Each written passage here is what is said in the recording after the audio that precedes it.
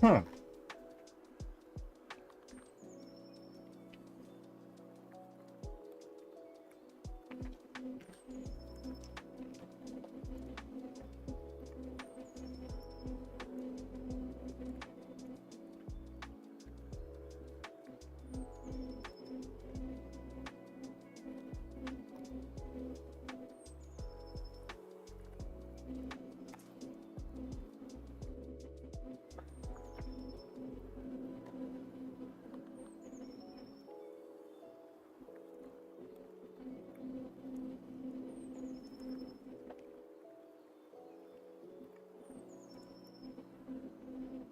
Oh, wow. Getting your offering in very early.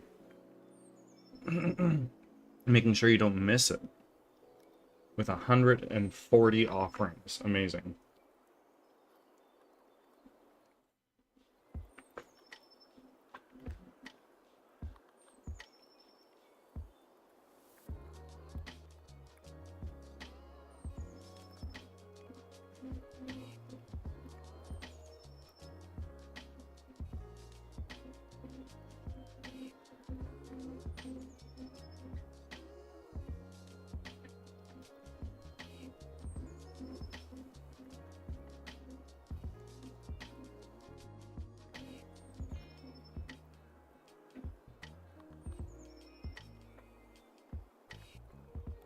Here we are. Let's see where we're at.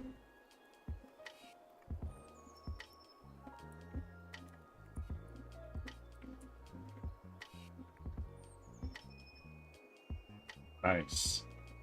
Nice. Top tier. Was this a... No, we're just frozen. Okay.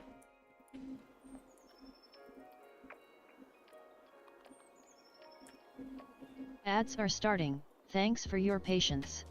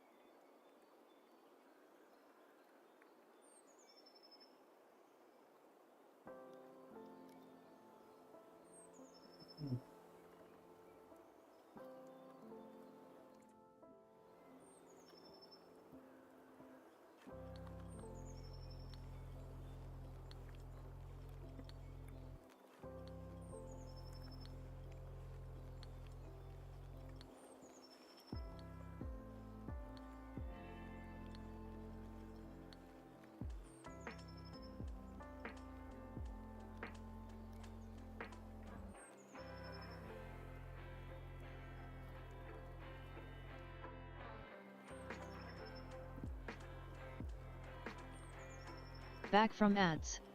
Thanks for sticking around.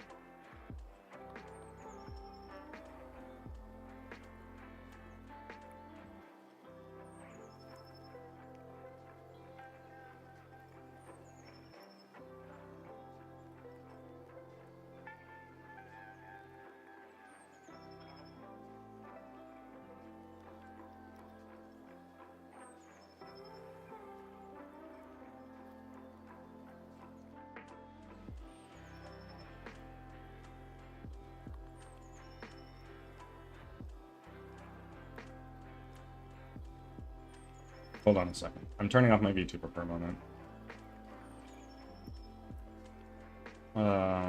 Desktop, projects, big song, 3D. I don't know why my Git terminal goes to shit as soon as I start using my VTuber. That's really weird.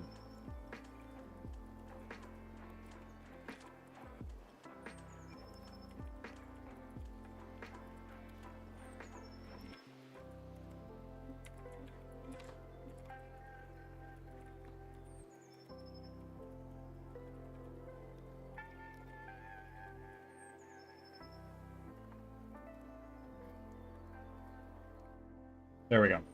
And now we're going to go back over here. Now we're going to launch VTube Studio again. It's going to look really weird for a second, folks. One moment. No, I'll just throw myself on the very back screen while I figure this out.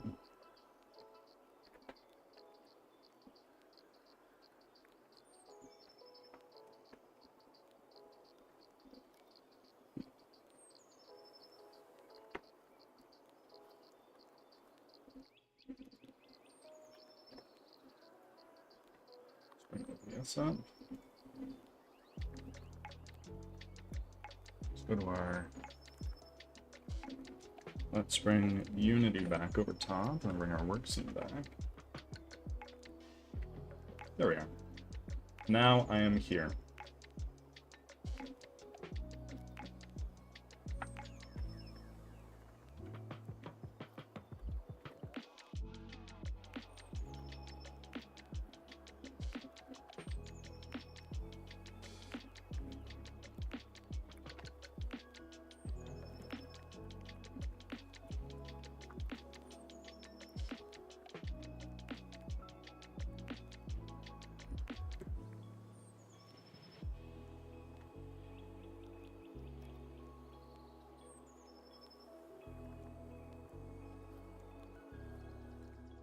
$843 loonies. Ah.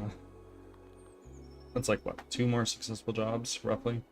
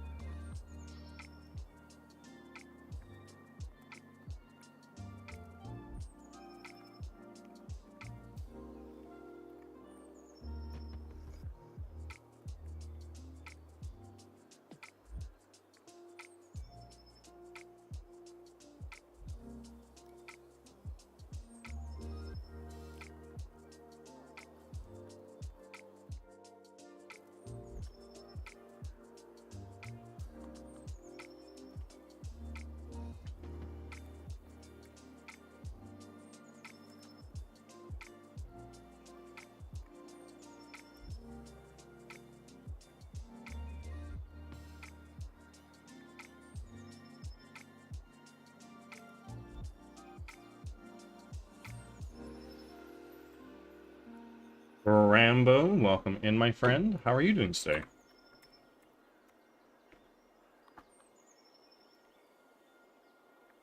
Thank you for making your 30th offering, my friend. 30 already. Wow. I'm doing well. I'm doing well. I slept remarkably well last night.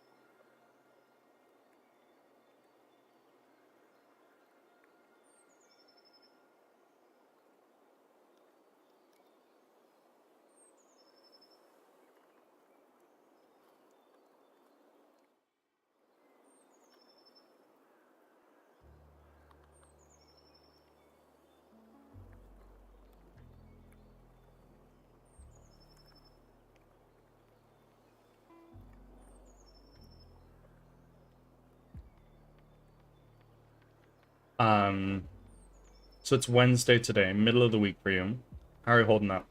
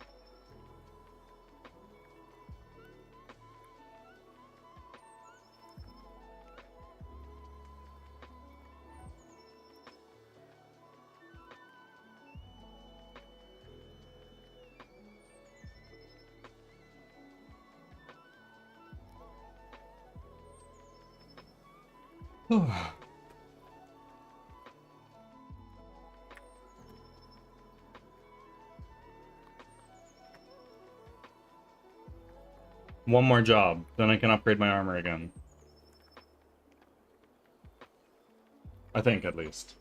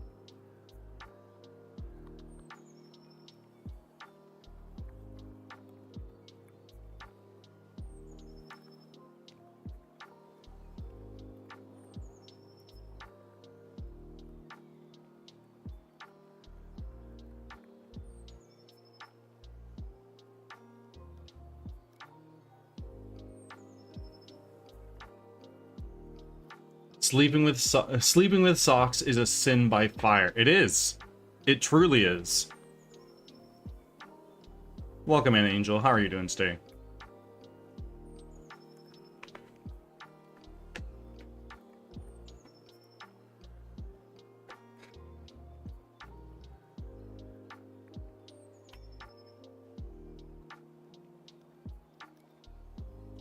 I'm already. Life is doing life shit, but alright. You know what? Life be like that.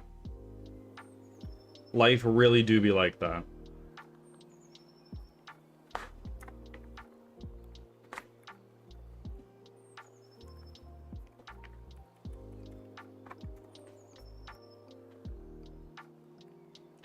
I'm doing well. I can't complain. Which is a common phrase I use here, honestly. But it's true. Can't complain. I'm here on this beautiful earth, just hanging out, chatting with amazing people.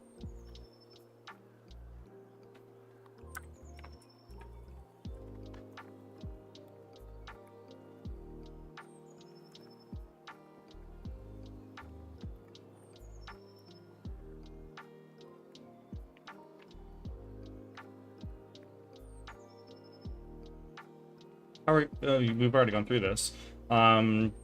So it's Wednesday today, you're working today. Hopefully some of the mail stuff was sorted out from yesterday.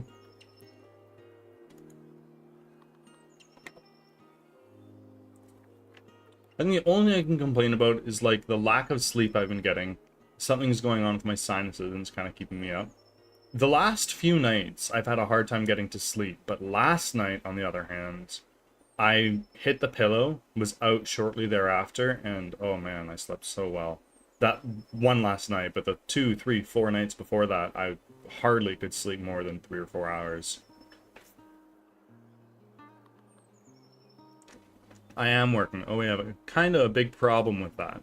So I had to send a big email, and I won't hear anything until the 9th. Holy shit, that's so long. Oh, good. I love my sleep. Like, if I can't, I'm just upset. Well, it's important. You need sleep. And if you don't get enough sleep, the sleep that you should have gotten is added onto a body debt clock.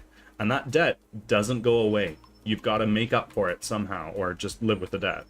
Right? And this takes the form of, like, grogginess, irritability, low performance. So, like, sleep? Sleep as much as you can. Get a nap in if you can. Try to get 8 hours of sleep. And to be fair, I don't practice what I preach. I try to nap a lot. But if I nap for too long, I won't be able to sleep in the night, and then I fuck myself over.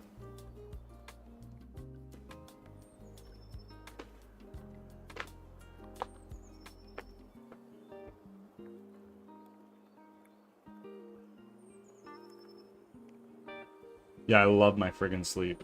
I'm a huge just comfort person.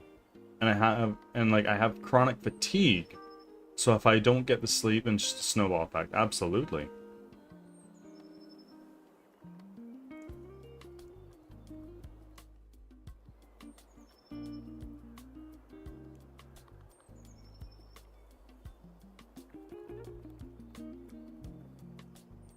Look at that. Exalted devotion.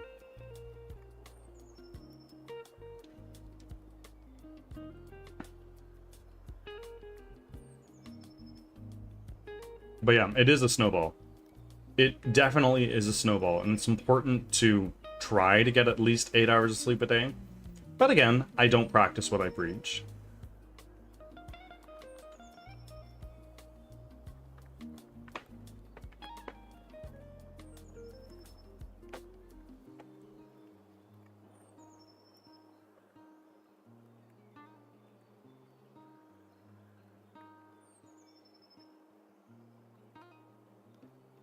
Oh, for those who are interested, there is a Unity developer community game jam that's starting soon. That's have to do with insomnia boats. That lasts up to 2 weeks, and that's rough, and I feel one coming. I wish you the best. I wish you all the best. Melatonin, if it works for you.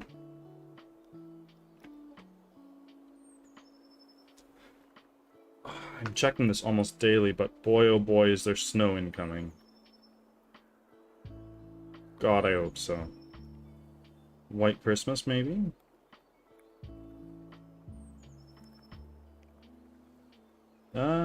So far not looking like it.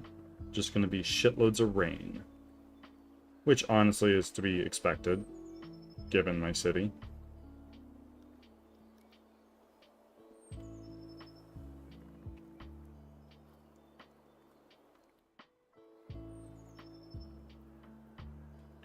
Thank you. I cannot take melatonin. I do go to sleep therapy, which helps to a point, but man, I think the longest out is 2 weeks with a total of like 6 hours of sleep. Holy fuck.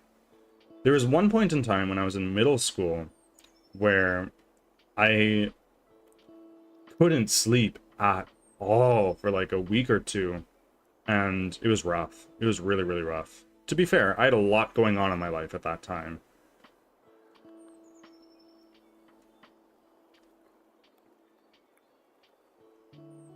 Take care of yourself as best you can.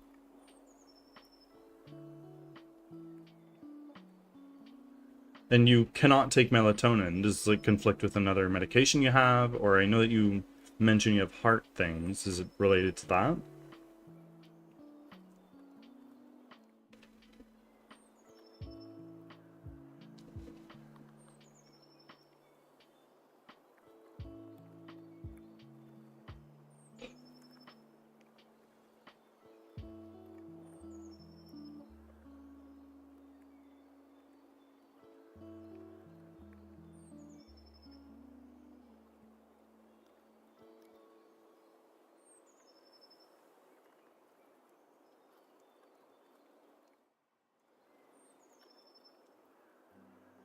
It's hard on the body and mind too. It's very rough.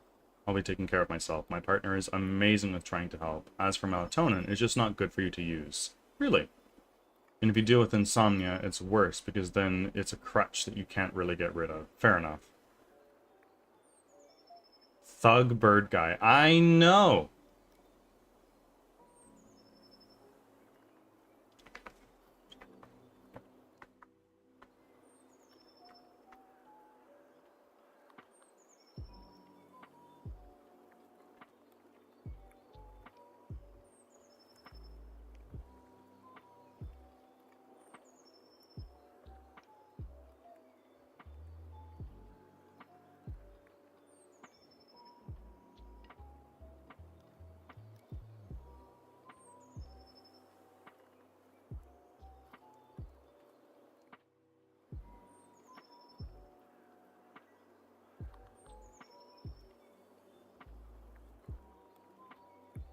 The disrespect a lord has given me to call me a thug, but the stats it gives, oh man.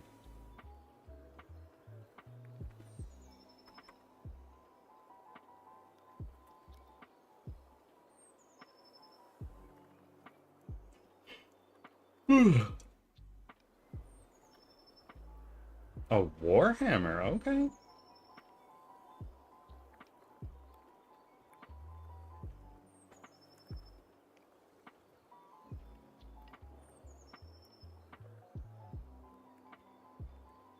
Don't forget, y'all, reading stream, as you know, you were here yesterday. It is scheduled. I think I have a great axe right now. What would you suggest?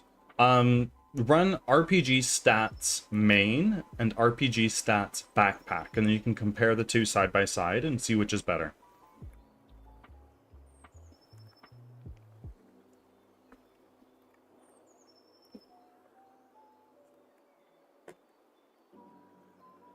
RPG stats main. Not main stats. Other way around.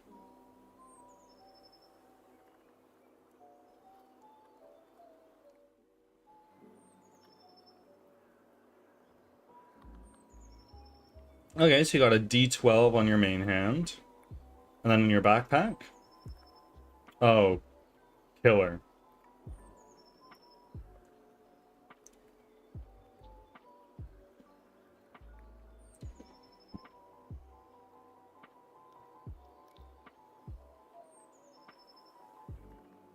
Ah, ha, ha. I know, I know.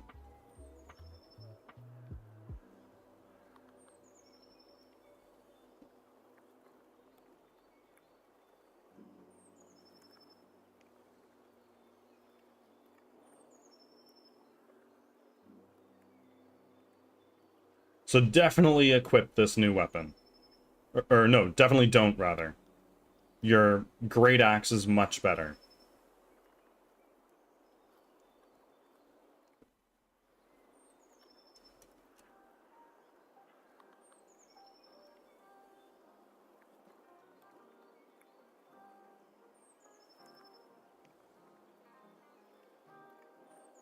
Yeah, I'm gonna keep it. Good idea. DJ Nasty, yo, welcome in. How are you, my friend? Ads are starting. Thanks for your patience.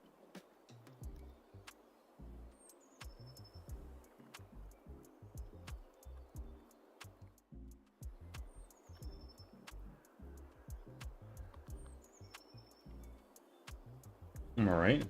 You know what? We've been good. Just hanging out for the most part here.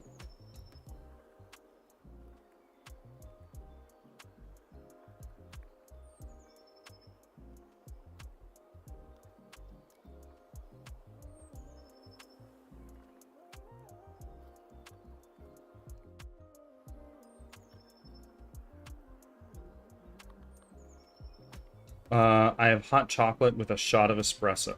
That's good shit right there. But things are good. We're having good chats. Playing our chat RPG. Having fun with that. What's the weather where you're at? It's currently 5 degrees Celsius with some rain. No snow in the next couple weeks in the weather forecast, unfortunately. Yeah, Western Canada.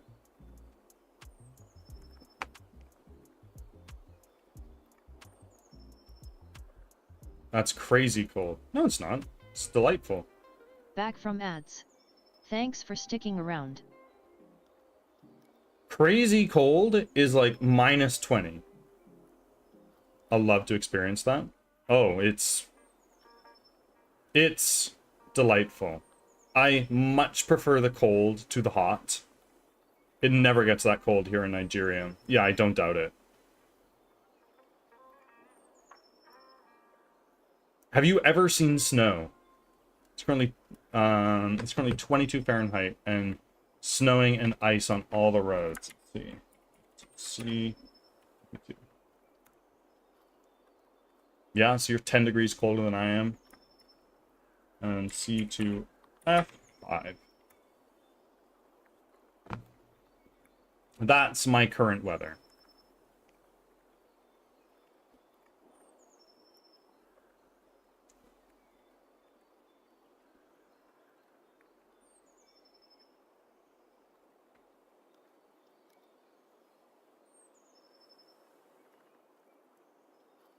I wish it was the 40s here so we didn't have ice on the roads. Do you drive, Angel?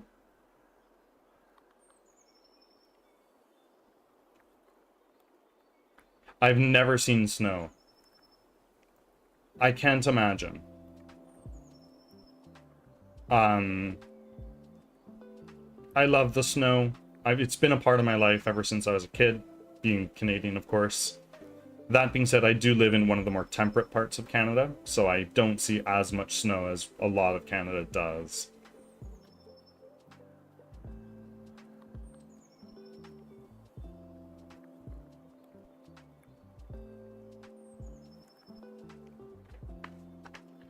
When the first snow hits overnight, it's a theme to go out at night and hear how quiet it is. It's beautiful and peaceful. We do in fact drive with regular tires or studded tires. Where I am personally, you just get particular winter tires or all season tires, which is what most people do. Snow doesn't make a sound when it drops? No, it doesn't.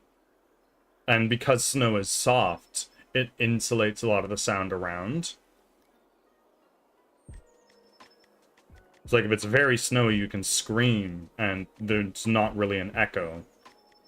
It just is diffused right into the snow around you.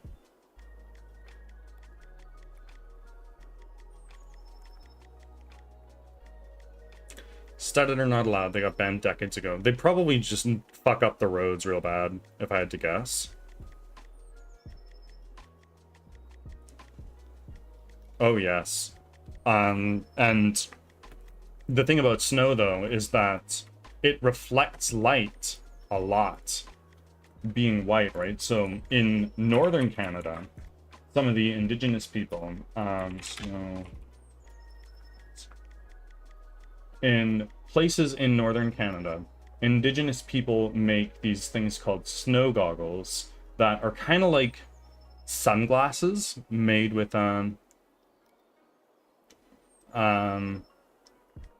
what about tire chains and plastic studs? Chains are common in some parts of Canada, but particularly the Inuit people in Canada, in northern Canada, where it gets to like -30, -40, even as cold as like -50 degrees Celsius. Because snow reflects into your eyes, snow blindness is common. So people make these things out of bones, and it's kind of like little sunglasses.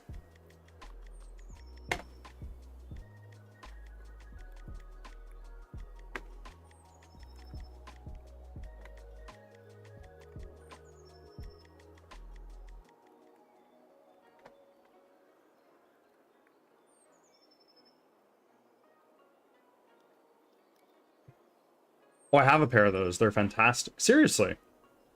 Not even I do.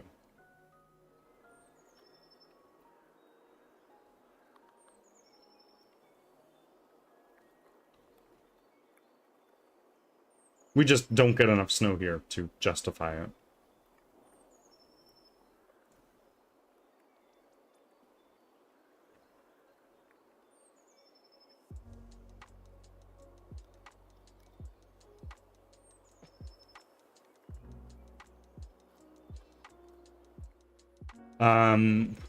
Very, very diverse here, my friend. Yeah, totally. We have several reservations here as well. Probably. I guess you only have tools for after getting stuck and not prevent getting stuck. Well, in a lot of Canada, we're very prepared for the snow. Like, we have plows going all the time in the winter, but not in my city. We're horribly underprepared for the snow. As soon as a single snowflake hits the ground, everybody forgets how to drive. Nasty, I appreciate it. Thank you for being here. Welcome in.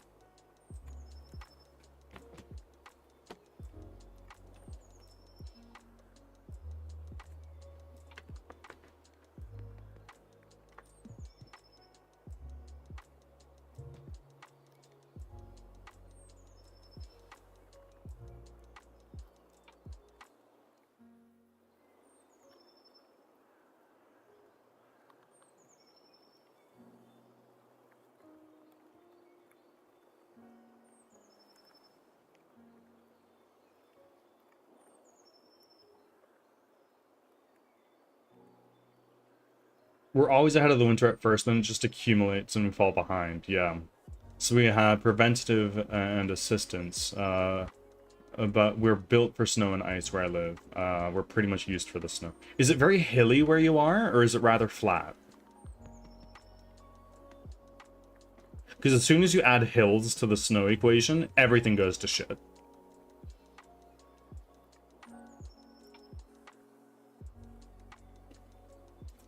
Both.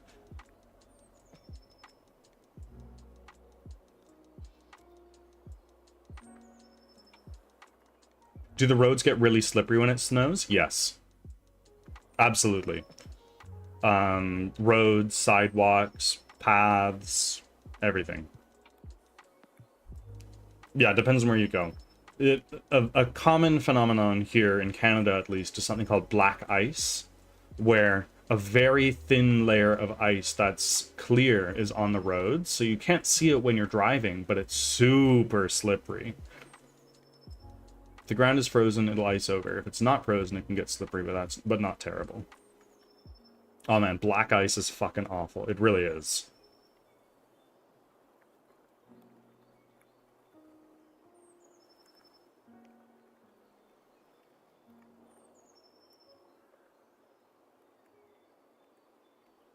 I'd love to see the Northern Lights. You don't get it where I am, but in a lot of places in Canada, it's like a weekly occurrence.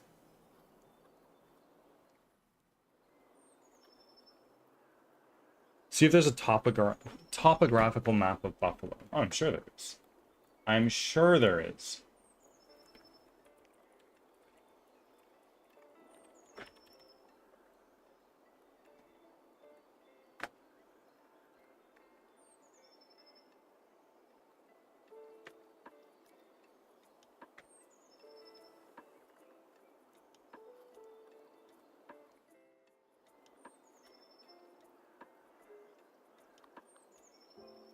So generally, it's somewhat flat until you start getting into this region. Then everything goes to shit.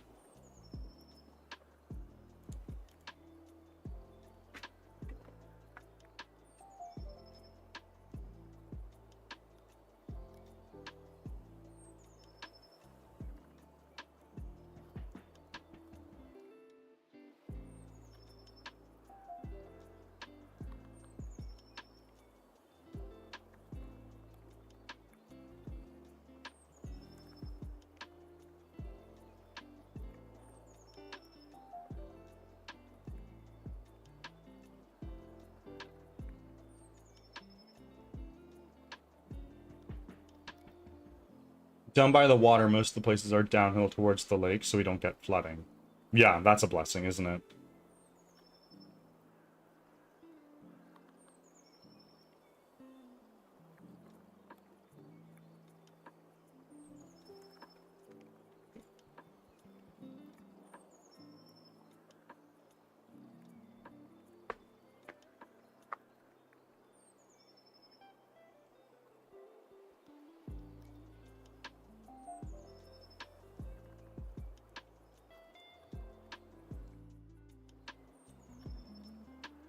Nasty, have you ever left your country? Or have you stayed there forever? Is it travel not really in the cards for you?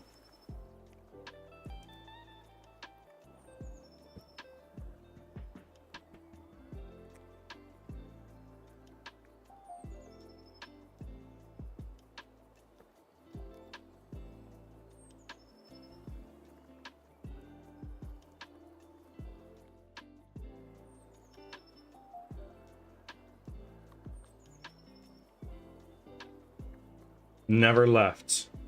I encourage you to, if it is within your means to do so. Seeing the world is truly a privilege, and I'm very lucky to have seen a fair chunk of it. Financial restrictions? Yeah, I'd imagine. You probably have, in Nigeria, average income is probably fairly low.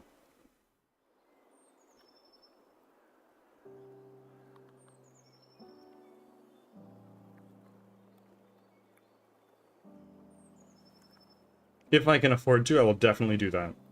Oh, do. It's incredible. Amazing experience.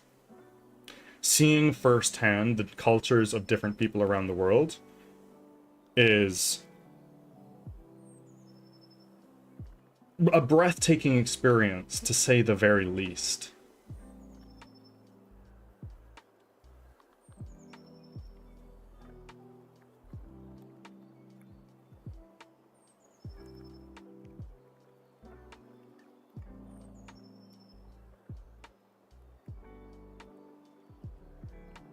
It's so crazy that really traveling within Africa, that it's really expensive traveling within Africa than the West.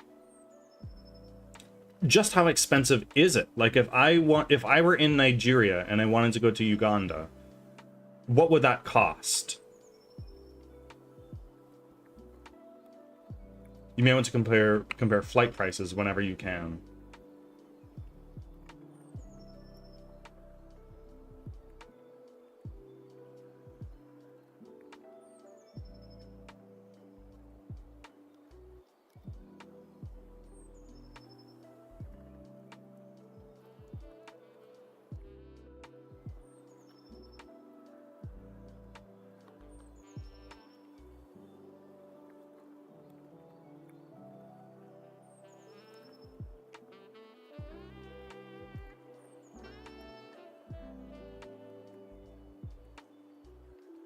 Let's see. Flight, Nigeria to South Africa. That's a pretty long haul flight, but...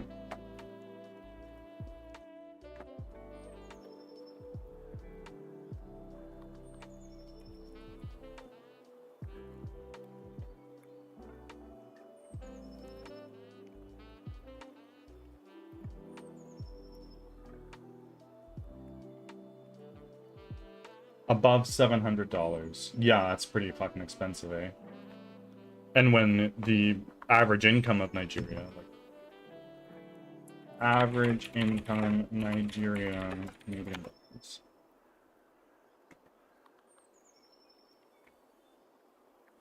Yeah, when your average monthly income is 262 Canadian dollars, that's crazy.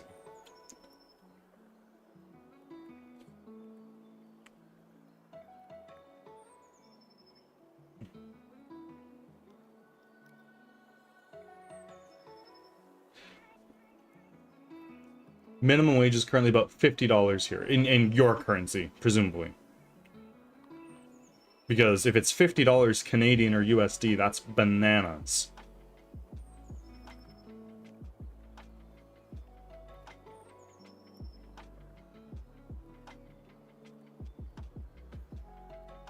$50 US?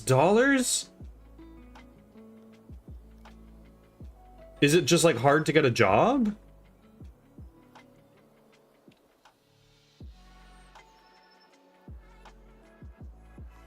Minimum wage, and that's per hour?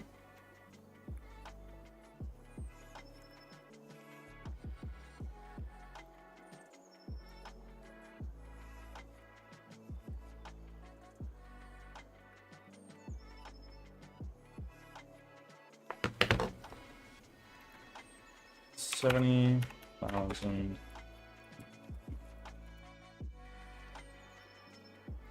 Holy shit. Maybe I gotta move to Nigeria.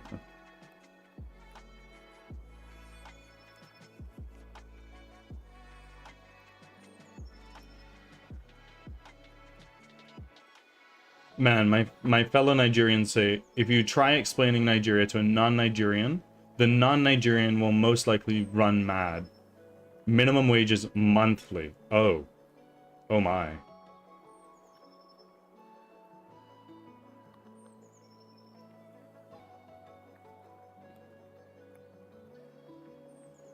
I had a couple friends in school that were from Nigeria.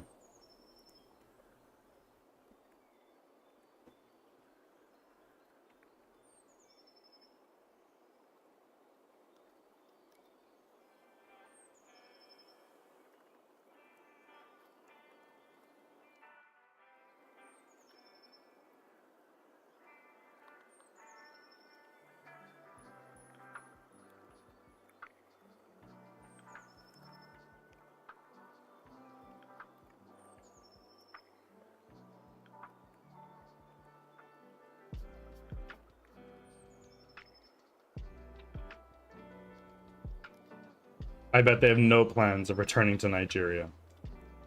They did really love their country.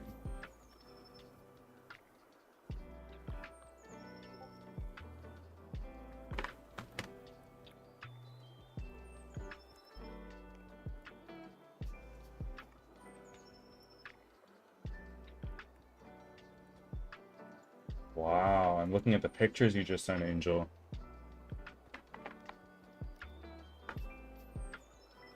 That's stunning.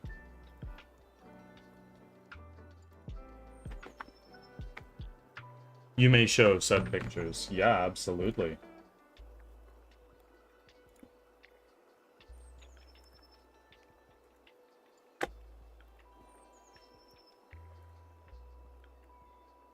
So, is this... This isn't Niagara Falls, is it?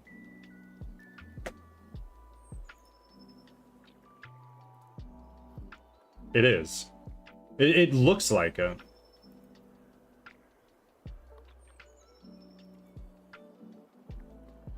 We got some maple trees over there as well. Yeah, I hope to see snow this year. It'd be super nice.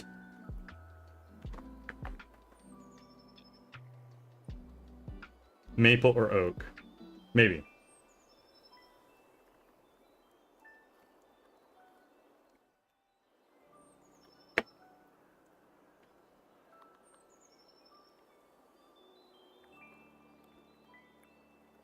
Do we get some crazy winters or mild ones? Yeah, totally.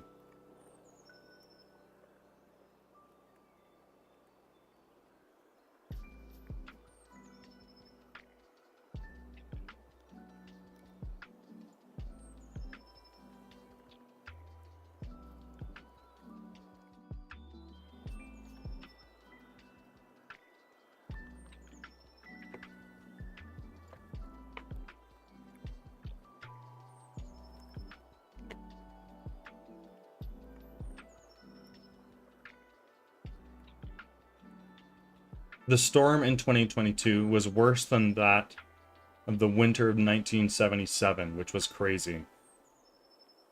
Wow. There were places with 70 inches of snow. That's taller than I am, I think. So...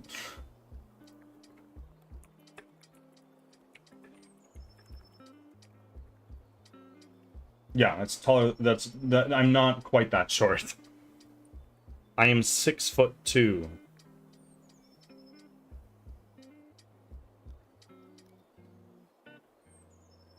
And that's a little under 6 feet.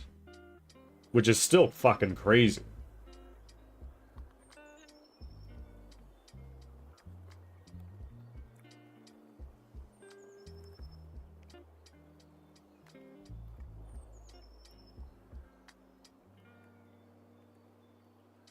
Oh, shit. Sorry, folks.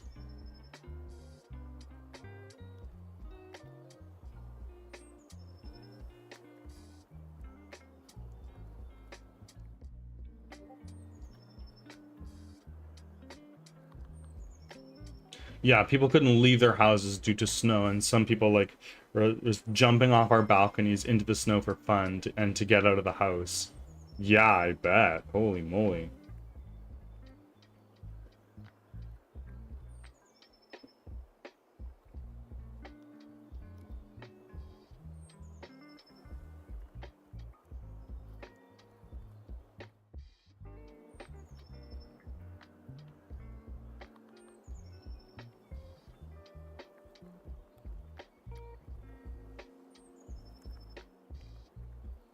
How did you get back in after jumping out? Probably make like a little snow ramp back up to where you were.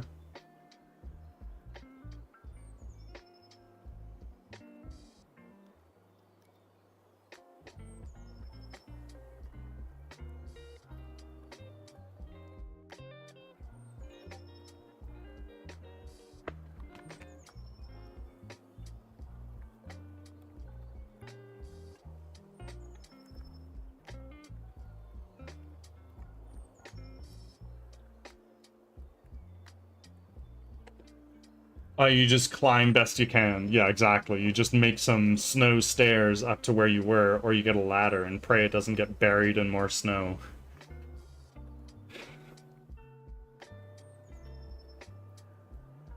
The snowball fights one could have in that kind of snow.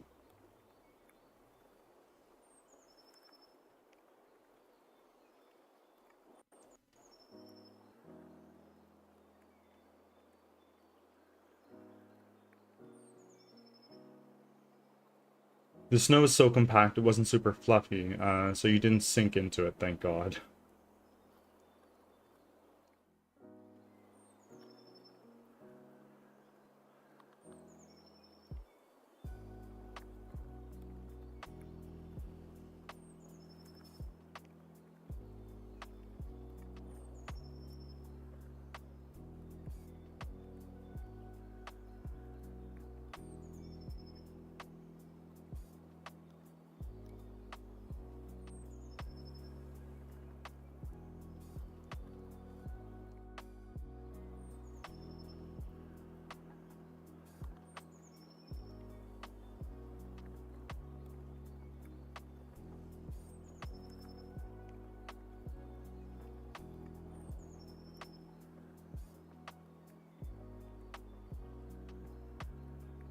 Yeah, snowball fights, snowmen, sledding. There were downfalls. We lost people due to the cold, food shortages. People broke into storefronts just to get food and stay warm. Yeah, probably. I don't doubt it. Cold is serious. Like, there are numerous places in Canada where if you're outside in the cold for extended periods of time, you will die. Simply put. Which is why majority of our population lives so close to the border of the US. Because it's the warmest there. And even then, you still get snow.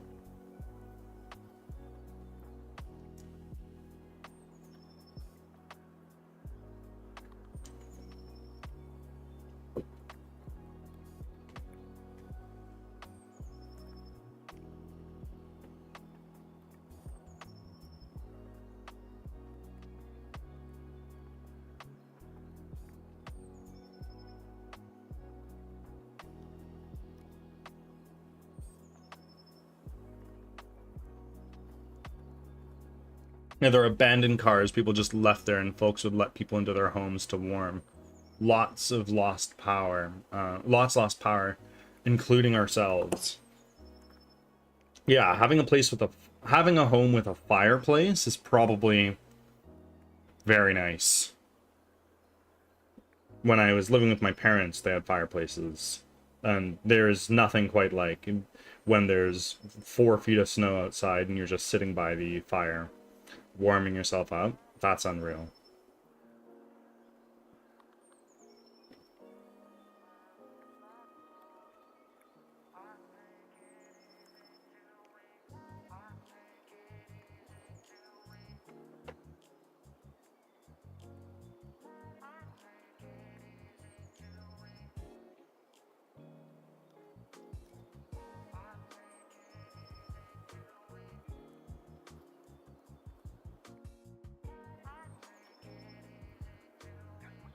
We don't have many fireplaces here as much anymore. Rich people have them. We made our own heater with candles and clay pots, which work very well. Okay, I can see that.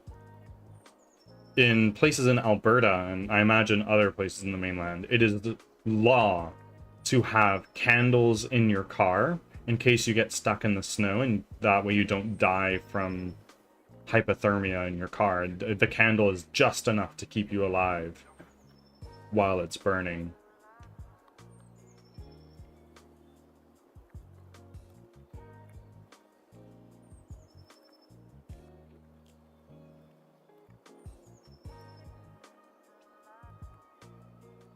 Probably thousands of dollars. I wouldn't be surprised if it was like at least 8,000 US dollars. I'm scrolling Facebook while listening, and we have a travel advisory starting when I get out of work due to snow and wind.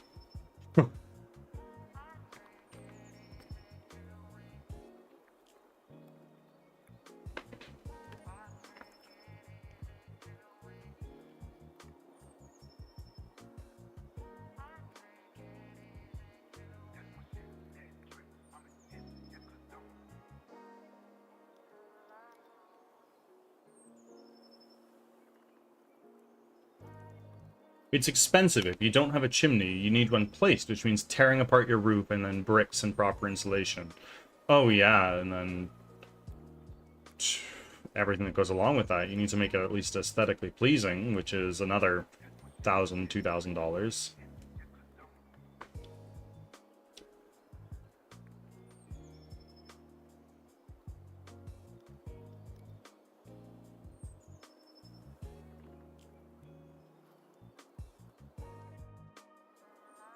I feel yeah, that's quite pricey.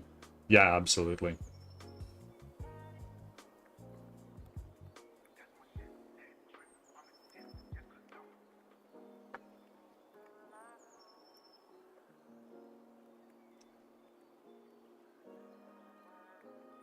Tell us about some extreme weather events in Nigeria, Nasty. You probably get insane heat waves. I know a few people that have had them and they're great. However, you have to maintain upkeep, which is pricey, and getting it cleaned yearly because birds will nest in it. Yeah. Does the cooker still work within such periods? Like stove and whatnot? Oh, Brambo, you're fucking rich.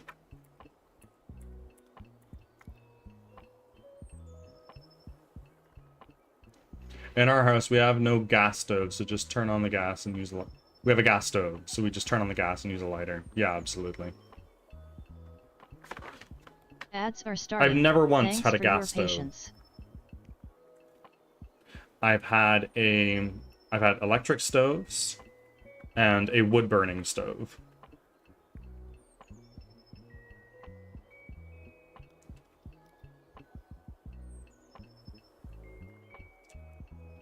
Sincerely, it's just insane heat waves and low humidity. And in Nigeria, is there a lot of forest?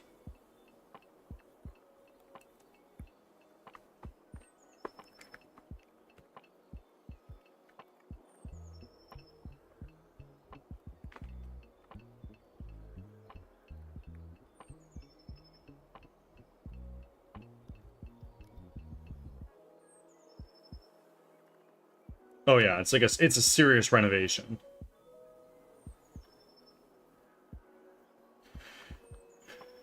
A lot of people have gas fireplaces, which are less expensive. Yes, there is, but not accessible now for security reasons. Is there a lot of like gangs and crime that take root in the forests?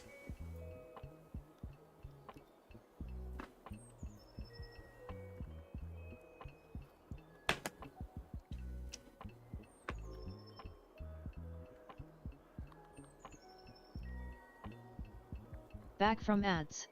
Thanks for sticking around.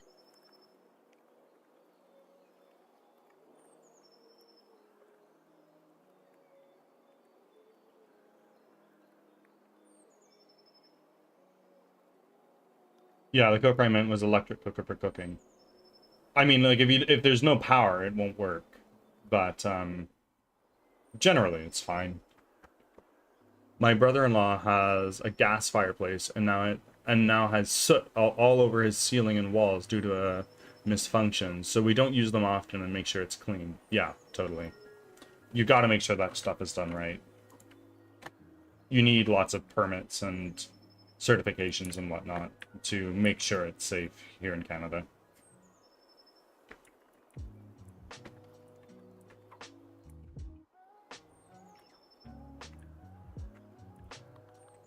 Great. That's working again.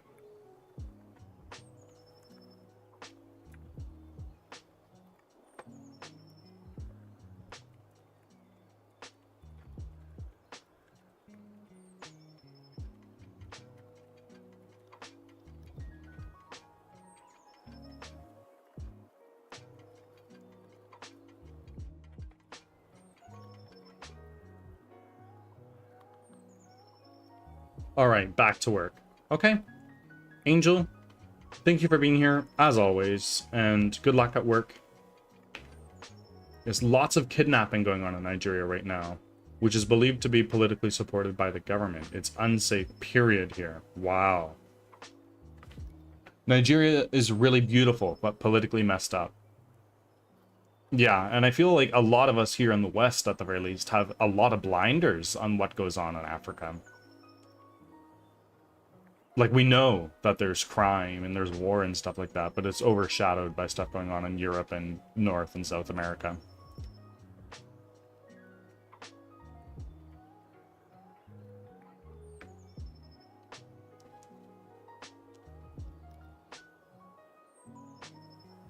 Hedge Wizard sounds like a gardening company. Yeah, absolutely.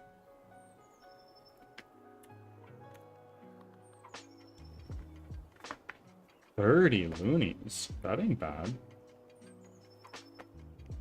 Still piss poor.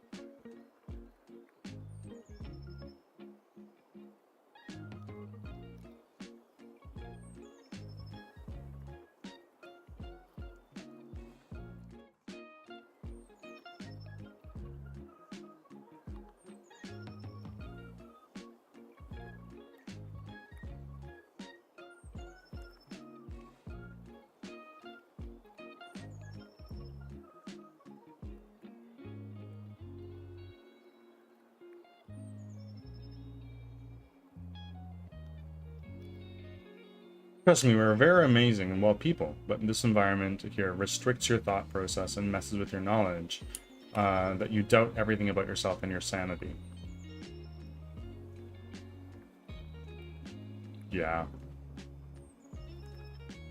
I'm very thankful that Canada is generally a safe place. Yes, we have our problems, but we're good.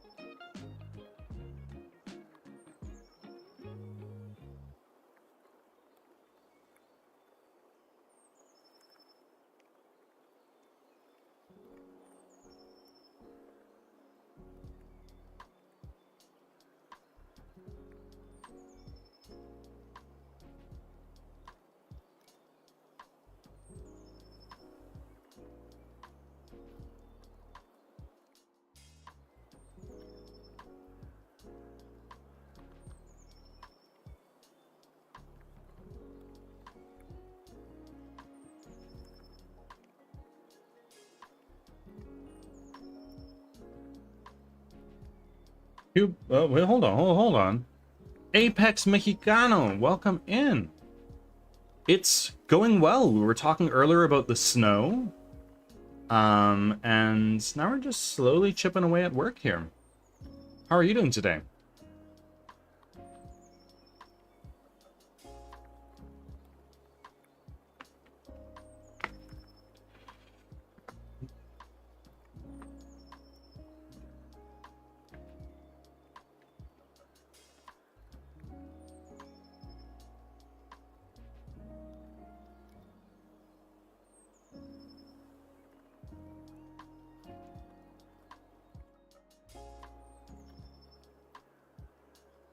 Oh, good. Was browsing through the Club 98 Discord, and I've seen you around on Pizza Party and everything, so I figured I'd stop by and see how it's going. Well, welcome in. Thank you for choosing to stop by my place of all of the great streamers out there in those communities. Don't forget to do your check-ins.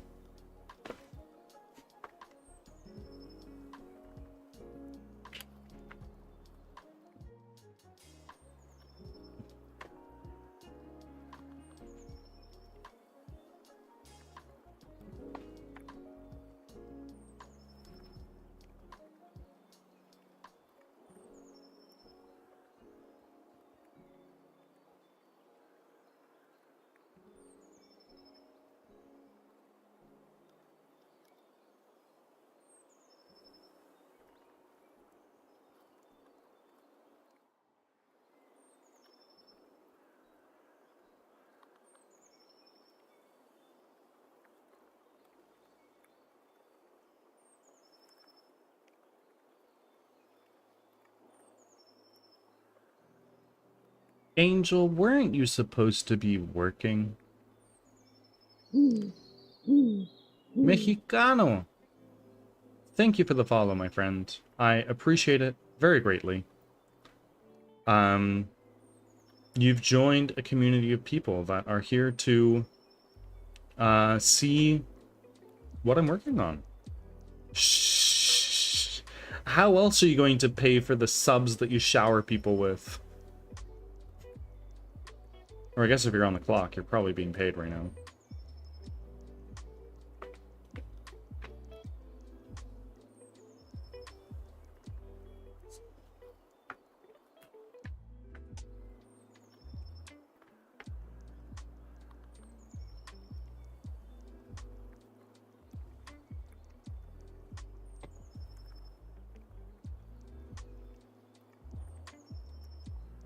I get paid to shit on company time. You know what? There you go.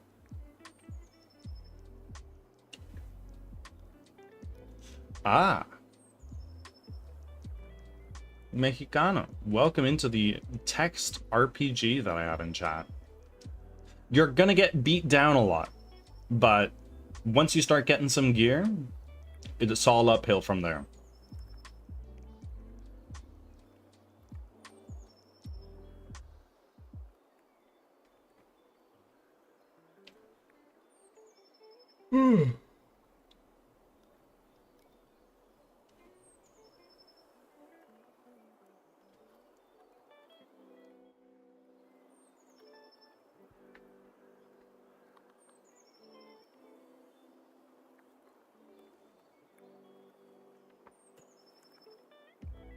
What's the basis of the game that you're encoding?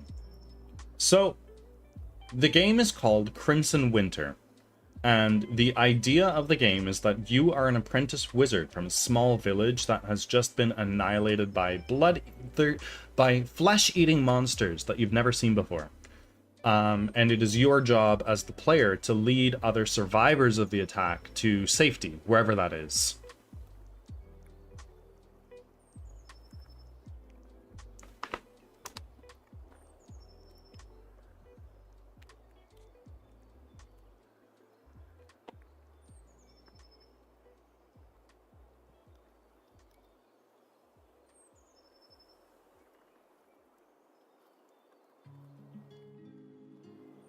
It has been in development for 9 months, and we've still got a very long way to go.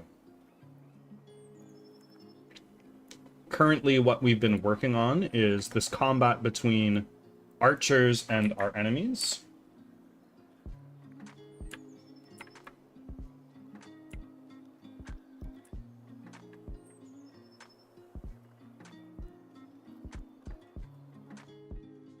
I think what's going on here is our arrow prefab has a collider in it.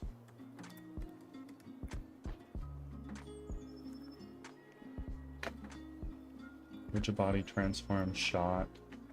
Yeah. So if we go into our arrow prefab, we look at our hurt box. This is a trigger, so it shouldn't be doing anything there. And these don't have collider. Oh, no, that's our trigger. That's what's fun. It's going to be PC or console based. It's going to start on PC, but if the launch goes remarkably well, I will pay a studio to bring it to console as well.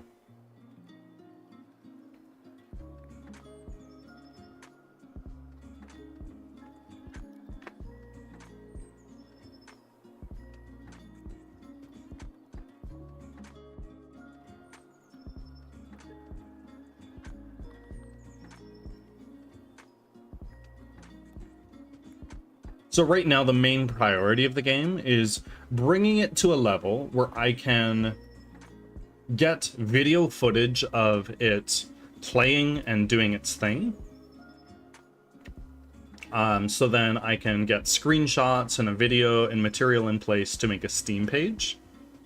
And once that is all done, I can start gathering wish lists and see just how much market appeal there is for this game.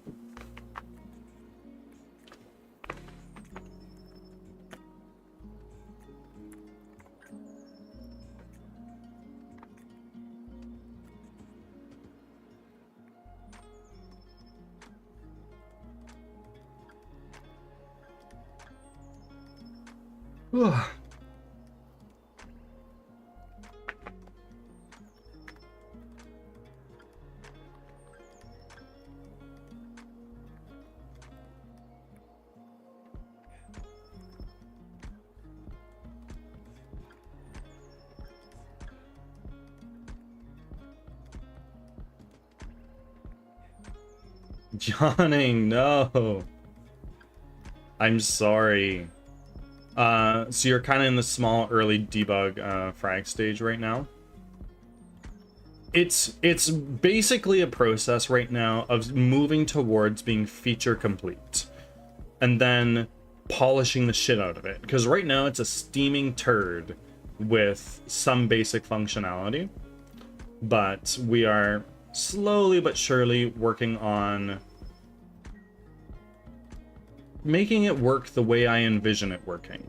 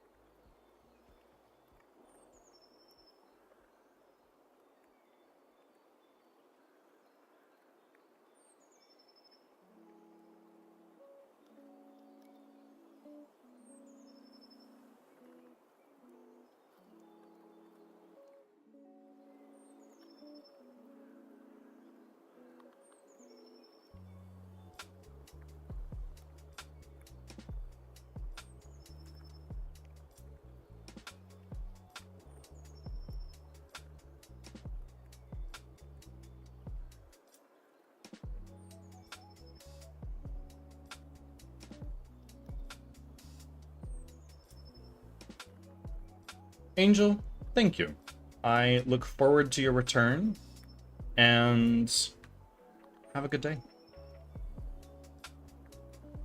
Stretch break. All right, I'm gonna get up, pet my kitties, and be back in a moment to continue on. Shit.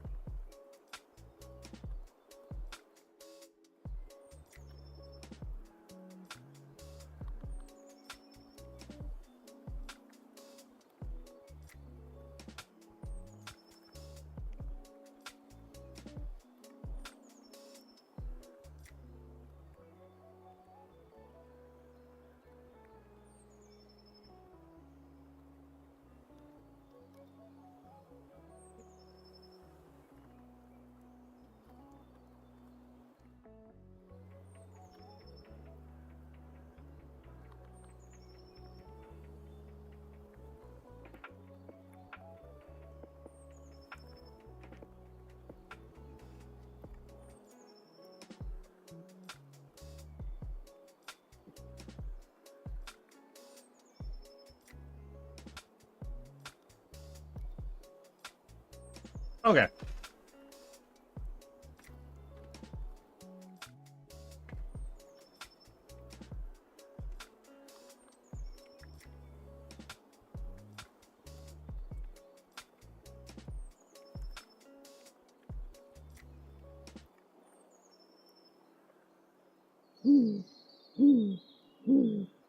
Oh my goodness. Miss Lorenity. Welcome in, and thank you for the follow. How are you doing today? A tech question here. Okay, let's see what we got. How do you think quantum computers are going to affect the normal computer market? It'll be years before they become viable and worked out, but have you had any experience with them? Have I had any experience with them? Hard no. Right now, quantum computing is the space of research and highly technical and highly skilled people, and I, compared to those people, am a Luddite. But how will it impact computing? Quantum computers will be orders of magnitude faster than regular computers. And what this means is our conventional methods of encryption and password protection and stuff like that will be rendered useless.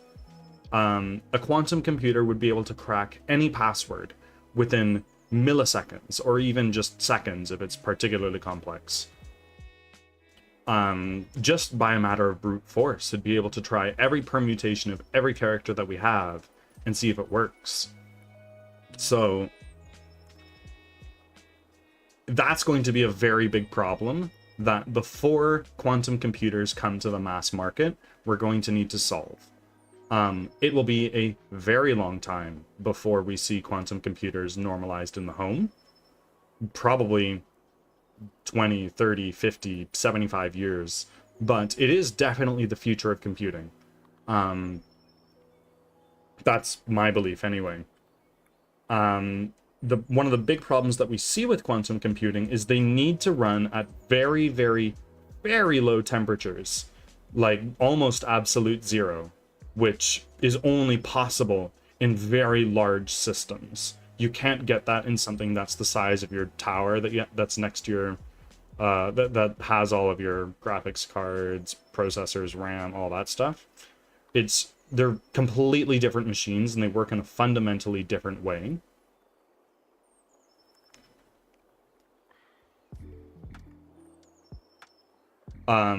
However, there are some people, and take this with a grain of salt. I don't know anything about quantum mechanics, quantum anything.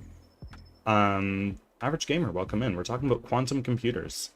There are some people who claim that because quantum computers have already solved problems that a regular computer is simply not able to solve, this is proof of parallel universe theory, which I think is pretty fucking cool, but is it true? I don't know.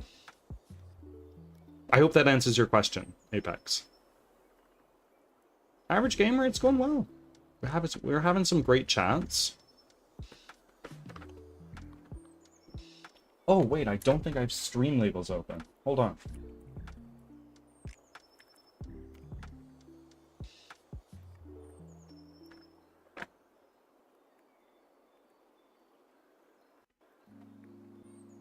There we go. Now you should see your name show up on the screen. Yes.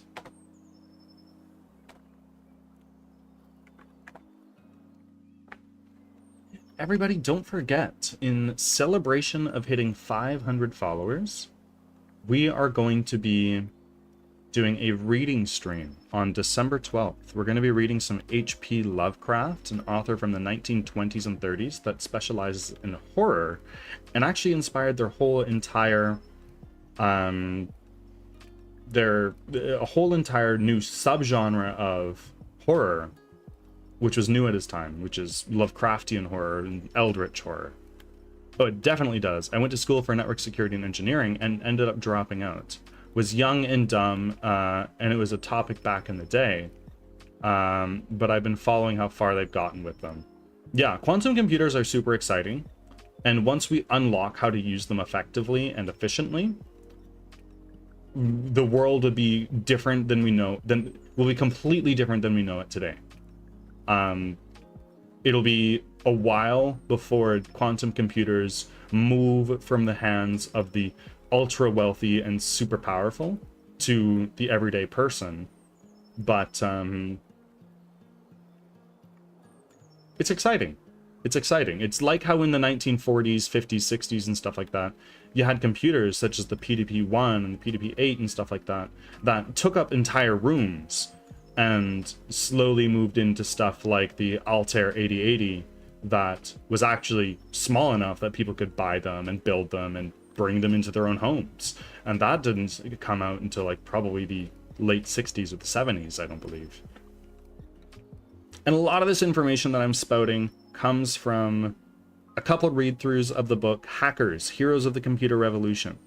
It was released in 1983, but it's still a great read today. Yes, some of it is kind of funny because you look at it, it's like, oh, it had a whopping 6 kilobytes of memory. It's like, okay, please. But even so, a lot of the stuff that they talk about in that book is cool. And it's applicable information to today. They talk a lot about the hacker ethic, which is frowned upon in today's day and age. And a lot of people say that hackers are bad people who sit in their rooms and steal passwords and money from people. But really, a true hacker is not that.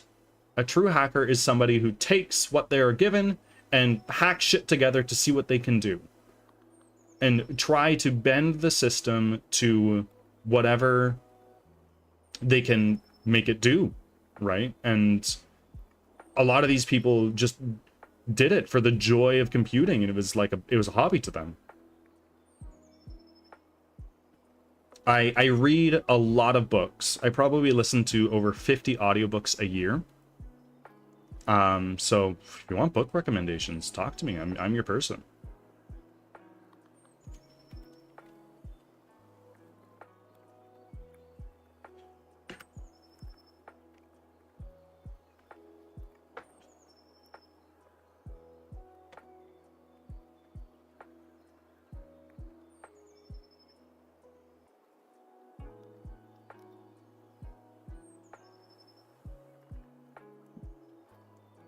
Oh, so my archer died.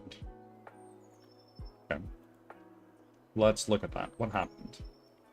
Because ultimately our archers are working mostly the way that we want them to. They're just not retreating to a safe space. Okay, you start shooting, and now you're going to start getting attacked by this enemy, right? Right? The enemy's going to attack you. Yeah, there we go. Oh.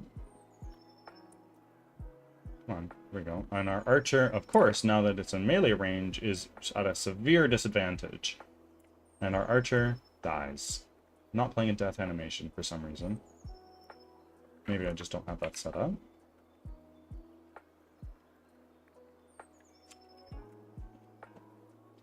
Archer override controller. What do we got? Ah, that's our problem. Okay.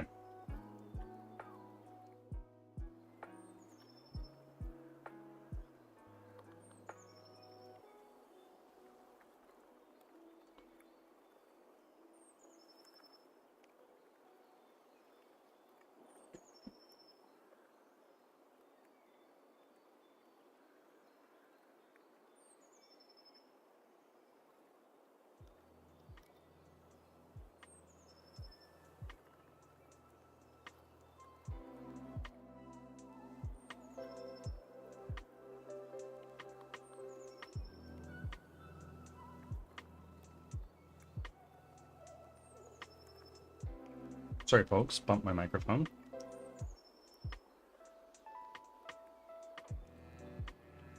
Ads are starting in just a few seconds, folks. I'm sorry.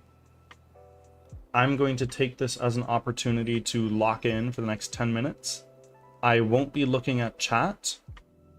But after 10 minutes is up, there will be a timer on the screen. I'll be back chatting as usual.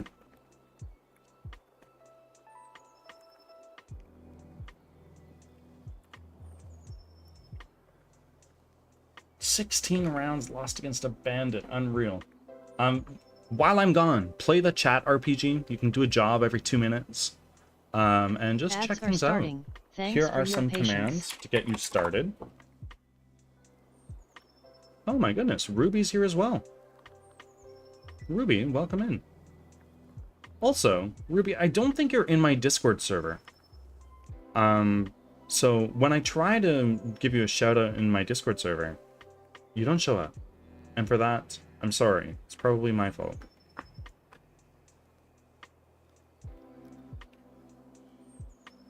If you'd like to join, of course, there's a link.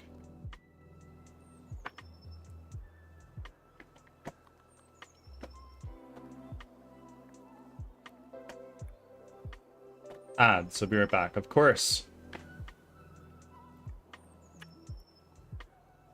Lock-in time. I will see you all on the other side.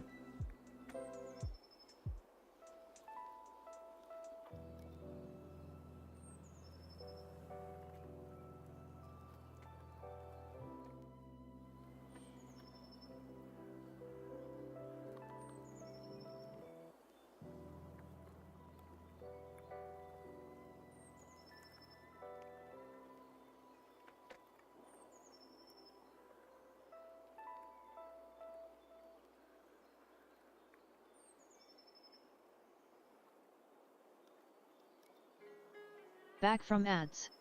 Thanks for sticking around.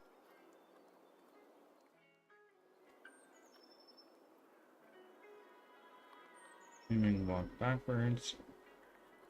Aiming walk forward. Aiming walk left. Walk right. To draw arrow. Archer punch. Archer release arrow. And I don't have death animations in place, so that's got to be fixed.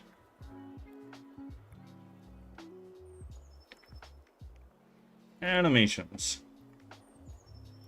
We're gonna head over to our archer. Let's remove our gizmos so it's a little bit more readable. Archer. Death one.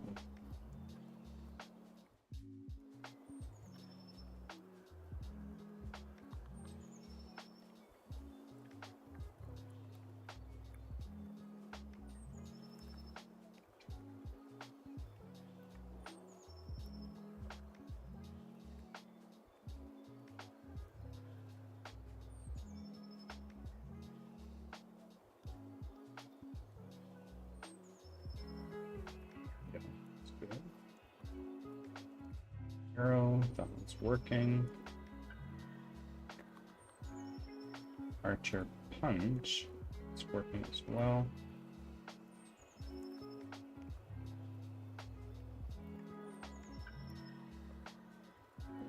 Release arrow. Death one.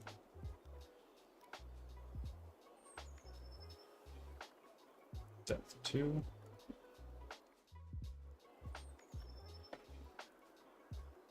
Hurt.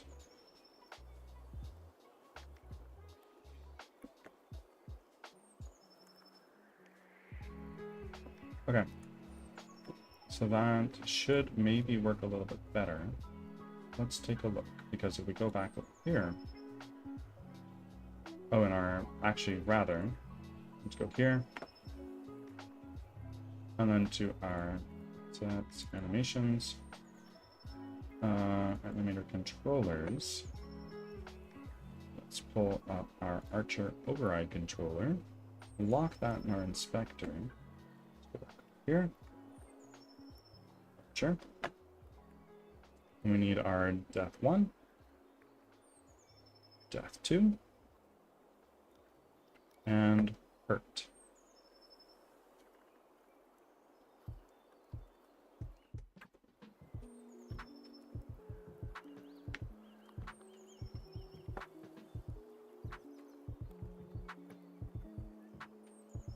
Now, let's go into play mode. And now we should get some hurt animations and a death animation. Whoops.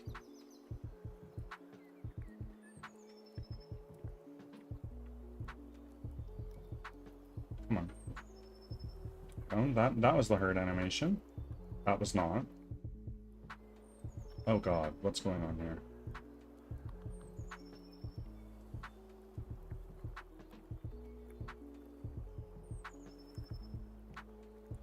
Hey. Hey, what's going on?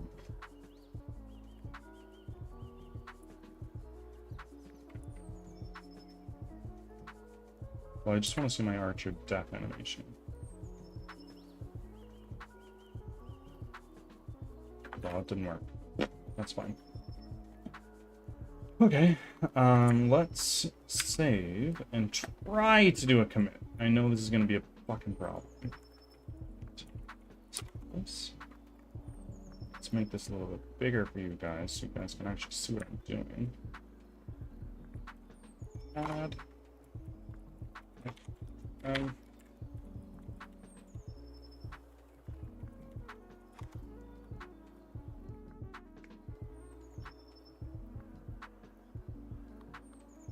Great.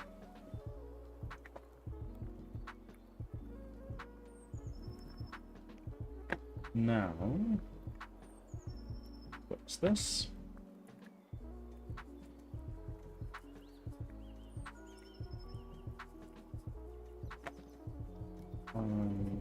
If I go to my punch animation, which is right, punch, I do have these events, which are doing what? Let's unlock this. Enable hurtbox and disable hurtbox. Those are working. But I want to go here. Hurtbox.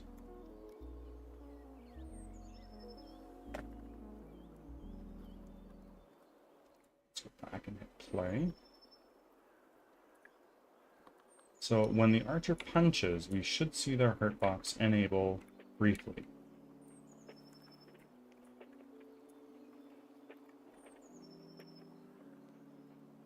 It's the enemy hurtbox. Okay, so the melee attack hurtbox is appearing. But... or is it? I don't actually know. Let's go back into our archer.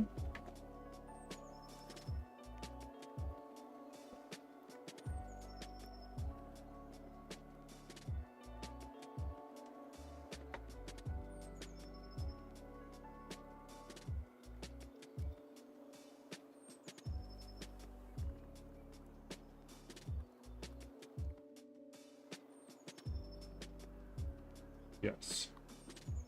The hurt box is there.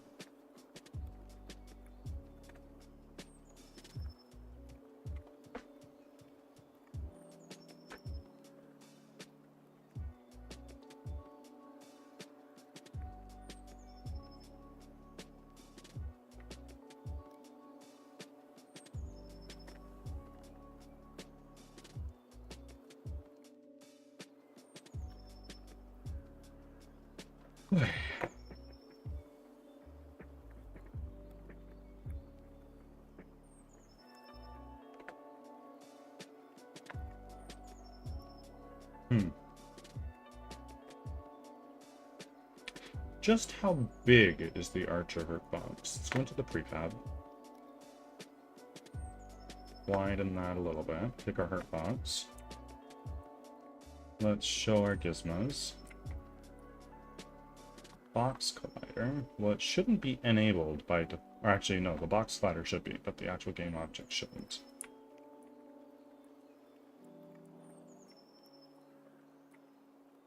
Let's drag this down a little bit. And just make it wider. We want our hurt box to be really fucking super wide, so then we're actually connecting hits consistently. As they say, at least as they did in Overwatch, the size of like Hanzo's arrow box colliders are like the size of basketballs.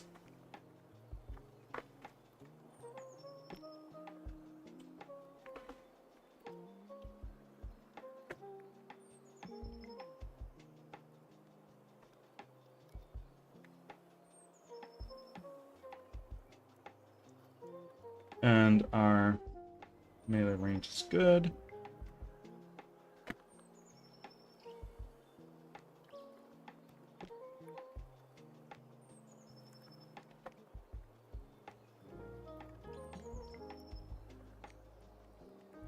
Why is that happening? Let's see what we can do.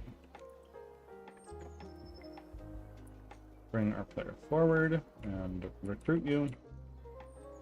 Here, you have detected. Wait a minute. That just worked. Barambo! Yes, I was in focus mode, but I'm back now.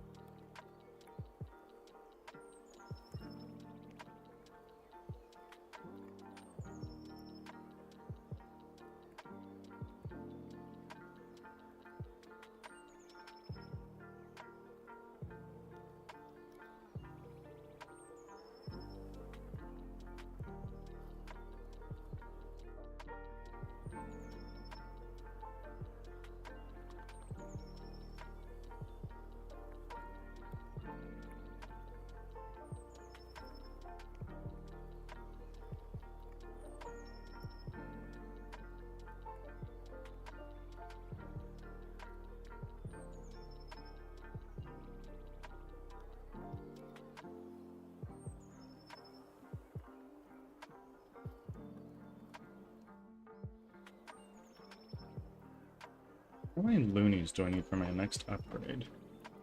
PG stats armor. It's a +5.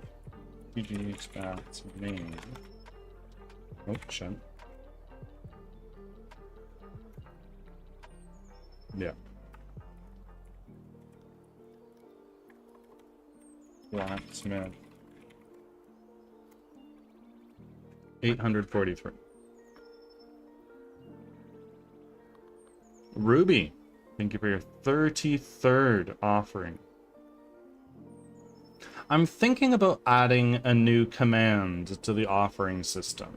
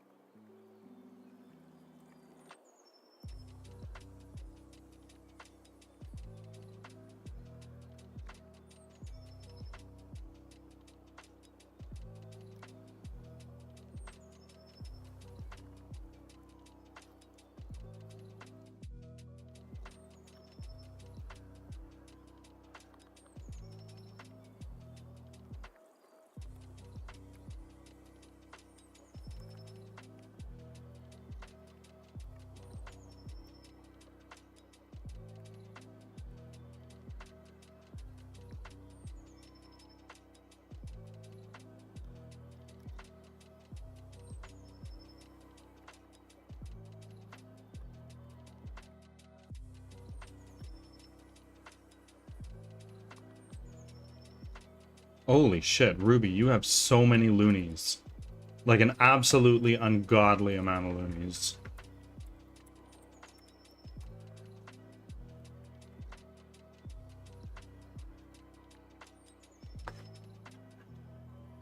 I do? Yeah, exclamation point loonies.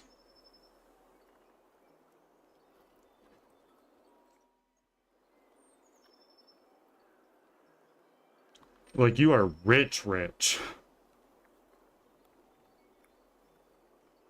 Okay, wonder what I can do with them? Well, you can visit the blacksmith or the enchanter.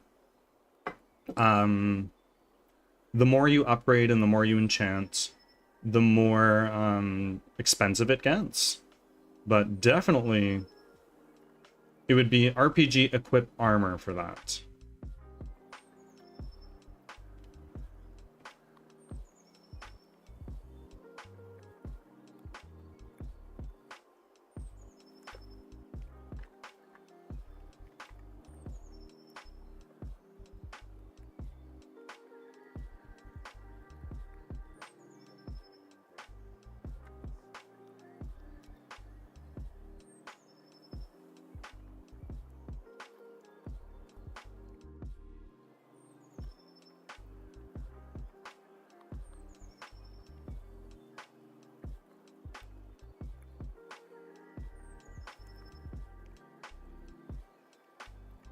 "39 research, folks. Once we get to 100, we unlock a new building. Either the guild or the trainer, I believe.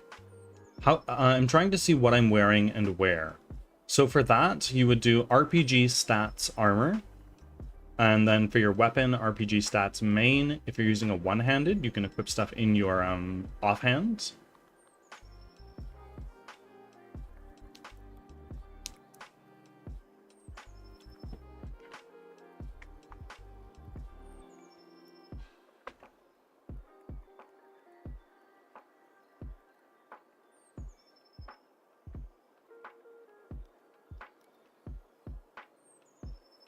I'm sorry, RPG blacksmith off. If you have anything in your offhand. I know. You're eager to play, and I'm eager to see you get very powerful. But what are your hobbies? That is a magnificent question. I love anime. I'm currently less than 30 episodes from caught up in One Piece, which is a monumental feat considering there's over 1,100 episodes. Obviously, I love playing video games. I play Dungeons and Dragons. I listen to a shitload of audiobooks. I'm loosely involved with Magic the Gathering. I don't play it all that often, though. And obviously, game development. And also just general programming. Like I've said before, I'm working on a little side project right now. Whenever I'm off stream. I feel you on the anime thing, hence your characters on your screen. Yes.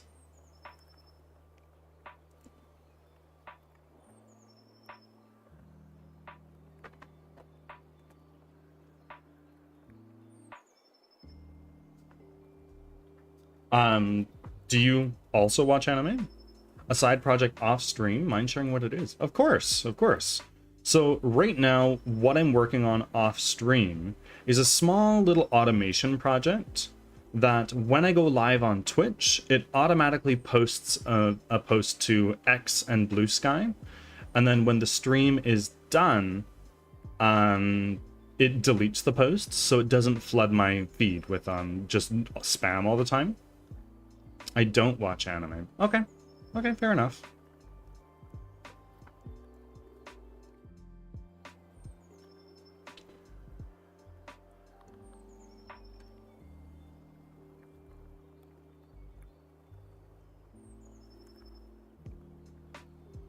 I also like writing, but I haven't done it in a very long time. I like writing poetry and fiction and stuff like that. Cool, I feel you. That's nice. Perks of being good at coding, I guess. I wouldn't say I'm good at coding. Sure, I'm smarter than your average bear when it comes to it, but there are programmers out there who can do things far better and faster than I can. And that largely comes that comes largely in part to my last job where I worked for over 3 years. There's always room for improvement. Totally. And the thing with programming is that there is always more that you can learn. You could be the best programmer in the world, and there's still areas of programming you're not good at.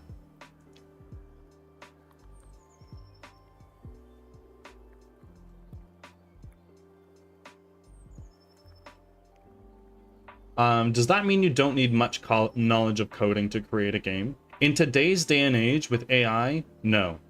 Yes, it helps. It helps to know programming, because then you can say, hey, Mr. ChatGPT, or hey, Mr. Claude, or Mr. Gemini, whichever one you choose. You have you can give it more specific instructions to say like, hey, I want to make a system that puts a list of animations in an array and randomly selects an animation from the array to play. This, of course, to the person who's not familiar with programming, would be a lot to handle. But it really, programming boils down to two things, and two things only: variables and functions. Once you learn those two things, everything else slowly falls into place. They all build off of variables and functions. Or methods, if you prefer. And really, it's a matter of incrementally improving your skills. Once you learn what a variable is, you can perform actions on that variable. And once you make a method, then you can use those variables in a more interesting.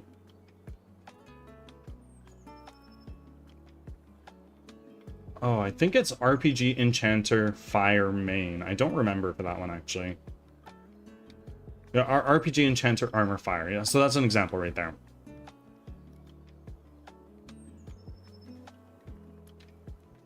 But still cool to know how to do those kinds of things. Yes, absolutely. Being able to manipulate a computer to do exactly what you want is a skill, I believe, but I could be biased. Everybody should learn, at the very least, to have a familiarity and understand better how computers work. Now, Nasty, why do you ask? Are you interested in making a game? Yeah, I believe so too. Helps to correct errors and phrase questions for AI. Yeah, absolutely.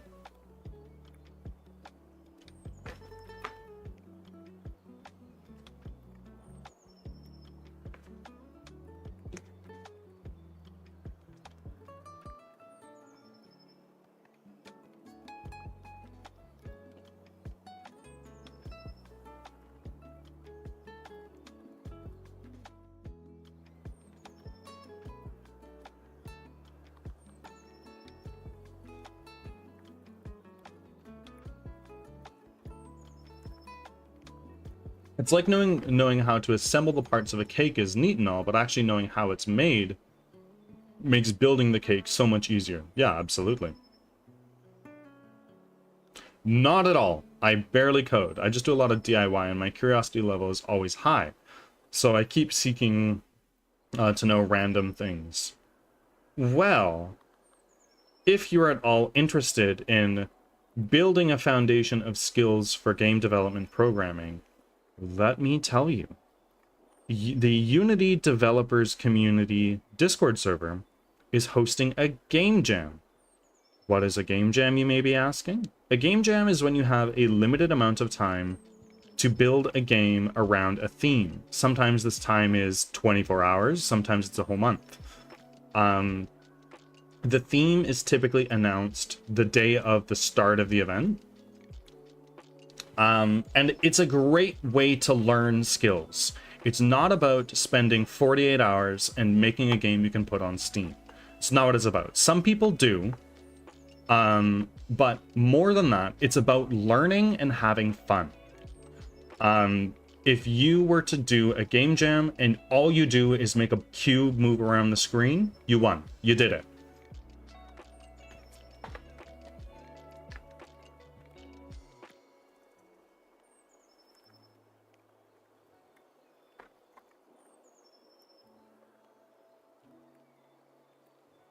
If you're interested, I can drop a link to the page for that.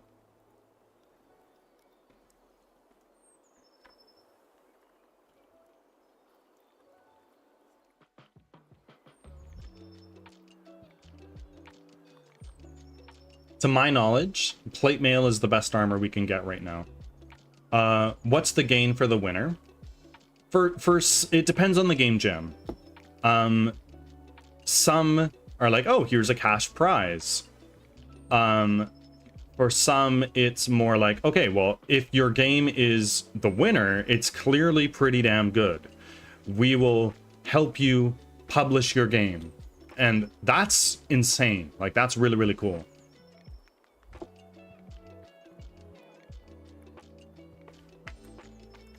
Okay, friends, ads are coming up very soon. They're coming up in 1 minute and 20 seconds. I am going to be right back, and I'm going to feed my cats, make a new coffee, all that good stuff.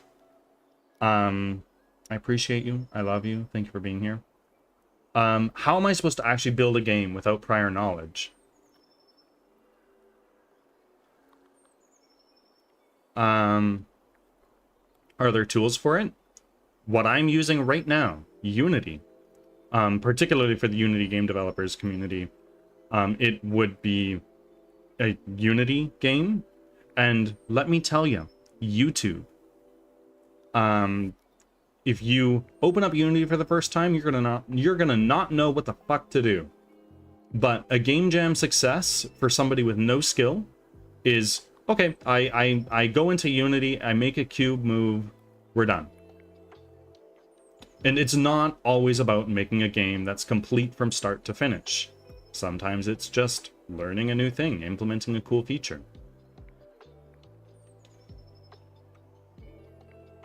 But ads are coming. I'll be back in a moment. We can talk more about game jams when I'm back. I'll see you shortly.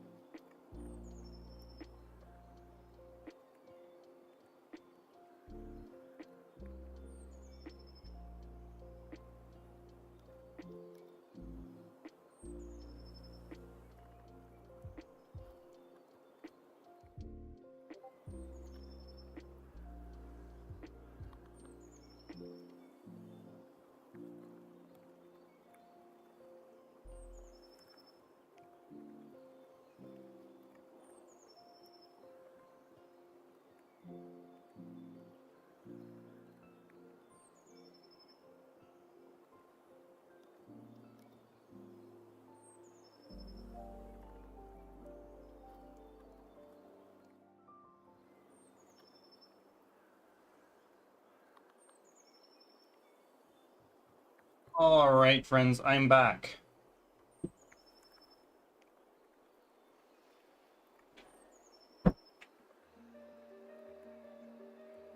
I am back with a cup of coffee and some breakfast.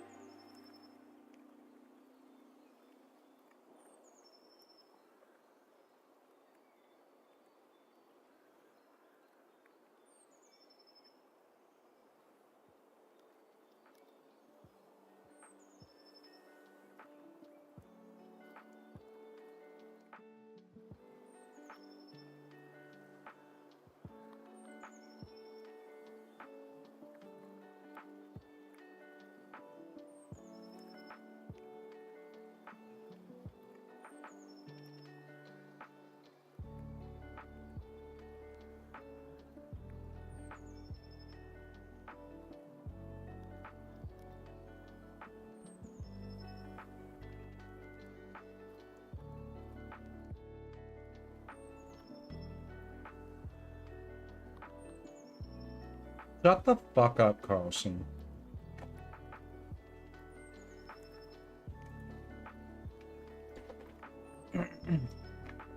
$84 offerings. Getting close. Am I wrong, though? Yes, as a matter of fact, you are.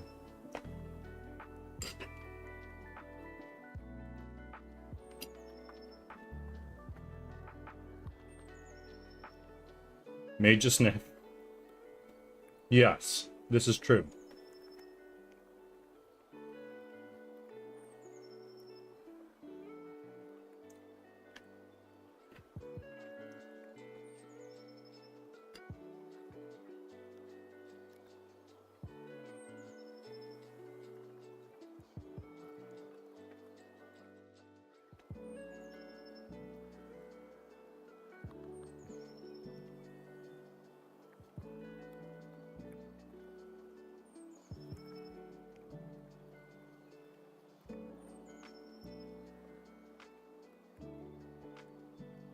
How are you doing today, Carlson?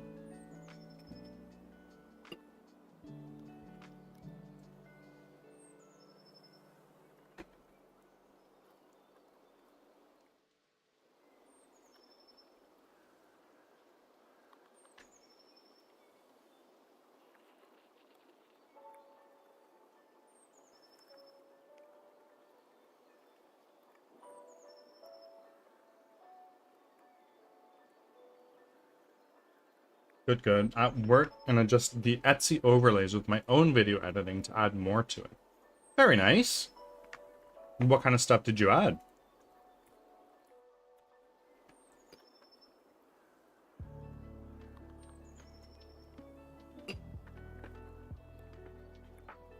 The meeps. Very nice.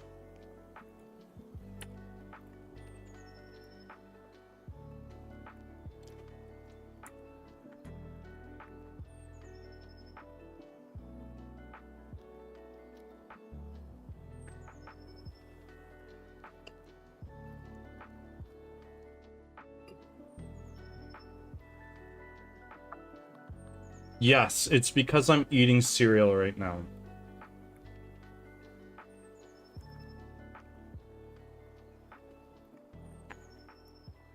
Let's see, it'll do it right now.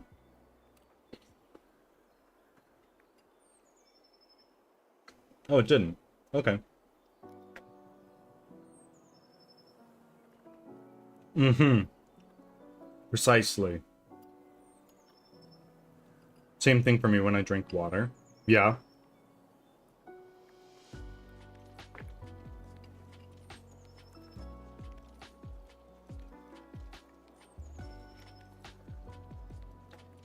But now I use cam. Yeah.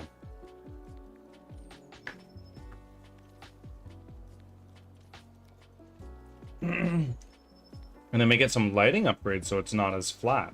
Okay. Very nice.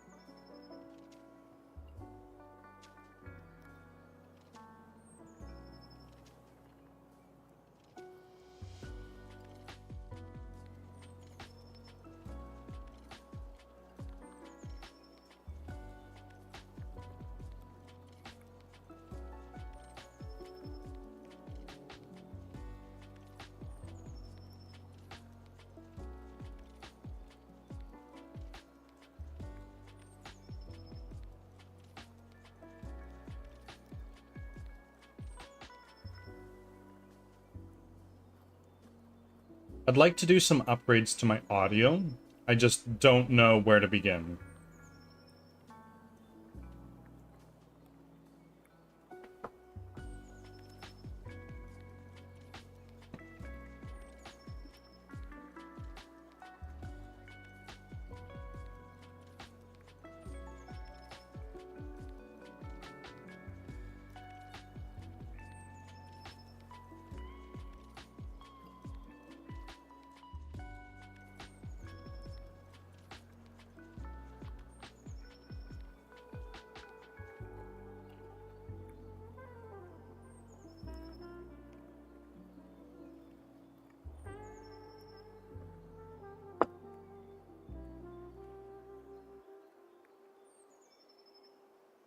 What time Hades 2 today, by the way?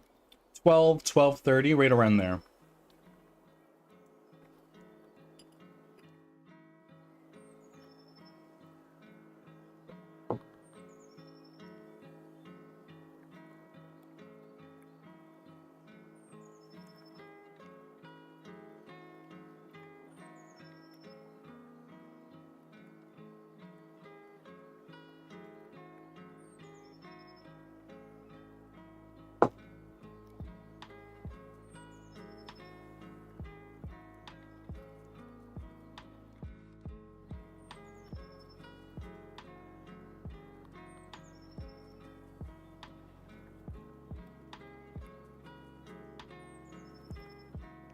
Just when I finish the bulk of my calls. Very fucking nice.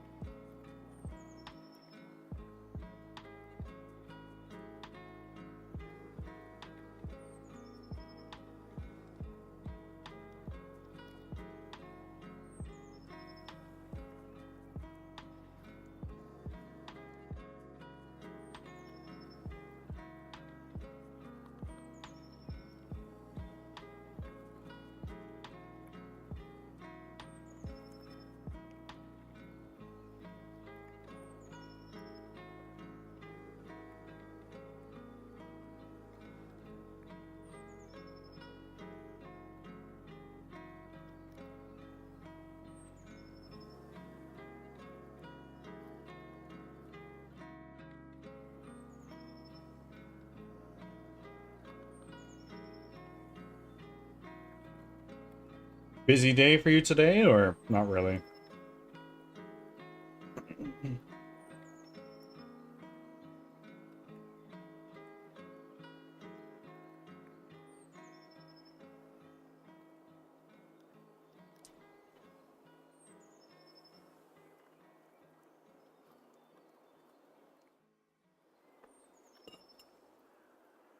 Of course, Brambo. Thank you for being here. Thank you for helping the birdies of Ridgewell.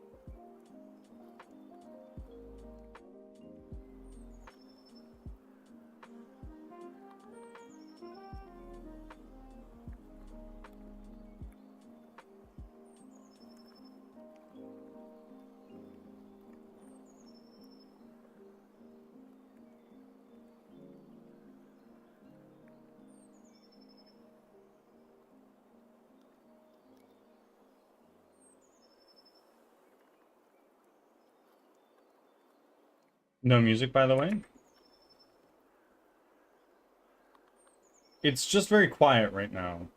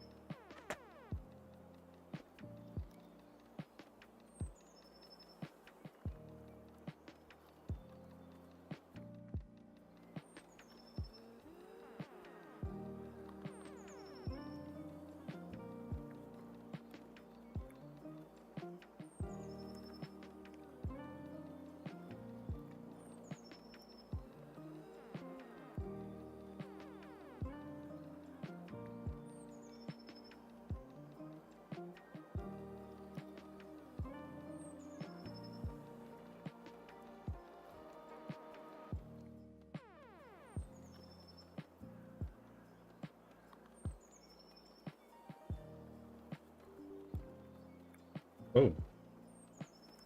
I heard a scary sound. Let's take this. Stop.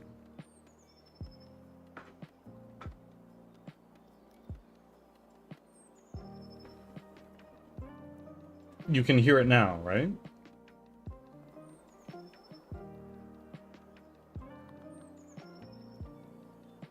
Yeah, I can. Okay.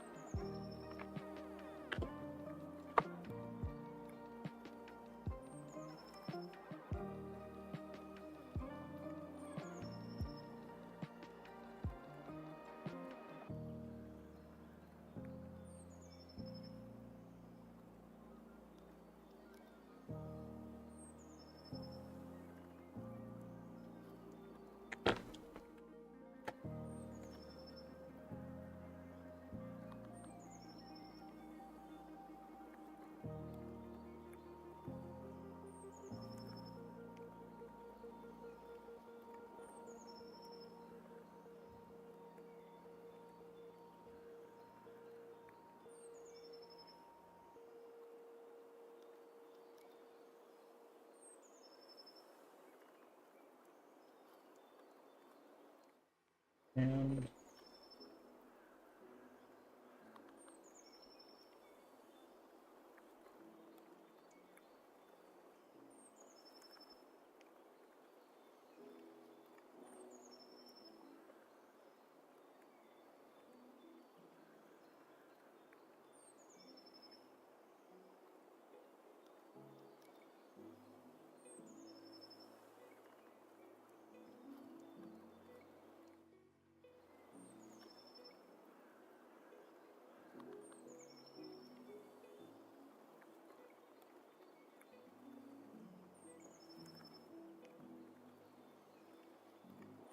whoa.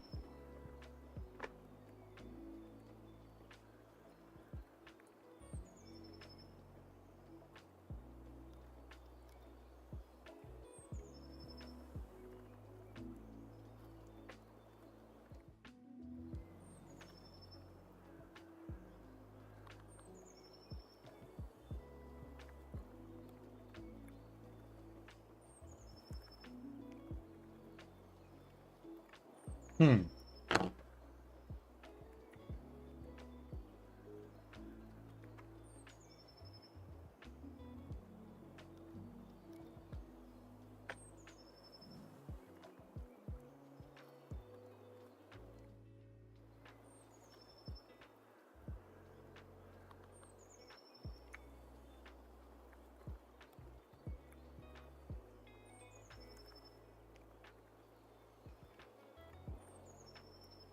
Well, that's working, actually.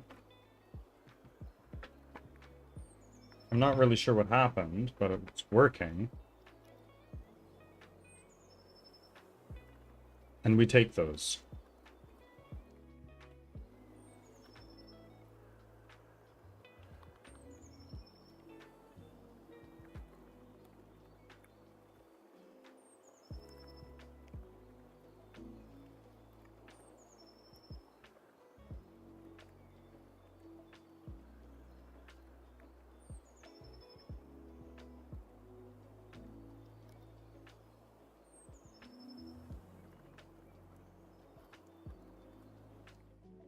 Ads are starting, thanks for your patience.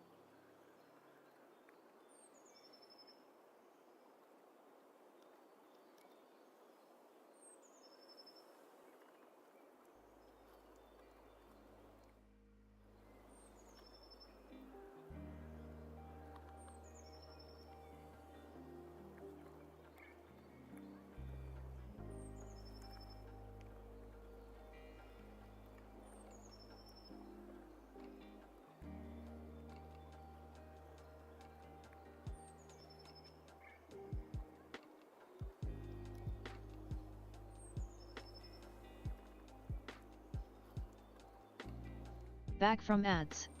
Thanks for sticking around.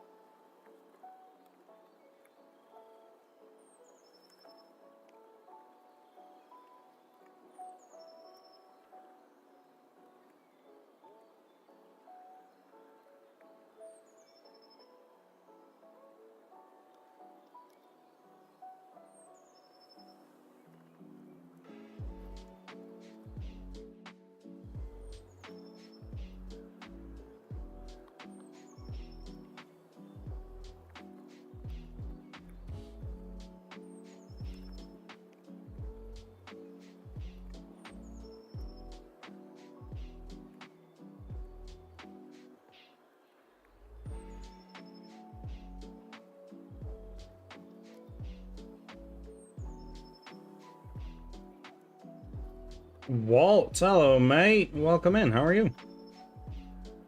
No stream for you today? It's going smooth. It is. I'd say it is going pretty smoothly. Solved a couple bugs and saved our changes so we aren't running into the same problem over and over and over again like we have been in recent history.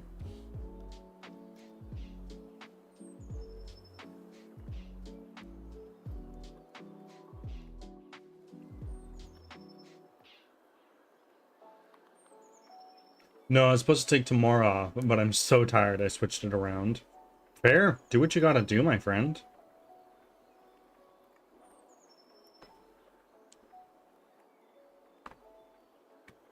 And it's your show. You run things.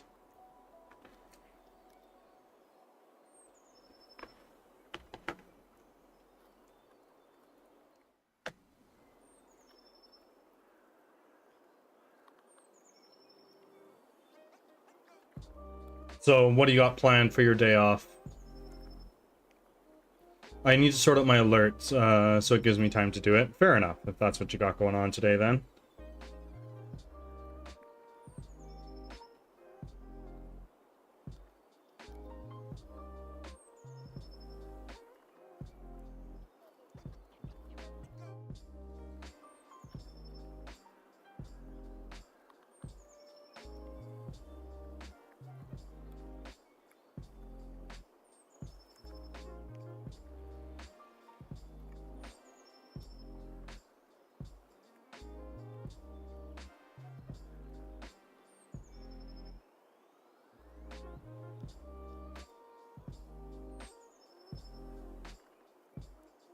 What do you have planned after stream?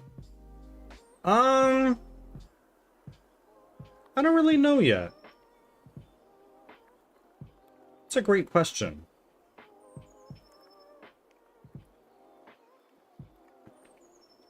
Maybe probably watch a little bit of One Piece with Cloud.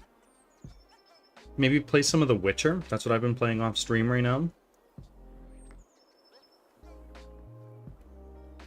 And getting things ready for my reading stream, which I've got coming up.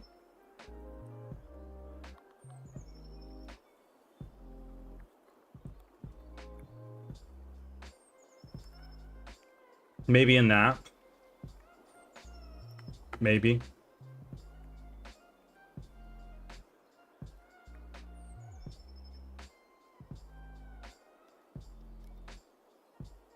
Gotta get the nap in, sir.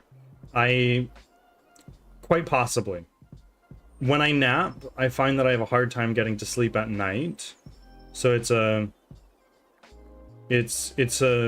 battle.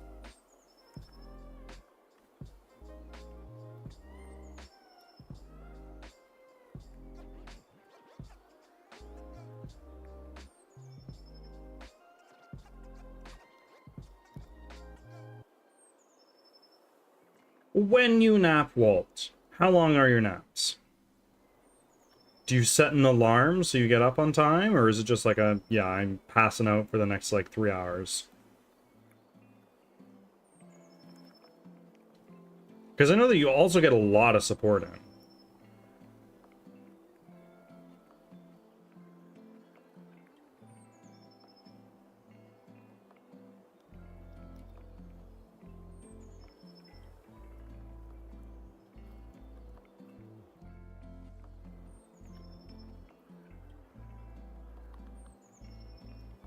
I normally get 1 to 2 hours in.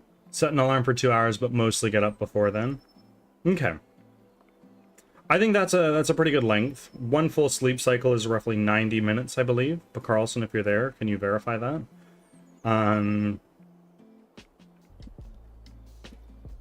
So 1 to 2 hours, pretty decent. You get your whole thing in, and you're good.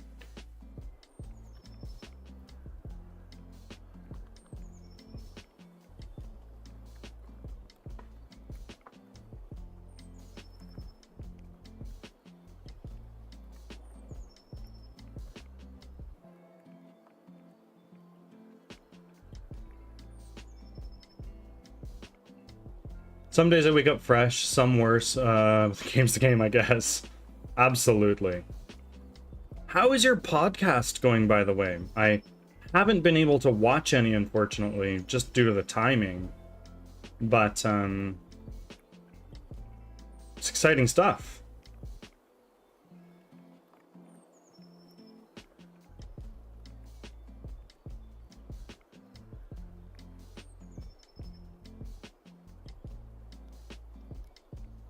It's been going fantastic. It's a nice section of the streams. Very nice.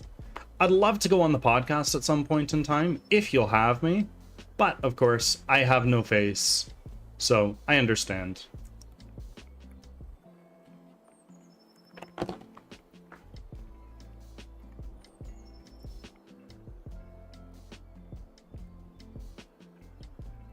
The price I pay for anonymity.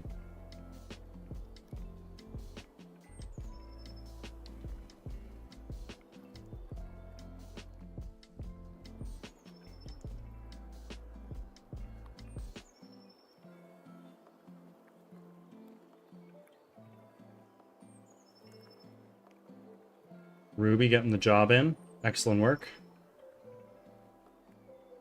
Sure, I can accommodate for that. Would you ever show face, or is it a done deal that it's forever private? I don't know, is my honest answer. I understand that my growth on Twitch would probably grow exponentially, but at the same time, money cannot buy anonymity, and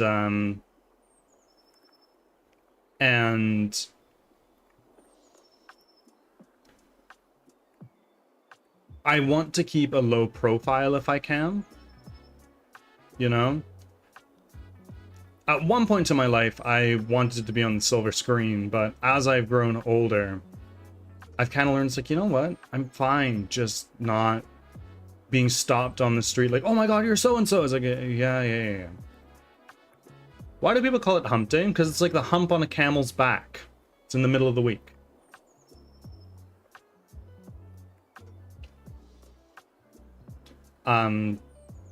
But would I consider doing a face reveal? Maybe. Maybe when I get to like 2,000, 5,000 followers. If the demand is there for it.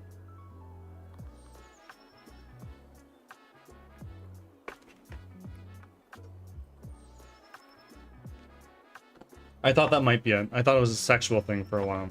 I feel like everyone does until you start understanding the meaning behind it. It's like, oh, okay, yeah, that's fine.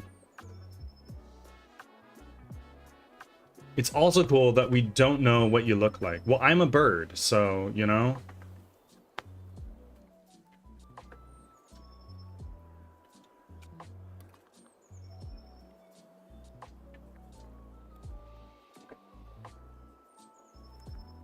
The way I see it, it's kind of like tuning into a podcast or a radio show, not necessarily a TV show.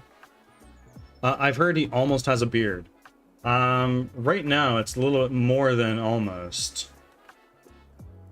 It's fucking cold.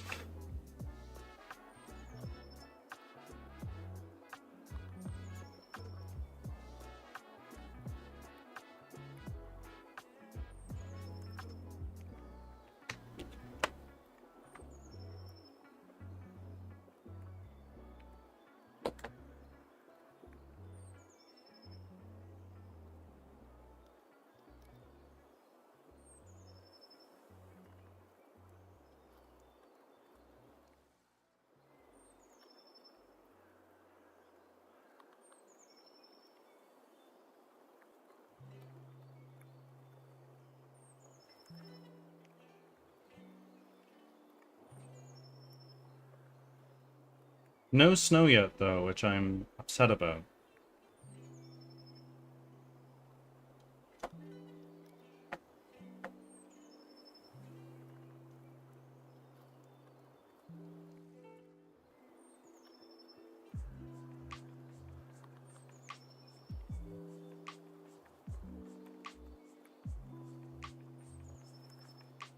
No snow yet. Yes. Yeah, I am expecting snow at some point. Just don't know when that's going to be. I love me some snow. I personally love it. I don't drive, so I don't get the same stress that a lot of people do around. It's like, oh fuck, how am I gonna get to work? Blah, blah, blah, blah, blah, blah, all that good stuff. But I just love it. I love walking in it. I love seeing it, touching it, whatever. Privileged Canadians. Listen, I live in one of the most temperate parts of Canada. We get 1 or 2 big snowfalls a year, and I missed last year's snowfall because I was traveling in Asia. So I haven't seen snow in several years, and the Canadian inside me is withering and dying.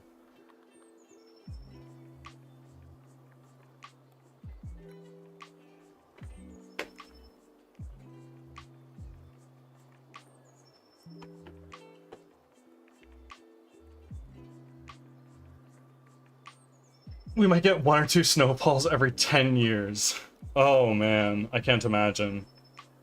That being said, there are some places of Canada where you only have 3 seasons: winter, summer, and mud. Just because it's so fucking wet and it's dry, and it's so fucking wet and everything was dry from the season before. And in the winter you get piles and piles of snow. Like, you see every winter, you see YouTube videos of people taking a cup of boiling water. You see people getting a cup of boiling water and just throwing it outside their window, and by the time it hits the ground, it's already frozen.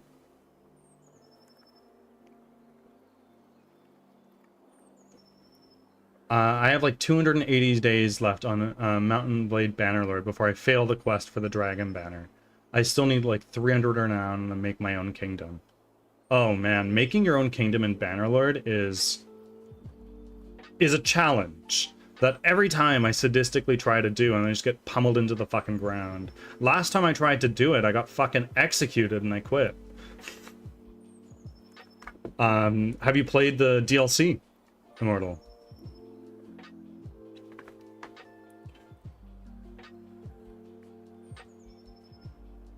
I have to get a city first so I can have land.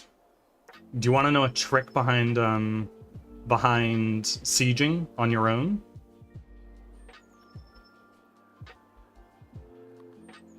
Yes. All right. The trick with sieging is the following. You load up on a fuckload of food, and then you besiege a settlement, and you build trebuchets.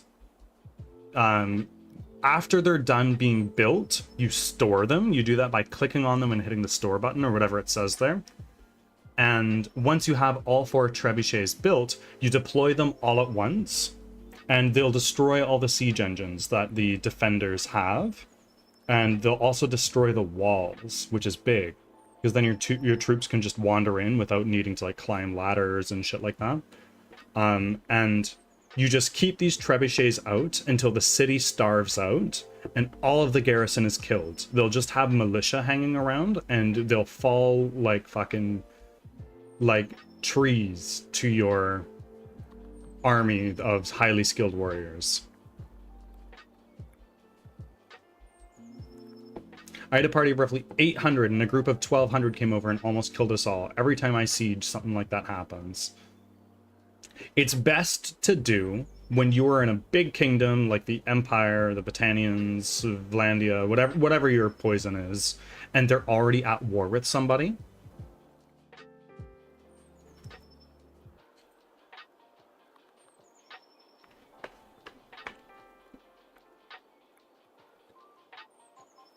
The last time I played Bannerlord, all I did was I had an army of Battanian archers.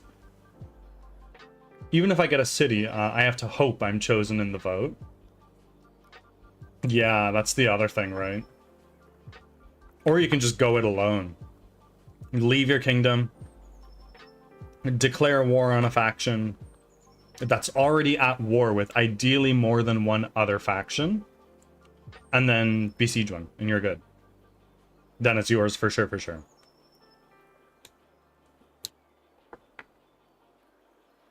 I tried streaming Bannerlord once before, really early on when I started streaming, but my computer can't handle both the game and streaming it without dropping to like 20 frames. It's pretty brutal.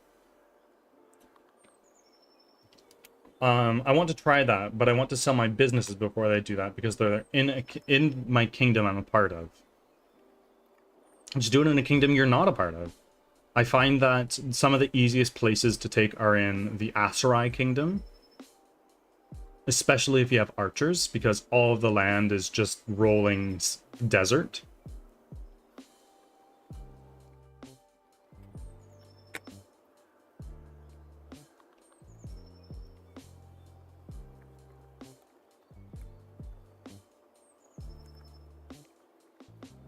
I thought leaving upsets the kingdom you're a part of. It does. It does upset them. I don't think they will remove your businesses, though. I could be wrong. And either way, caravans make way more money than workshops. Yes, you need to worry about them dying and getting captured and all that stuff, but once you get enough renown and you can have a shitload of heroes in your party, you can just get 2, 3, 4 caravans all going at the same time and set them back up again.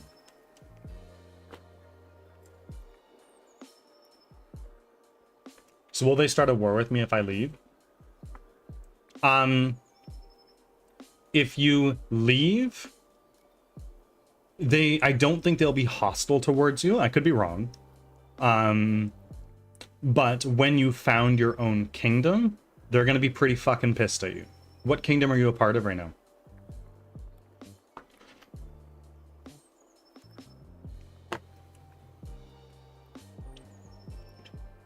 Northern Empire. Down with the Empire. I'm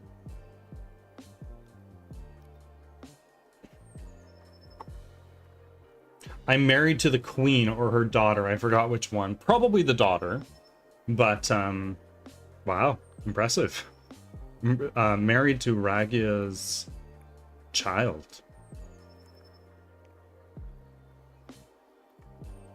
Yeah, exactly. That's who I'm married to. Unreal. Married to a baddie.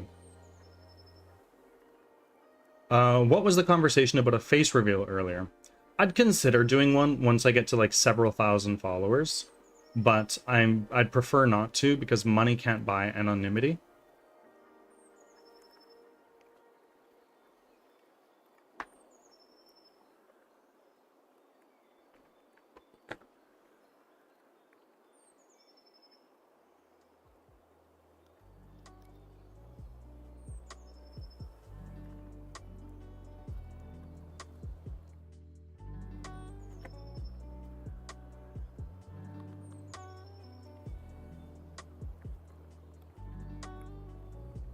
You mean if I see you in the street?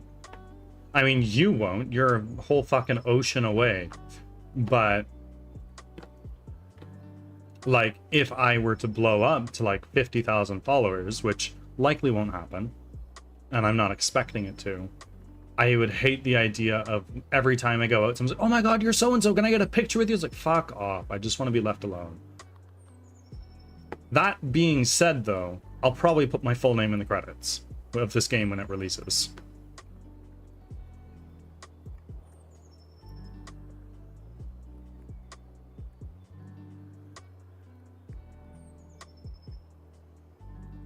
That does sound upsetting. Yeah, exactly. Like, I couldn't imagine being Mr. Beast, and every time you go out, you have paparazzi and swaths of people following you. Couldn't imagine. That sounds horrible.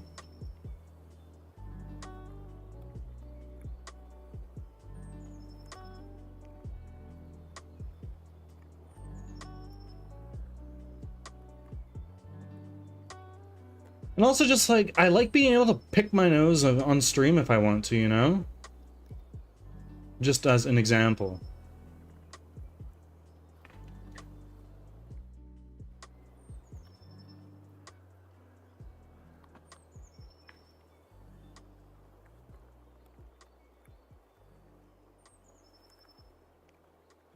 Mr. Beast sounds like someone that might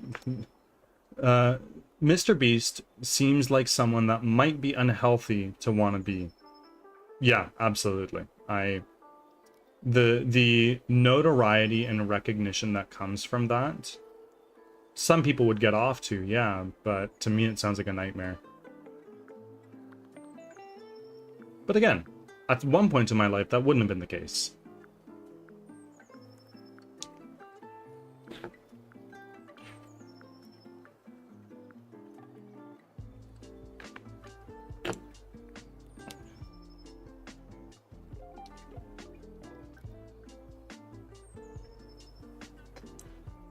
I meant because of who he seems to be.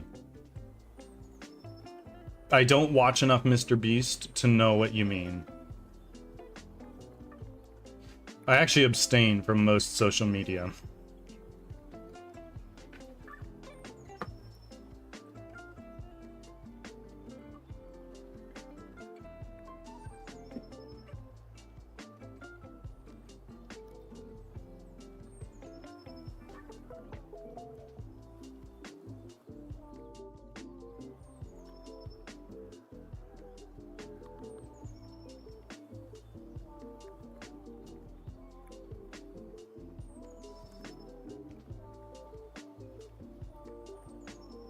I thought people don't like him. A lot of people don't like him. But I think that's largely because once you get to a certain level of fame, you're gonna have haters. And those haters speak loud, and it spreads, right? Sure, there's a shitload of people that like him, but bear in mind, he has like a YouTube channel for every language that he has people translate for. He can't go to any country in the world without being recognized.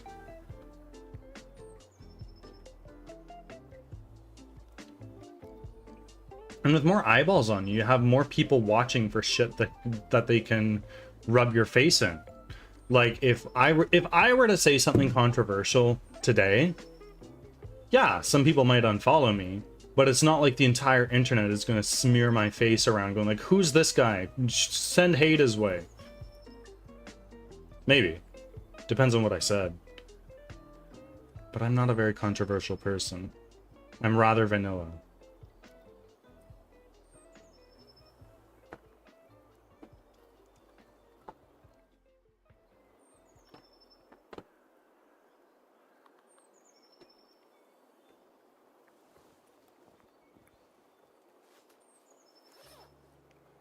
Ads are starting. Thanks for your patience.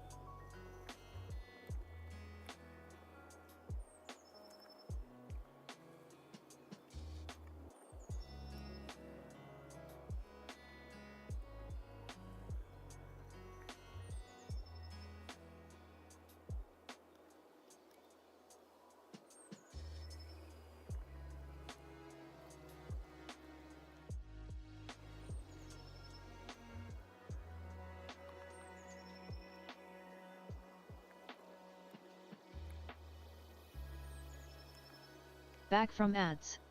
Thanks for sticking around. Welcome back from ads, everybody.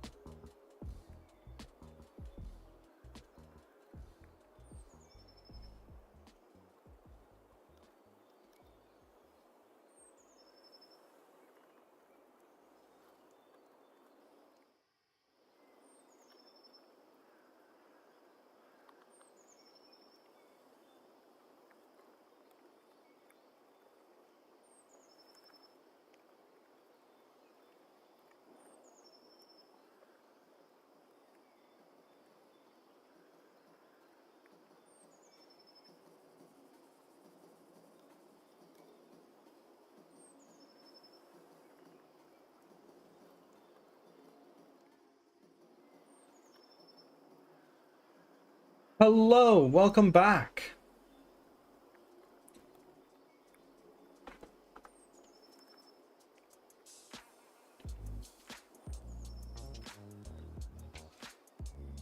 Lunch break, I imagine.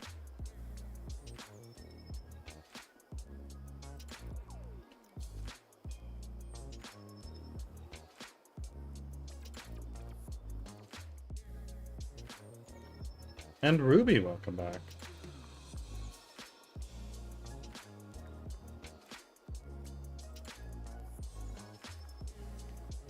Just came back from lunch. Now just sitting here because I have nothing to do. Ah, office work.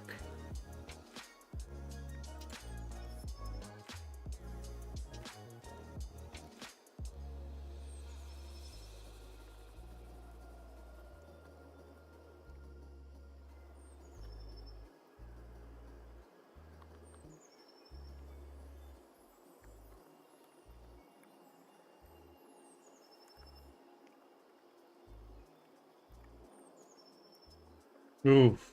Get bodied. Sorry.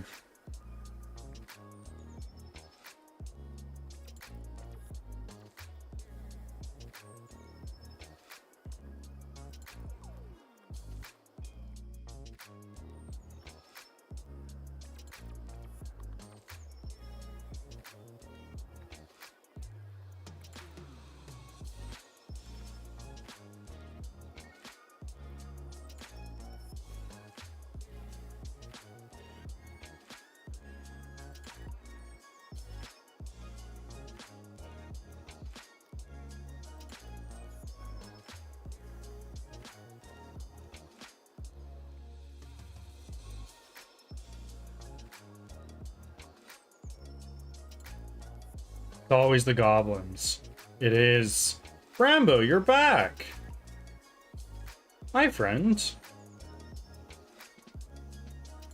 Anyways, what have we gotten done? Any progress? Some. We've solved a couple small issues, like getting our archer's melee attack to actually damage the enemy. Got some food in my stomach, which is big W. A dagger of life. What the fuck is that supposed to mean?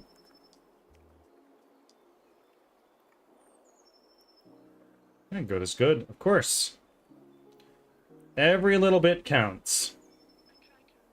It's a marathon, not a sprint. So you heal people by shanking them? I guess. It's like, oh, this'll only hurt a lot. Here you go.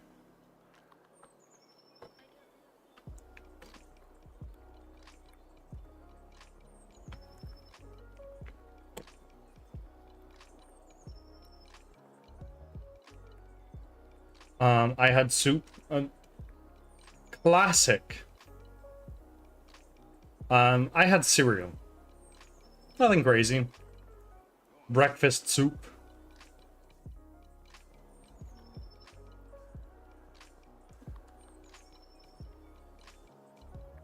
Fucking goblins.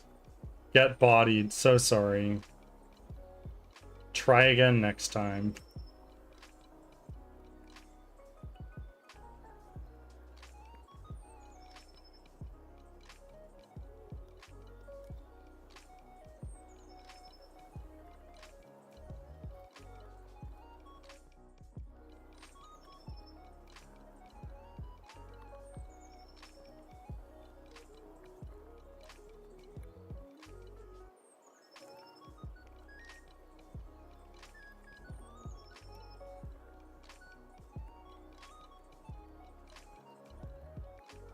My message failed to send?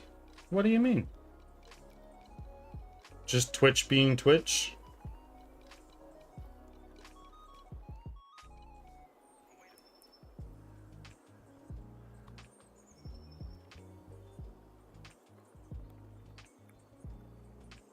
I sent a message and it said failed to send. Damn. Refresh your tab. I mean, you're sending messages now, so it must be at least kind of fixed.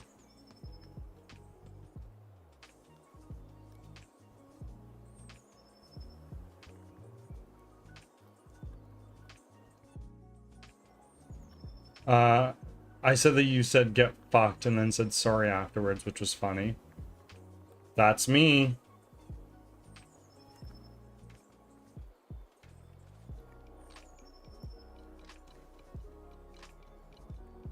The Canadian in me is showing.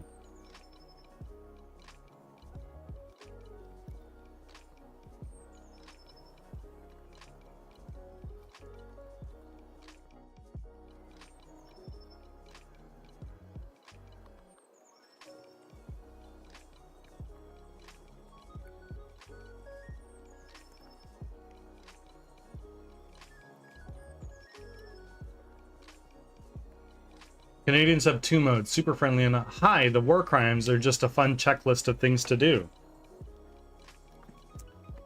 Oh, get wrecked, Goblin, you did it! And I have Blast of Magic. Yeah, we've done some pretty messed up things.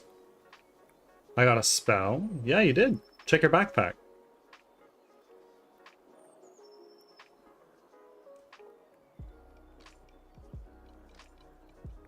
How does that work? It's just a weapon.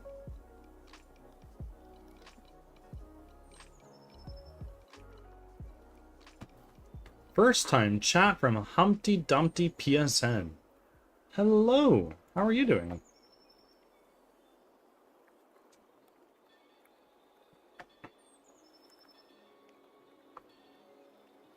We're mostly just chatting right now, getting some work in on our chat-based RPG.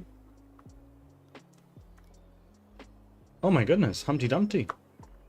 I'm noticing that you've made your very first offer. And for that, I thank you. But more than that, the bird god thanks you and welcomes you with open arms. Thank you. Oh, so I have a great axe, and the basic blast is like that. So if I put my if I put it on, my axe goes away. Yes. So I'd suggest you keep your axe. Your axe is kind of cracked, actually. Humpty Dumpty, where in the world are you from?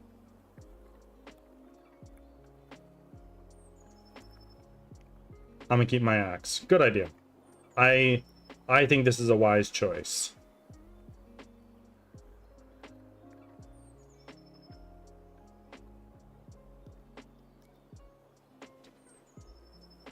There you go. Thank you for your check-ins, my friend.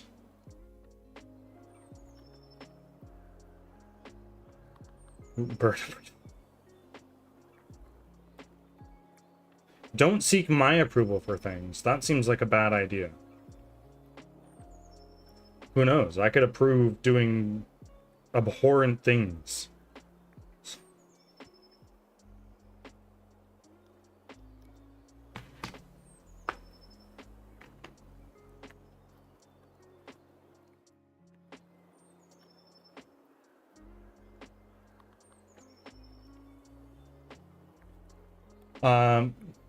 I love learning, and I found you on the pizza party site. Okay, well, welcome in.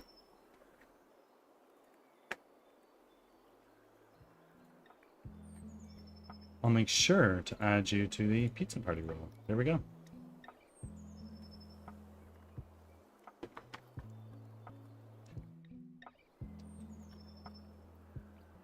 Are you new to the website, or were you also in the Discord server before the website was released?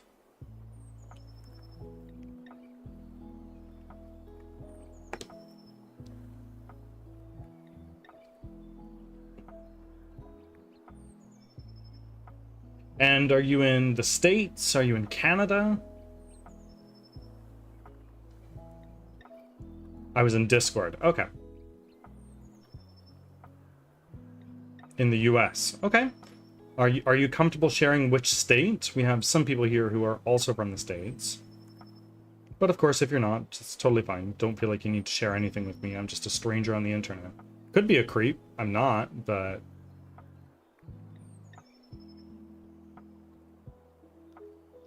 But the site is amazing. Oklahoma. Isn't that tornado capital? Or is that wildly overblown? Pun not intended.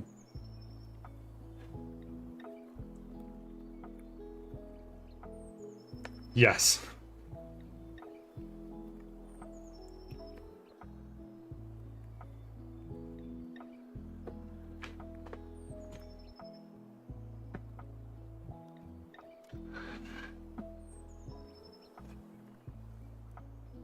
Lots of them.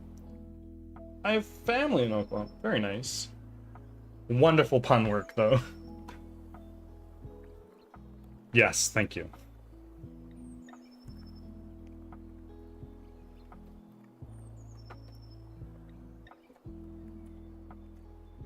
Congrats on 500.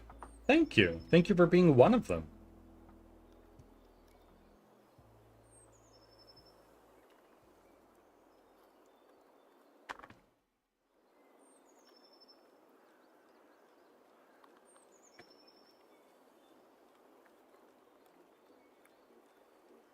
The work on the book continues slowly. I swear one day I may actually finish this. Are you done like writing the content, or are you like in the editing phase and you're just making sure everything is spick and span? What are you making? I am making a 3D squad-based roguelike called Crimson Winter, where you run for your life from flesh-eating monsters that you've never seen before. I stream development of this live from Sunday to Thursday.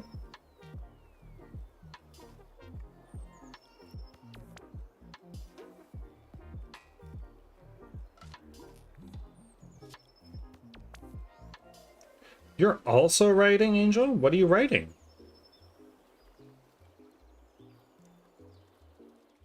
And to be completely honest with you, right now I'm procrastinating. So there's not a lot of dev work going on.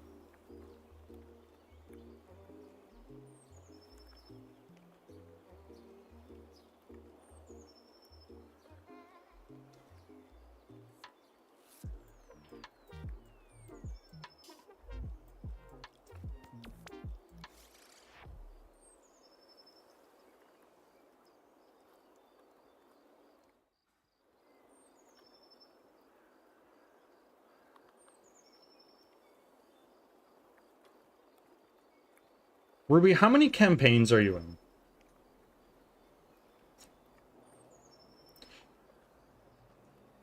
I am writing a multi-person view book about childhood trauma, bonded friends with a family conspiracy. Okay. Okay.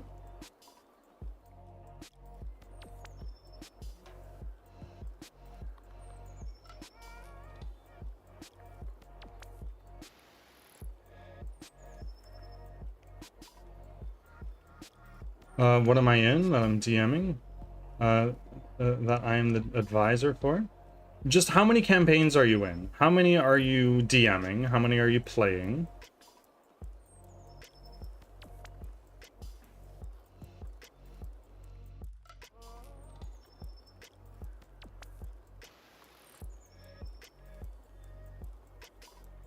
And for the hell of it, how many are you an advisor for? What does that even mean?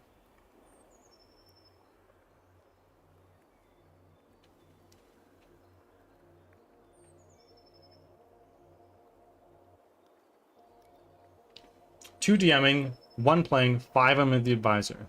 Advisor being people who have come to me consistently asking me advice for how to be a DM/player. Right on. That's good shit.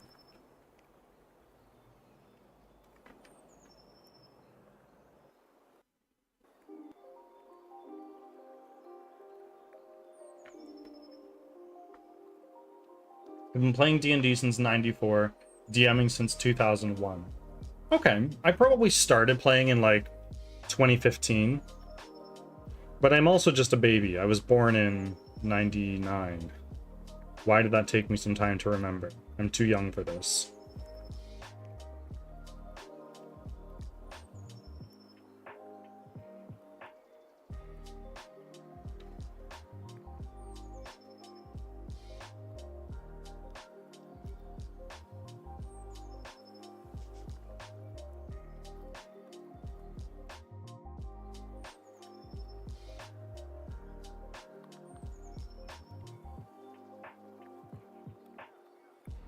I'm still looking for people to read over the book and let me know if there are places to make improvements, as well as point out spelling and grammar mistakes. Well, you have a sizable community.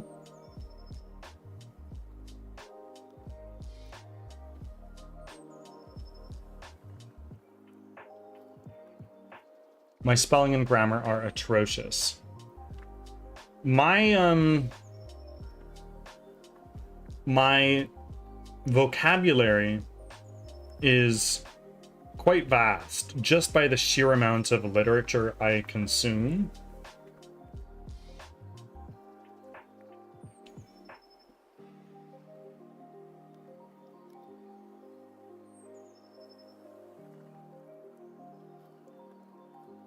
Same here, I cannot spell any of the cool words I know.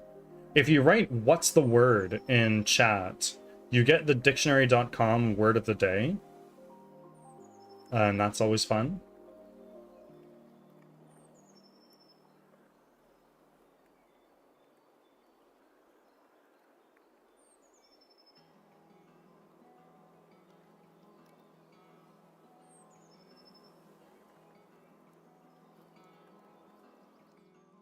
No, no, no, no, no. Just... There you go.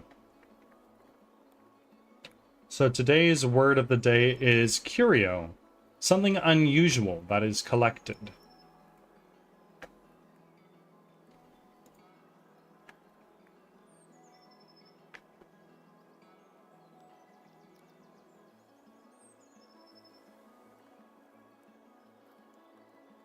I knew curio from before. NPC with a curio shop. Very nice.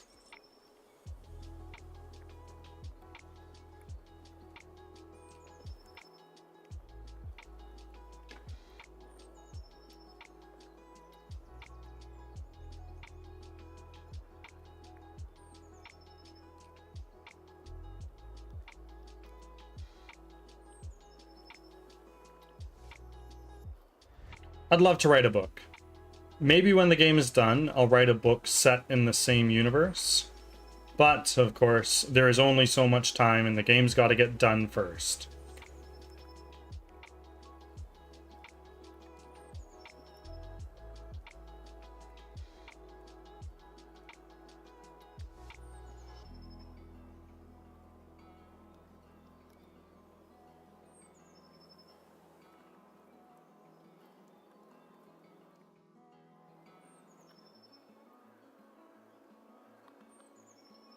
For me, it's the other way around. Book done first, and if it goes well, I'll make it into a CRPG.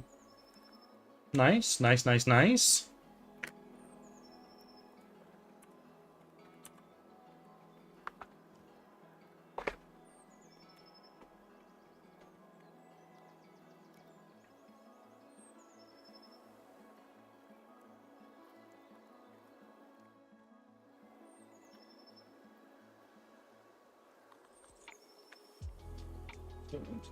No, Archer.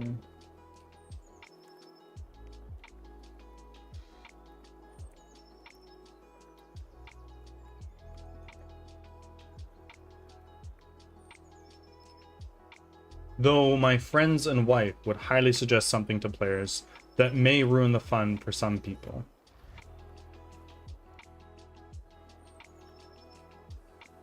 There's an NPC in some of my games called Red Jack. He is a deal-making character.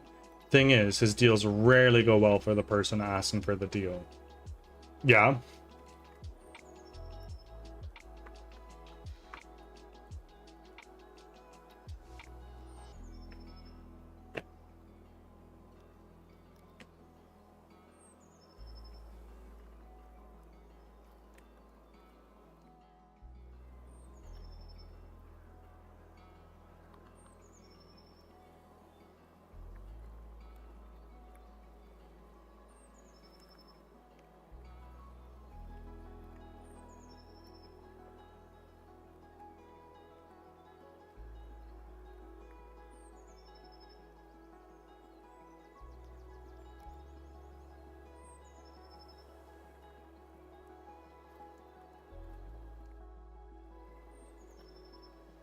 I actually want to see what state he goes into.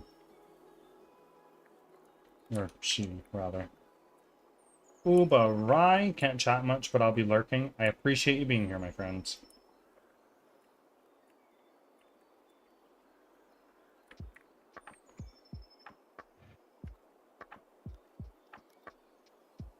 Wow, you are very rapidly going between states.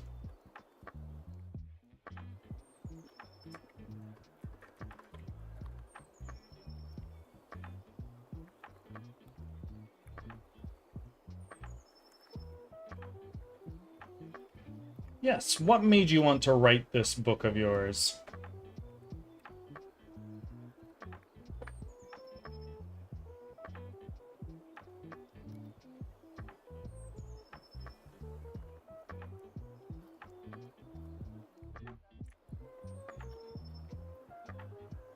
Ads are starting. Thanks for your patience.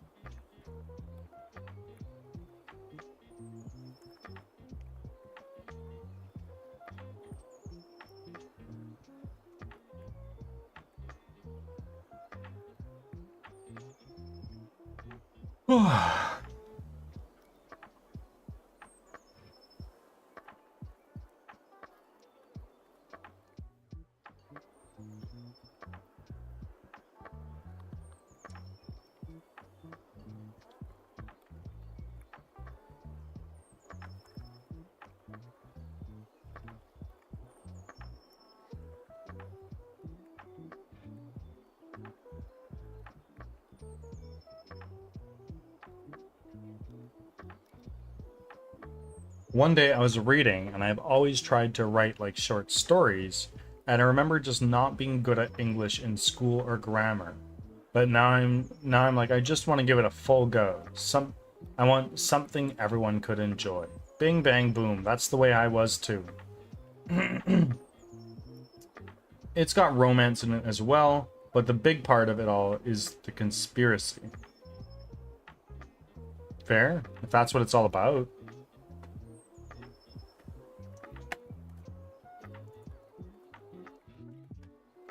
Friends, I've really got to go to the bathroom. Be Back back from in ads.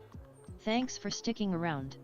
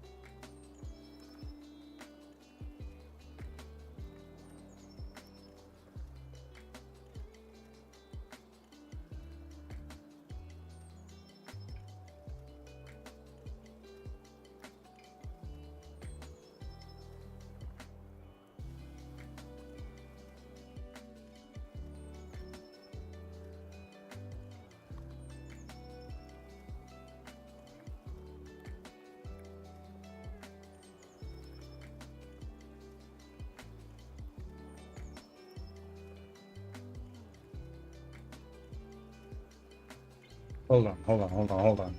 I have not been paying attention to chat.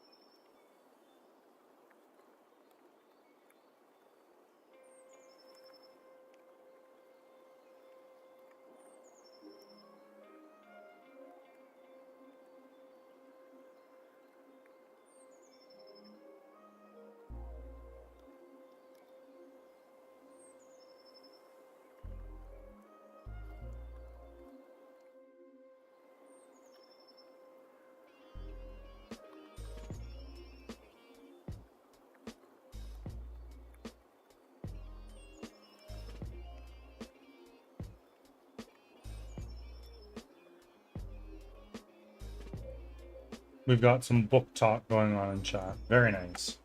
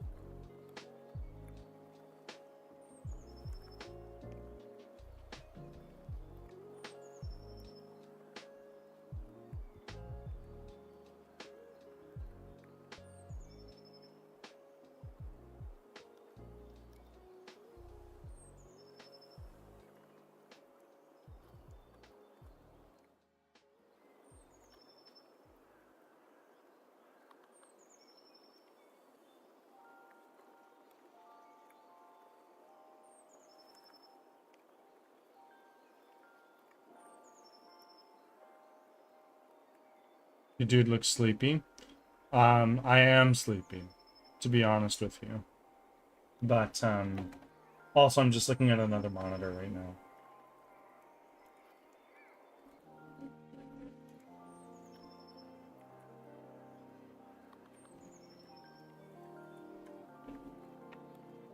Bird does not get enough rest, it seems. You are right. You are right.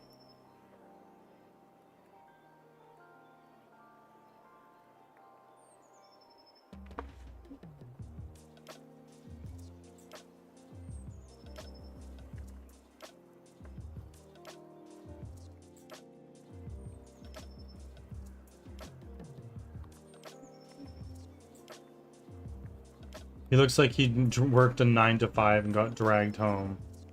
Well, not quite that.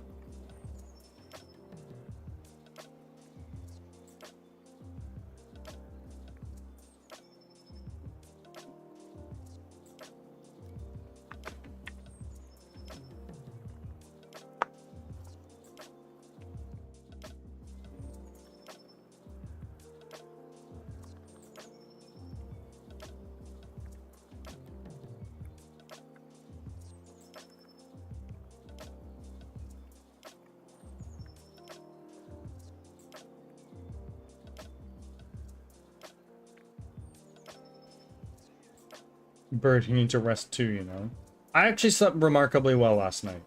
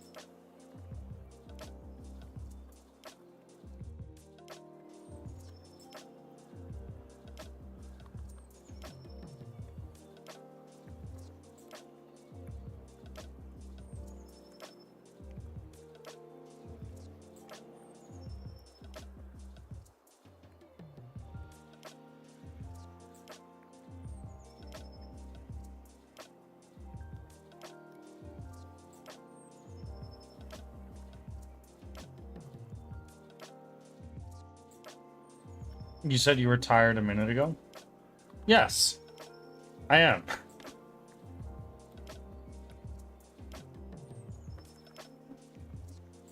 I'm glad you slept well last night. Let's make it 2 in a row. Better hear the same tomorrow.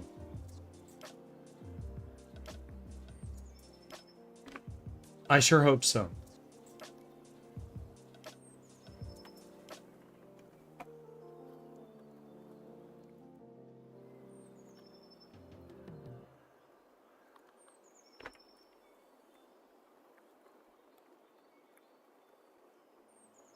I know that all too well. Yes, you can sleep well one night and still be tired. This is true.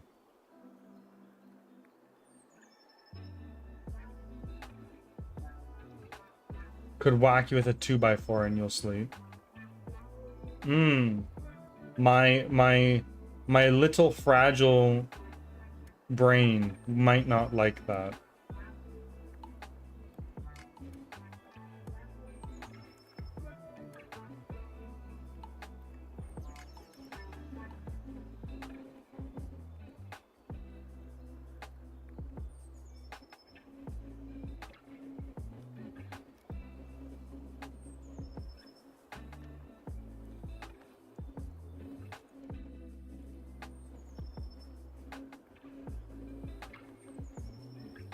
Okay, I take that back.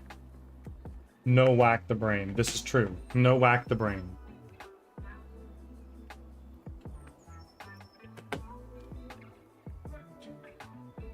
Just shoot me with a horse tranquilizer. That'll do. Or don't. That probably has adverse effects to epilepsy medication, which I took. Don't worry.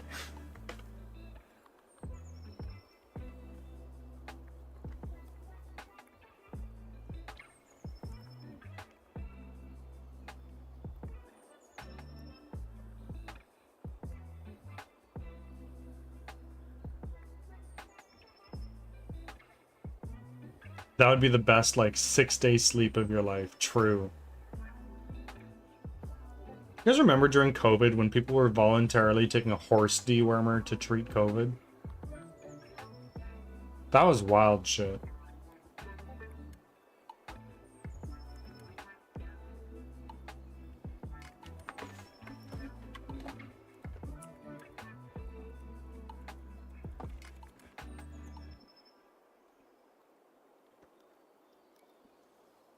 It might also kill you, because it's a tranquilizer for horses. Yes, this is true.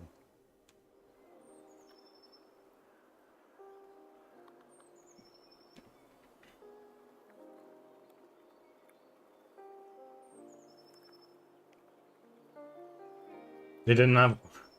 Just microdose it, you'll be fine. True. They didn't have horseworms anymore. This is true. Psychedelics really interest me, but alas, I will never take them because my brain does not like it. Not that I've tried, but I'm afraid of what might happen if I do.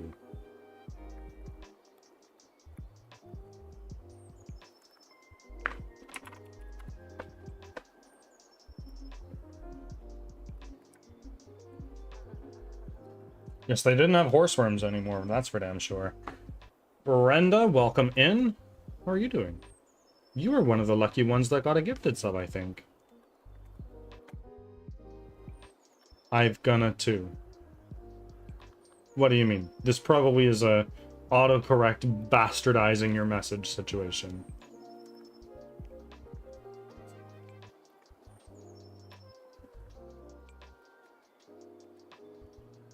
I'm fine, thanks. I'm doing pretty well. Can't really complain. We're talking with some friends here. I've gone to chronic pain management, and they did that kind of stuff, like psychedelics. That's pretty neat. Some experimental treatment.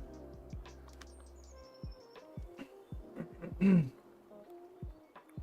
sun button is close to the backspace on my keyboard. I gotcha.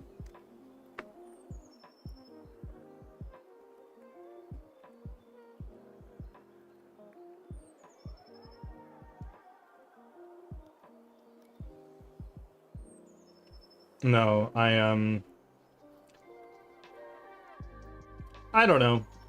I recently started ADHD medication, so we're waiting to see how that turns out. Hopefully I don't start having epileptic fits again, but we'll see. My hopes are high.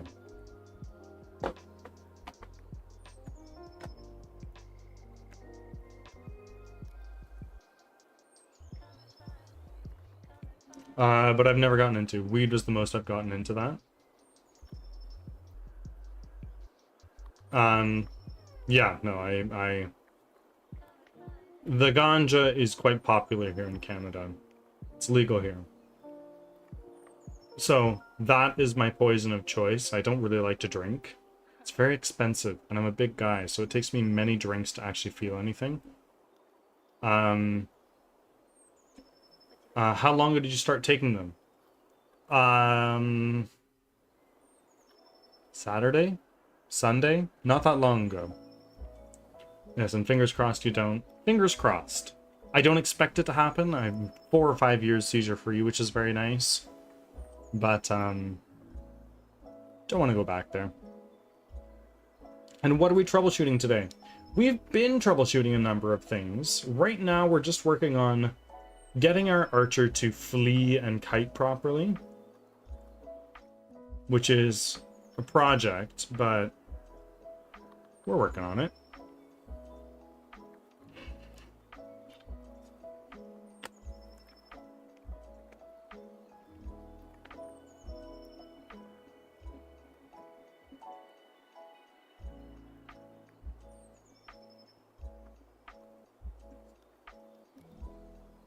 It takes about 2 months for your body to adjust to that type of meds. Yeah, totally. I can't say how ADHD medication works. I can. Those with ADHD tend to have lower brain activity in their frontal regions of their brain. And what oftentimes ADHD medication does, particularly in the case of stimulant medications like the one I am using, just increases the brain activity in those regions. Which, when you have epilepsy, increased brain activity is generally not great. So I'm on a very low dose, and I will remain on a very low dose.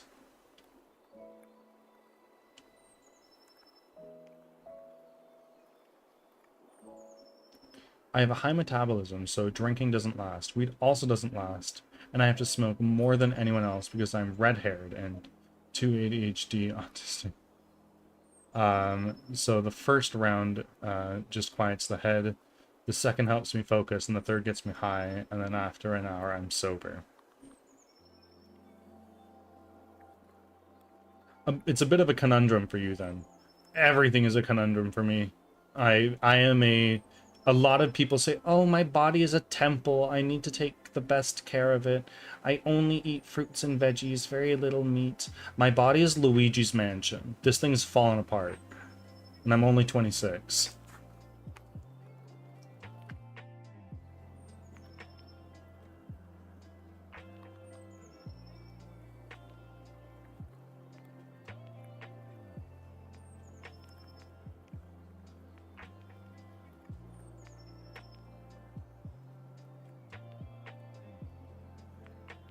Ads are starting.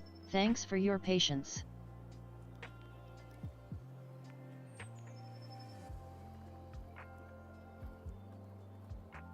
Something duct tape won't fix. No, no, no. Trust me, tried it.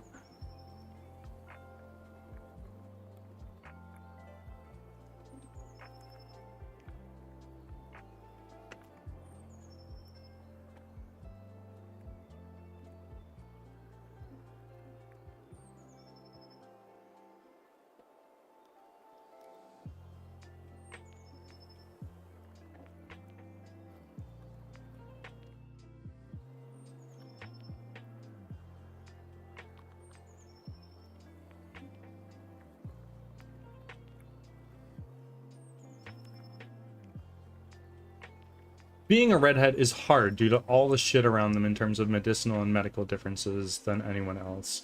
Yeah, my sister's a redhead, and a lot of the time it's like, oh yeah, I just can't take Tylenol. It doesn't do anything for me. Which is unfortunate, because medical wait times here in Canada are very long. We are understaffed in all areas of medical work. So a lot of the times you'll go up to the ER like, hey doctor, I've lost my ring finger. It's gone. Back from And I'll be ads. like, Thanks for here you go. sticking Here's a around. couple band-aids. Take a Tylenol. You'll feel great. And that's an exaggeration. I'm joking.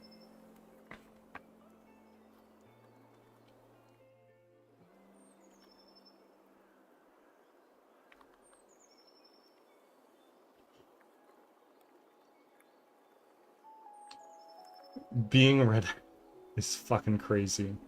You probably get so many people like, oh my god, is that your natural hair color? Or do you dye it? It's like, yeah, no, it's natural. Or God forbid you go to like a place where red hair is like never seen. It's like, oh my god, I'm gonna... Birdsong. Tell me something about how medication works on autistic people now. Couldn't tell you, I don't have autism, at least to my knowledge. But at least they throw in some stitches, right? Yeah, they do. I argued with a woman at work about my color. Yeah? That's not your natural hair color, you dye it. No, I don't. Yeah, you do. Don't fucking lie to me. No, I'm not lying to you. This is my natural hair color. Fuck you. I imagine it goes something like that. She's like, no, you dye it. Tell me what color it is. What's the blend you do to get it? And, dude, I grow it. I don't fucking know. Have you guys heard about that laser eye surgery you can get that destroys the pigment glands in your irises and it makes your eyes blue?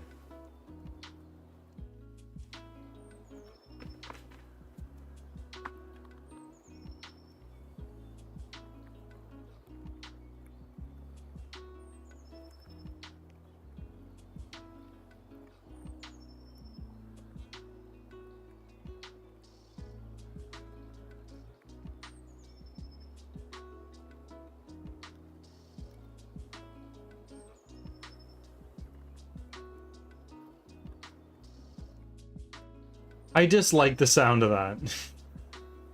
I would never do it. I've got brown eyes and I'm perfectly fine with that. Just goes to show I'm full of shit. You can clearly see the difference between natural and dyed ginger.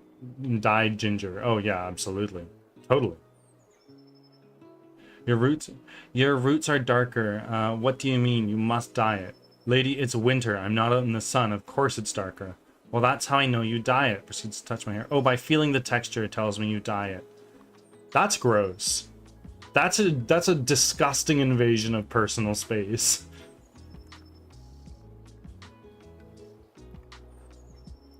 I think it's better if people have the eye color that's theirs. Yeah.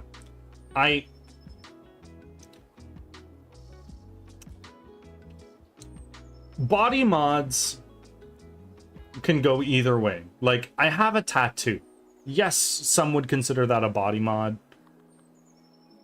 Punch that lady. True. I have a tattoo, which some would consider body mods. At one point in time, I wanted to get piercings, but I have none. And you know what? I'm thankful I have none. But, like, there's another side of body modding, like in the biohacking scene, which is super fucking cool, but also... I don't know. Like, people who embed an NFC chip into the, like, the palm of their hand, and they're like, yep, and I have a lock to my house, I just tap my hand against it, door's unlocked.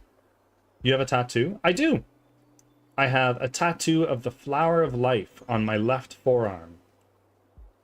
That can't be healthy. I'd rather have a piercing than a tattoo. Fair enough. And this tattoo has a lot of meaning to me. I would not get a tattoo because it looks cool. I'd get a tattoo because it has a lot of meaning to me and looks cool. But, yes, I do have a tattoo. Let me pull up a picture of what it's of. I have this on my left forearm.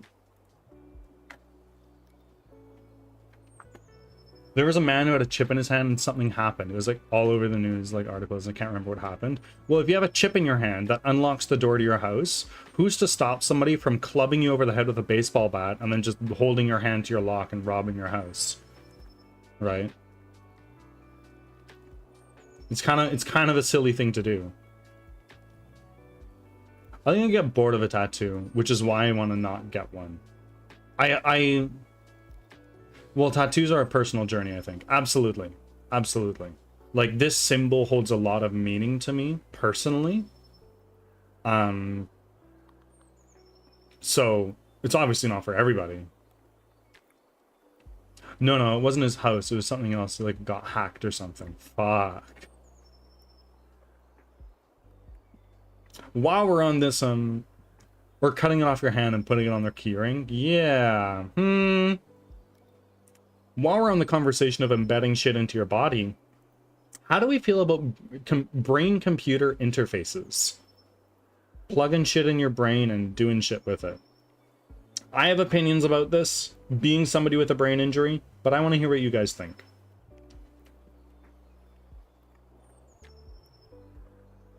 Hell no.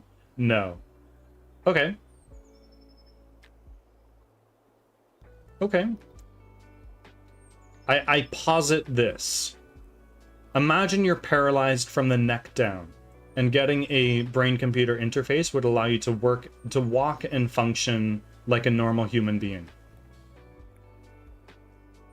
Would you do it?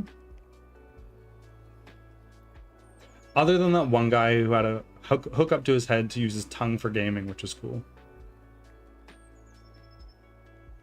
Well, there's a guy who got a brain... Still no. Really?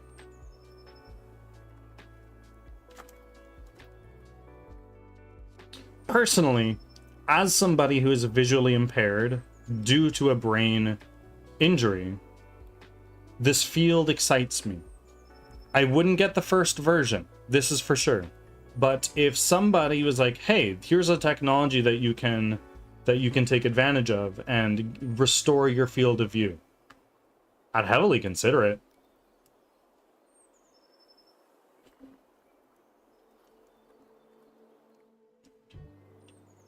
Or Kata, welcome back in. How are you doing? We're talking about brain-computer interfaces. The risk of complications is too big. Absolutely. It's a whole different field of technology that I think that humanity isn't yet ready for, but eventually it will happen. It's inevitable. The research is already being done. The companies are already developing technology. Dang, I never heard of BCI before. It's a thing. It's being done. What if what if your body rejects the foreign object? It's possible. People reject organ transplants all the time. However, there's recently somebody who got... Recently, I say that lightly. It happened within the last year or two. Yes, I do have a VTuber now. But, there was somebody in the last 2 years who was having serious heart troubles. And he was on a wait list for like 4 years to get a heart transplant. And an alternative for him was getting a fully synthetic heart. And not like a lab-grown heart using stem cells and stuff like that. Like a metal heart that takes the place of your own and pumps blood around your body for you. And he survived for 100 days with it in his body. I don't know if he's still alive or not.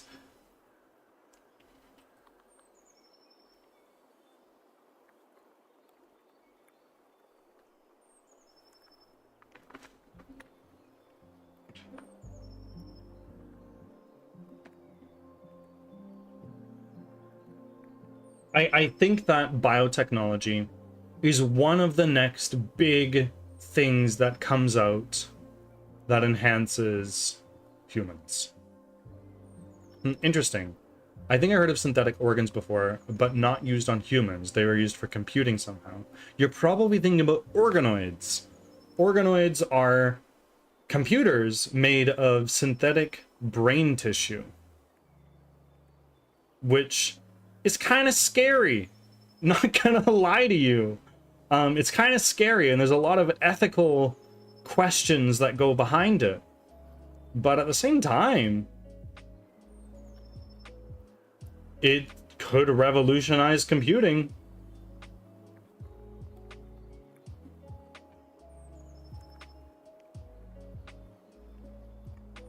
For those who don't know, hold on. My body would have a hissy fit. My brain already fires off pain signals. True, but my body's because it's convinced I am hurt. Neuropathic pain? I've also had neuropathic pain. I would be scared if brain computing and AI come together. There are dangers with AI. Yes. And it is imperative that researchers invest heavily in AI safety. It is probably the single biggest priority companies should take on, but we don't really know if that's happening. Where do you end and the AI begins? Well, that's the question. If I were to, if you could say, take a screenshot of your mind and upload it to a humanoid robot, am I saying hello to you, or am I saying hello to you too? When I say hi to the robot, right? Because for every intent, by every intent and purpose, it is you in there. It is your psyche, your personality inside this computer. AI, I think, can remain contained so long as you don't give it too much control. Once you give it brain computing, it's game over. GG at that point.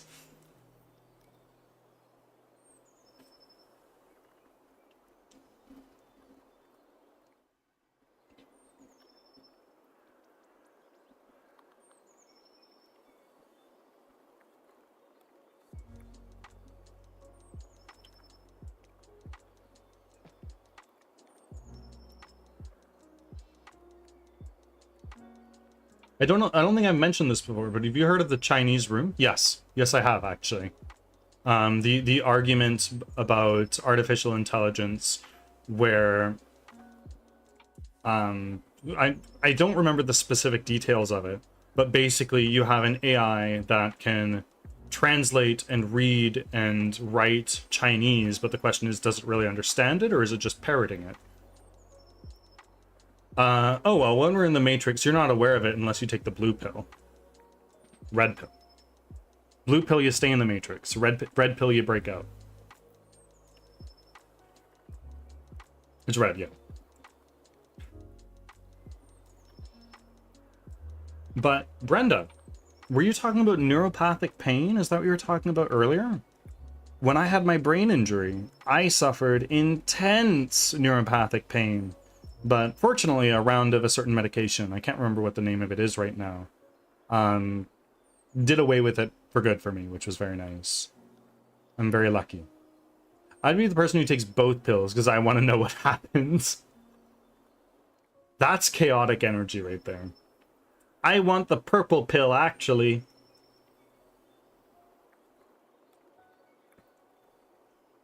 There's also the argument that people might react with preset responses as well. Like in the Chinese room experiment.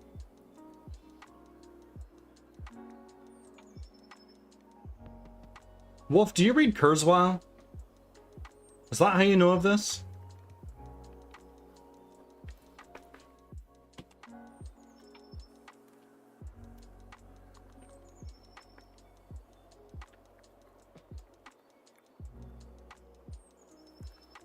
Yeah. Yeah. I love his books. I think they're super cool. Of course, there's a little bit of like, it's a little bit of he's kind of a quack, but at the same time, like, a lot of what he says, it's like, well, it makes sense.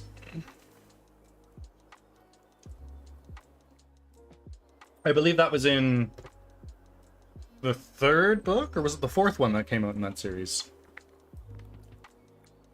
Or, no, there's only 3. When my body has gone through the right amount of trauma to make my brain believe I'm constantly in pain. Yes, that is neuropathic pain. Basically, your brain's like, I'm fucking hurt. Please, get your hand off the stove. And your hand's just like on your lap. It's like, fuck that. It's hurting, but it's just on my lap. I don't know who or what that is. Ray Kurzweil is a futurist who works for Google in AI now. He's a boomer. And he has a very optimistic view on artificial intelligence and robotics and stuff like that. Which is, it's nice to keep in mind, but we also need to take it all with a grain of salt because humanity is humanity. We're unpredictable. Sounds like something I experienced when cutting peppers without gloves.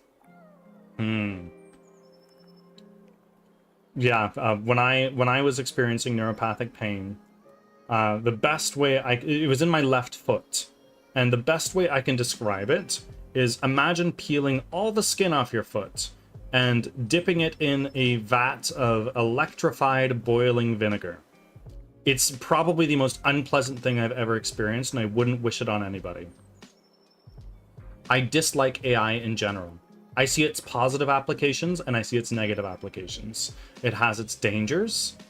Like if you take a very powerful artificial intelligence that's trained on biology and viruses and stuff like that, who's to stop the layman from using artificial intelligence to biologically engineer a super plague that wipes out humanity in their garage?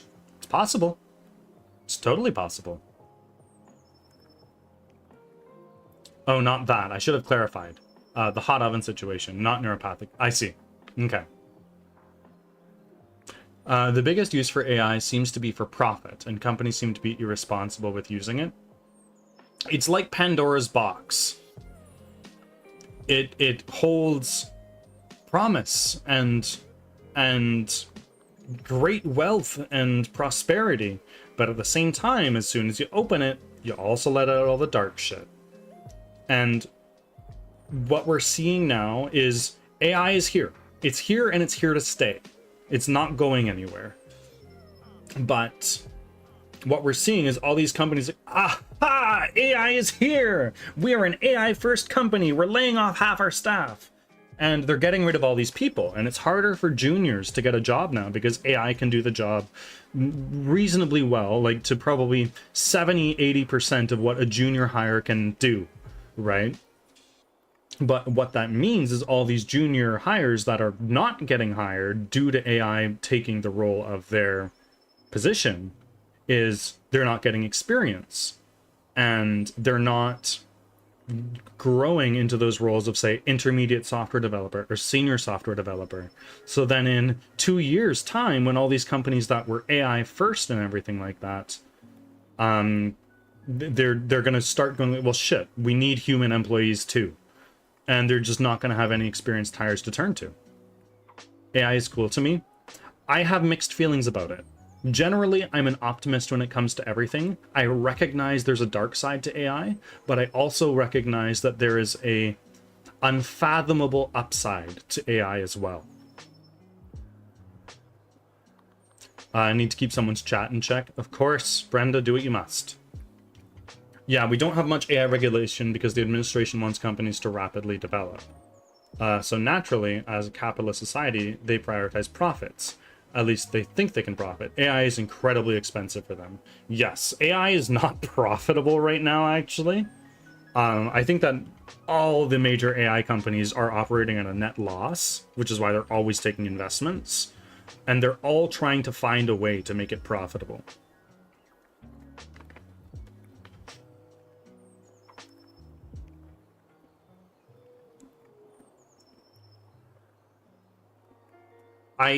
I believe firmly that if all of humanity could work together towards the greater good of our species, we could have a utopia in a week. It's possible.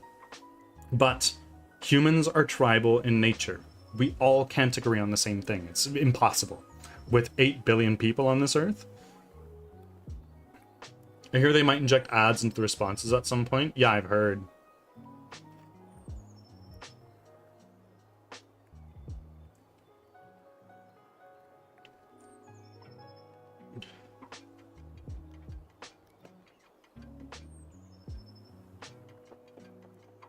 And Game Pass has a free plan now where you get ads. Could you fucking imagine playing something like Elden Ring? It's like, oh my god, I'm gonna fucking beat Radon.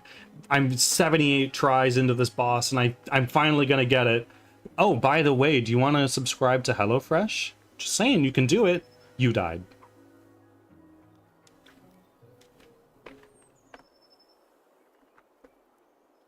I'm kind of with you. AI has so much potential. We're just not using it correctly. AI needs to work with us, not against us. And this is why we need to invest more in AI safety. To be completely honest with you, without AI, I wouldn't be doing what I'm doing. I would still be learning the basics instead of being where I'm at right now. I use AI pretty often in my code. But I know how to code, so I can use it more effectively. I feel that the true winners in this AI world that we're in right now are people who learn to use AI to enhance their current output rather than replace it entirely. And yes, AI needs to work with us, not against us. There's a couple different scenarios where that's inaccurate. People exploit groups of people to make money from them. People disagreeing is a smaller reason why things improve slowly than people with money. Yeah. I don't use AI as often as you do, but AI is a godsend when I can't figure something out. As the only active dev on a CMS, AI is a second pair of eyes sometimes. Totally. Absolutely. It's great. Like for coding, fantastic. I intentionally, with great purpose and ethical reasons, I do not use generative AI for the art of my game.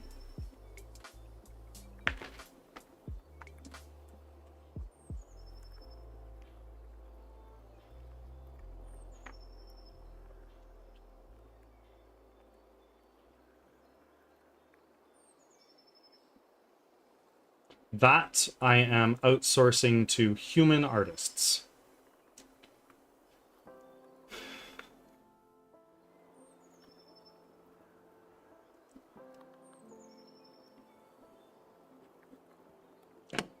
Although it's impossible to say, oh, the world hates AI. Take it away from this world, because very clearly people are using it, right? How many streamers do you go into and they have raid music that's made by AI? I'd argue probably 30-40% of streamers that have raid music, of course.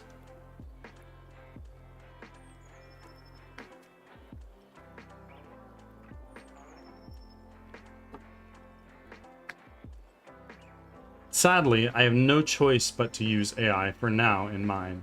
Due to the simulation terms of service, I can't sell the game, so I can't make money to pay artists for it. If any artists do work on it, that would be a volunteer. Many artists don't want to do that. Absolutely. That doesn't mean it's healthy. What do you mean?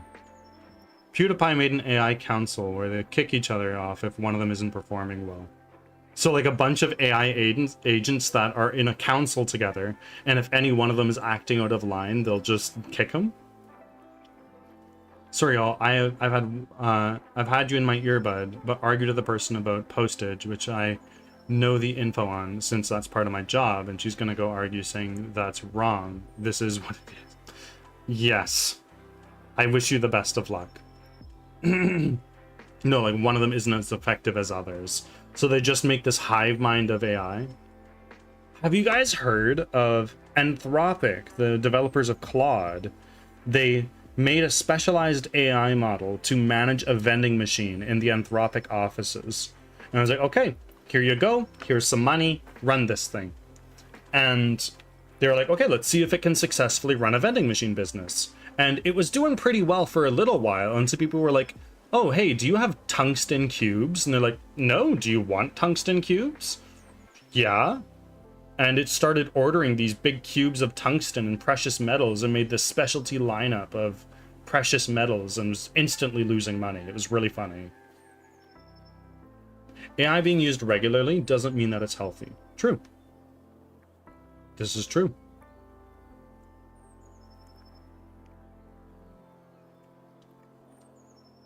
But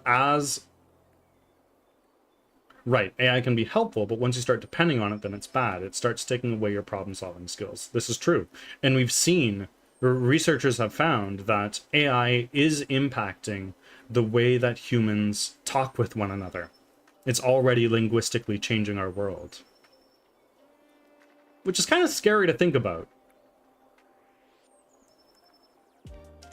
But we all also need to keep in mind that people had this same concern when the radio came out. Oh my god, people are going to stop reading newspapers. The world is over. And then when the television came out, I was like, well, radios are done for.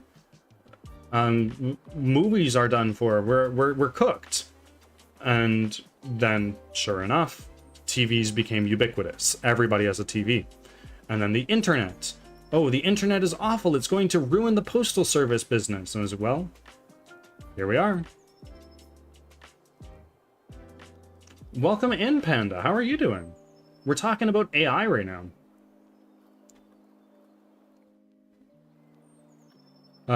There's a woman who said she got her degree with the help of AI, and people were like, oh no. Fuck AI? Okay. Like, generally the consensus here is AI can be good, but it also can be really bad. Give me your 2 cents on this, Panda.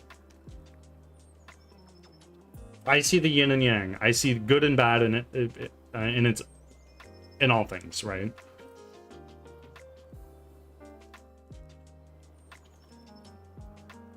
Every new tech makes some impact, but as most companies have learned, you either adapt to the new tech or you fall to it. Exactly.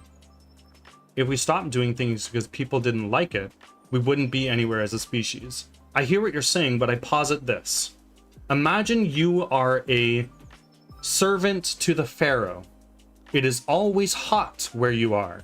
So your job is you are responsible for holding the fan and fanning the Pharaoh. You bust your bussy every day for little pay to make sure that the Pharaoh is cold. Are you going to be upset when the electric fan rolls around and can do your job for you? No. You're going to leave, never wave that fan again, and do something else more meaningful with your life. And this is an argument that a lot of people make and a lot of people will refute, but we see it time and time again. The idea is this is going to take over the jobs that nobody wants to do.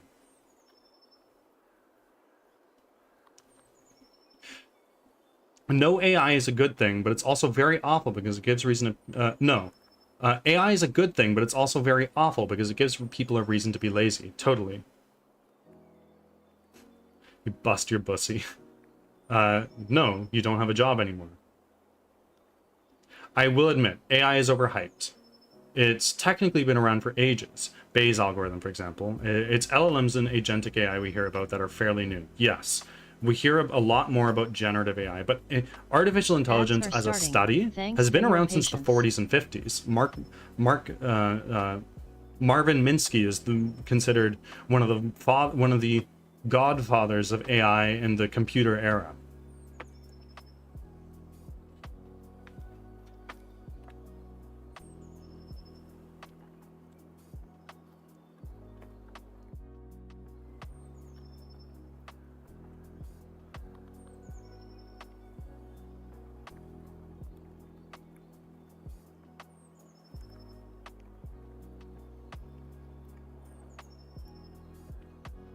Is he still alive? Marvin Minsky. He is dead.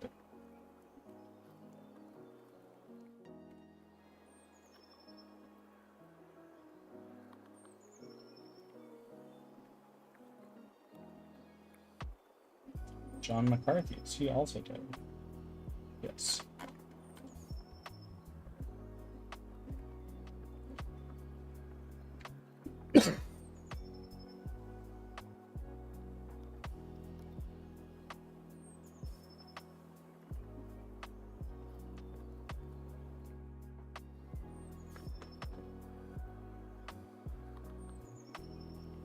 Back from ads.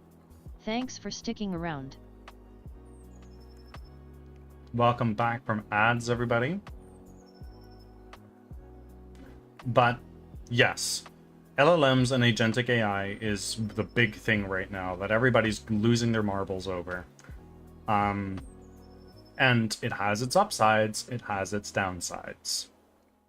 People appreciate having a purpose or schedule. It's assuming a lot of people think that the fan waiver would be happy about not having their job anymore. The fan waiver would be displaced. They wouldn't be waving their fan anymore. Sure, if you are a fan waver, you're probably not very skilled and you're not going to be tilling the fields or herding livestock. You're probably going to be digging rocks, right? So it's another thing, right? But then, lo and behold, the jackhammer. AI will improve later and it has almost infinite personalities. Yes, absolutely. We are on... That's one area I dislike, using AI in the job application process. Oh, absolutely.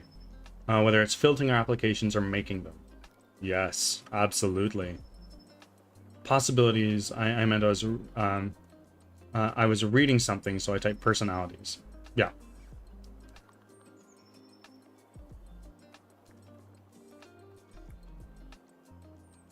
I gotcha. And it has almost infinite possibilities. Yes, absolutely. I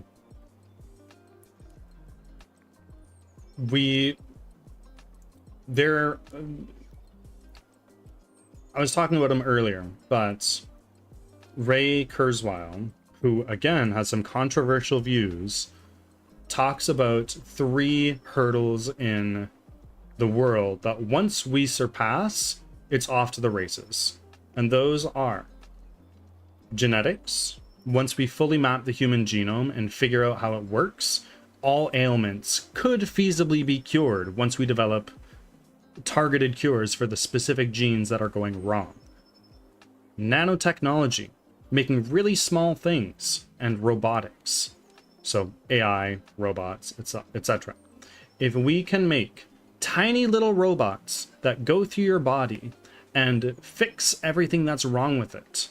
For instance, oh, I have Parkinson's. Okay, well, we'll just inject your bloodstream with a few of these tiny little robots. They'll go stitch up all the genes in your body, get rid of your Parkinson's. That's truly revolutionary technology. Yes, controversial, but yeah, I'd be happy. I'd be happy right now having any job that pays me enough. It's been 6 months and 400 applications for me so far. I get that. Not this past September, but the September that came before. I was in the job market looking for a new job because I just was not getting paid enough for the work I was doing. I had sent over 1,000 job applications and got one call back from a company in Japan, of all places. If Elon Musk gets Neuralink working how he wants it to, we could possibly cure more conditions he believes. 1,000? Well, yeah. Tech is crazy right now. Retro, welcome in. The stream is going well.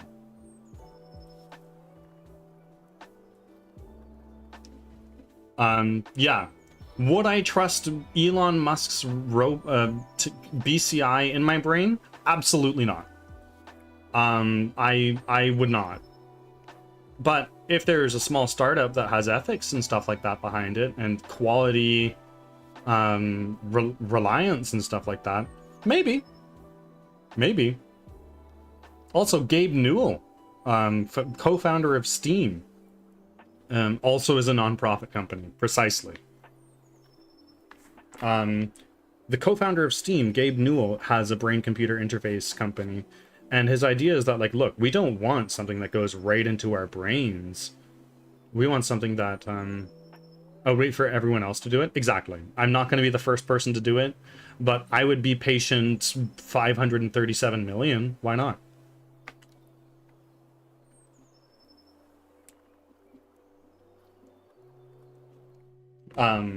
But Gabe has some very interesting thoughts on it. Like, from a game designer's perspective, think about it.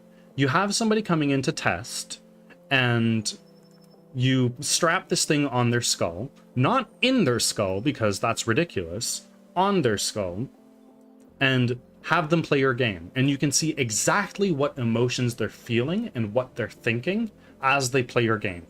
Oh, I'm playing Mario, and I make the jump action and fall into a pit. How do I feel? Oh, well, I feel unfair. I feel like I was mistreated because I should have made that jump, but I missed it by a couple pixels. I'm frustrated. Okay, Mr. Game Designer, shove this gap a couple more pixels that way, and then we're good. Great. So I think BCIs are going to have a really big impact on the gaming industry.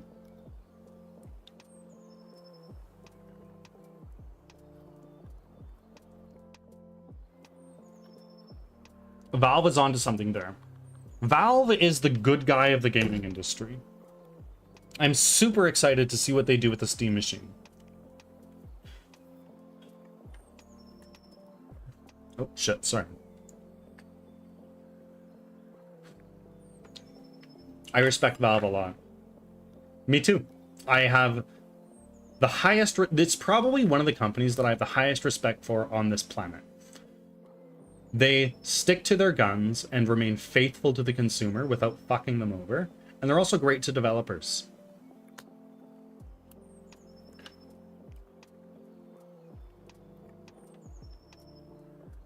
Sounds like the part that might be missing is getting feedback from the players as they game.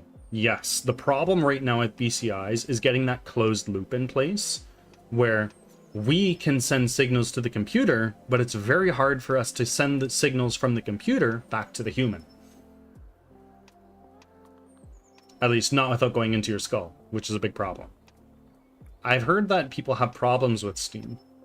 The latest controversy around Steam has to do with the Australian activist group Collective Shout that is lobbying against gaming as a whole, particularly 18 plus gaming and games with a lot of excessive gore and stuff like that.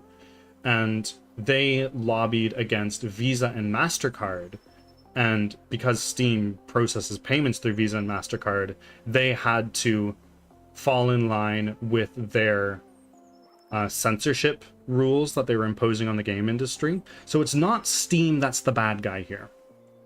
There have been talks about Valve being a monopoly, but the consensus is that everyone can easily compete with Valve if they want. But right now, no one wants to compete with how... No one else can compete with how great Valve and their platform is. And every... Bang head on a desk.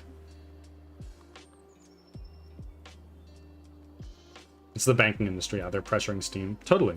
It's not Steam's fault. And yes, there is the conversation about Valve being a monopoly. But if you take it into consideration, you have the Epic Games Store, you have the PlayStation Store, Microsoft Store, Good Old Games, itch.io. There are plenty of places people post and buy their games. They're not a monopoly. They just have the highest market share, because their platform is astonishing. It's great for developers in that it really boosts the visibility of your game. If you have a quality game and it sells a lot of copies, Valve wants to make money, they'll show your game to people. And the fact that review scores are not biased, every user can submit a review towards the collective whole and sort of emit like a buyer beware, like, oh shit, this AAA title came out, it's really bad. Leave a negative review, it will negatively impact the Steam algorithm for this game. Band together as a consumer to punish the big greedy companies. Valve has their weak points, but they're better than a lot of other companies like EA, for example. Absolutely. I second Steam not being a bad company, especially what happened with Visa. It's not Steam's fault. It's not Steam's fault. They are victim to this. They are victim to this lobbying, and so was Itch. Itch.io had the same issue. I also think monopoly isn't a problem if it's something like that, because people because they treat people the best. They do. 100%. Valve has weak points. Visa is evil. They created a monopoly on the Paris Olympics. No one could use any other credit card. Seriously? Like, if I had a MasterCard, I couldn't go to the Paris Olympics? That's fucking wild. But yeah, credit card companies are crazy. Their profit margins are like 55%.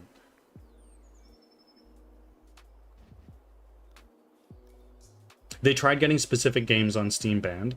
Yes, and it's largely in part due to a lobbyist group called Collective Shout in Australia, who were lobbying against pornographic games and games with excessive gore, which on one hand, I get. Don't get me wrong. But also, porn is a thing. Ban pornographic games if they feature minors. That's fucked up.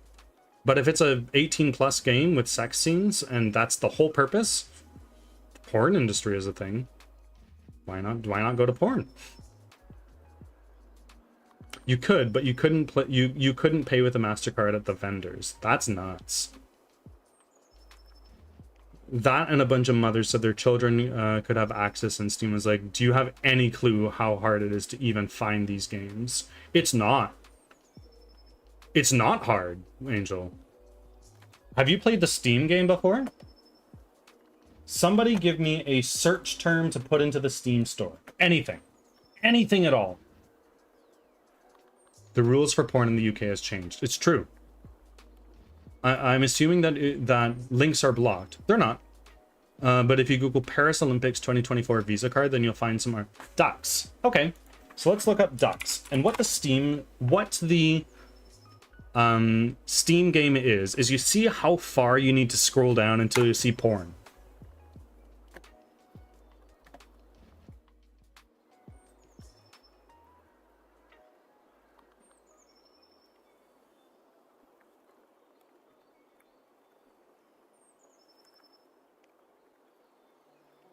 Ducks is a pretty good search term, actually. There's not a whole hell of a lot. My bathtub companion. There we go. That's something.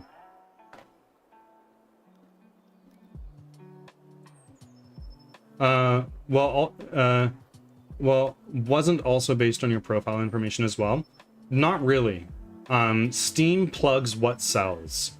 Ducks are too innocent. Like it was a whole fucking thing. I have 12,000 hours on Bathtub Companion. Yeah, Immortal, is it a good game? Are you one of these positive reviews? It has very positive reviews. Well, maybe it's just a rubber duck simulator. Do I dare look at this on well, user tags. Sexual content. Cute, relaxing 3D collectathon. I'm kidding, I swear. Big defense right there. I don't know, Immortal. Okay, let's say, you know what? Maybe my bathtub companion gets a pass. Let's keep going. The heart of influencer. Yeah, no, that can't be good.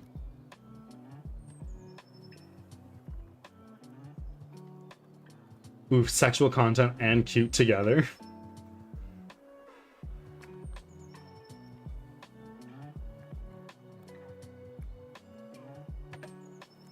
Love at First Quack. Otome visual novel, choose your own adventure. Let's try again. Please search the word furry. Wolf? No, I won't do that. What are we doing? Let's look up. No, don't. For it will instantly give you NSFW. It'll be like the top result, without a single doubt in my mind. Wolf, you do it. The other arguments that came up with the parents was like, if your child has access to the internet, you're going to complain about this and you should be monitoring what they're searching. Absolutely. Search My Little Pony instead. Absolutely not. That's not happening. I'm sorry.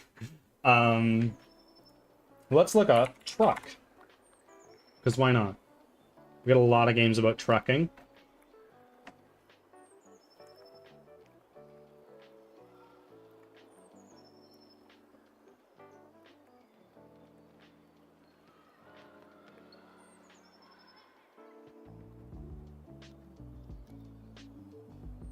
Like a lot of games about trucking. Holy shit. Oh, there we go. Big Mother Trucker. Truck Me Harder. Yeah, I don't know about that.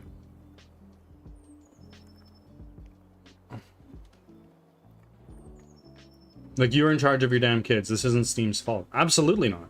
If you give a child a computer, they can look at boobs in 5 seconds flat. I guarantee it. It's not Steam's fault. We're trying to put the responsibility on anyone other than parents who don't want to do anything. Absolutely.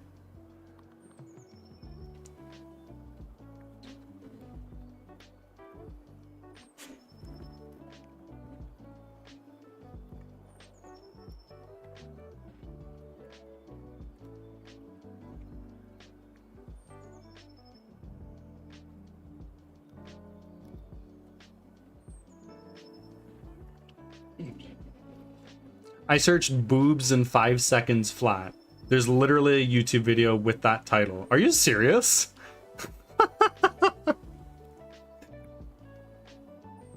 Sex is a natural part of your life. It's unhealthy to act like it should be erased. Totally. Totally.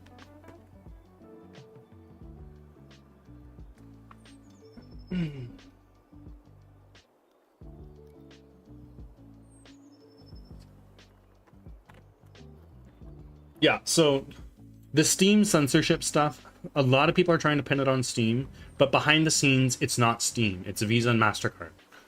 And PayPal. Sure, Steam bent the knee, but what else are they gonna do? Stop taking payments? It's not gonna happen. They are a company too. They have overhead. Is it a drawing tutorial? Yeah, is it?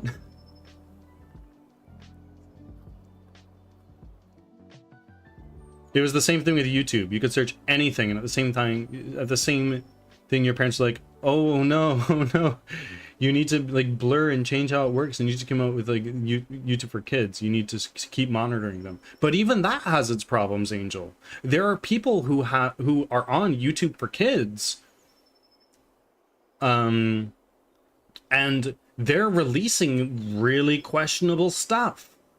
And yes, it's disguised and colored like it's for kids, but really it's not. But at the same time, you can also look up Minecraft Let's Play on Pornhub and find shit. Not pornographic, it's there. No, it's how to get big boobs in 5 seconds flat. Well, how do you do it? I gotta know.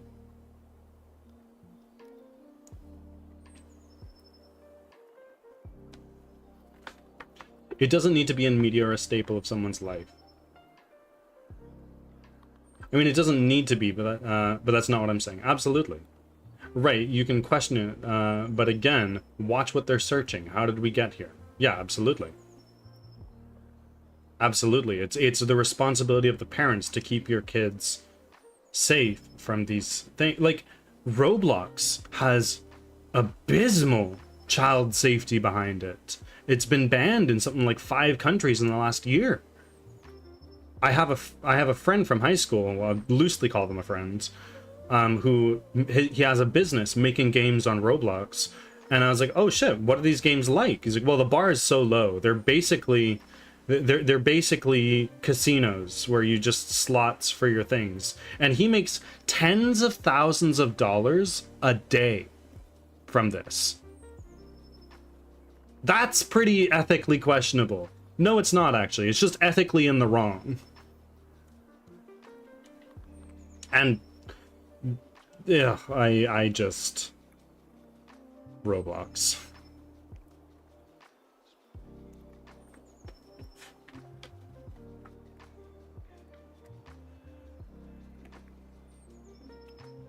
Sex education should be much better. Yes. And I think that, like somebody said it earlier, I forget who, there's a lot of stigma around sex, and there's a lot of people that view talking about sex as taboo. But it's an important conversation to have, because if you leave people to learn about sex through the internet, they're gonna get into the fucked up shit easily. It's what's there most, because the extreme shit is what gets eyeballs on the internet. I don't even know how to put a condom on a banana. When I was in middle school, we had like a sex ed class one time in our science class, and there was this lady who came in, and she was like telling us all this stuff about sex, like, oh, condoms have a 99% success rate, and birth control has a 99% success rate. Here's how you put on a condom. And she had this like wooden dildo, and she took out this condom. You got to make sure that the pointy bit is at the top, and bam. One swift movement, the condom was on this thing better than any condom could be. It was crazy. Right. I feel like I don't have a single person I can discuss that sort of thing with, especially as a guy. Totally. Totally.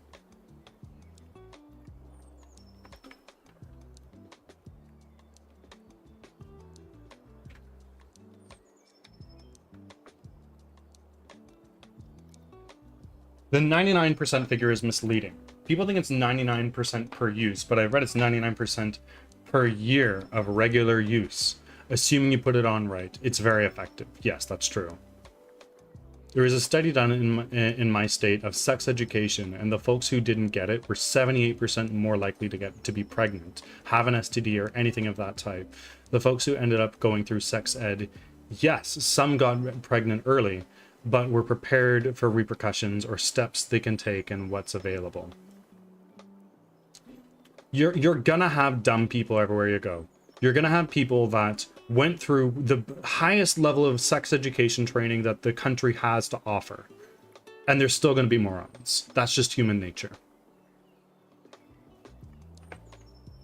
I didn't get no sex education, and I promise you, my chances of getting pregnant are 0. Immortal, I don't know this. Are you male or female? Or other? They're never 0. This is true.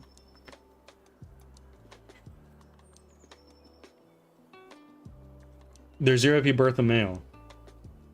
Yeah, this is true. I got like bare bones sex ed. Yeah, they take you out back behind the school, and there's a guy with like he opens up his trench coat. It's like, yep, here's a bunch of condoms. Make sure you put one on before sex. Here you go, kids. That's like bottom of the barrel sex ed. I am a male. Yes, I would say your chances are pretty slim to 0. You could be a secret hermaphrodite. I'll allow it. How do you think the world would be different if men could also get pregnant?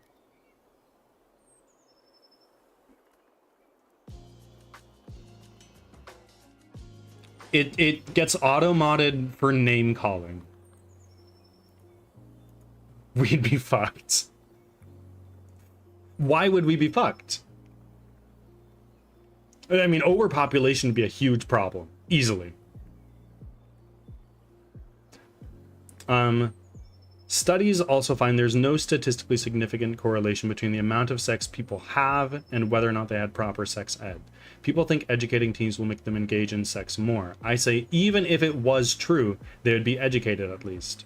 Oh, yeah. Easily.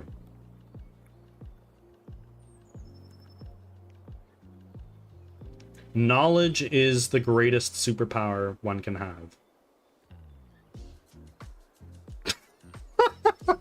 Wolf.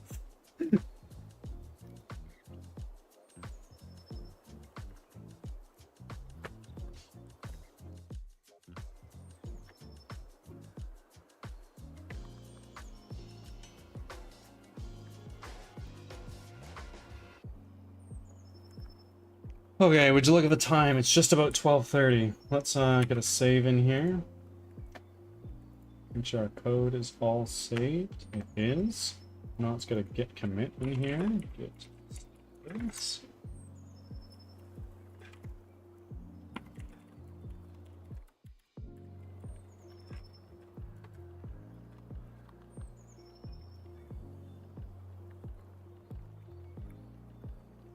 Seahorses aren't really pregnant because they just hold the eggs. Seriously.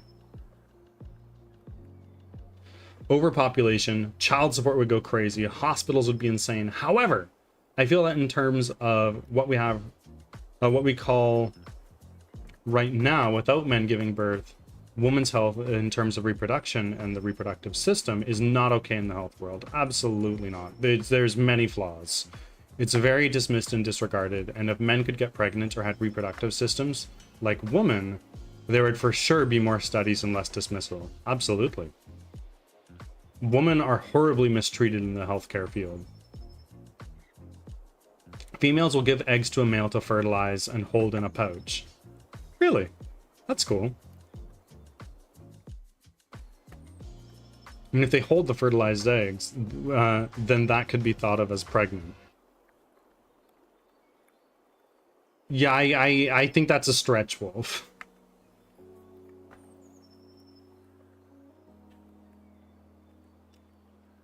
They're the egg bearer. That sounds weird.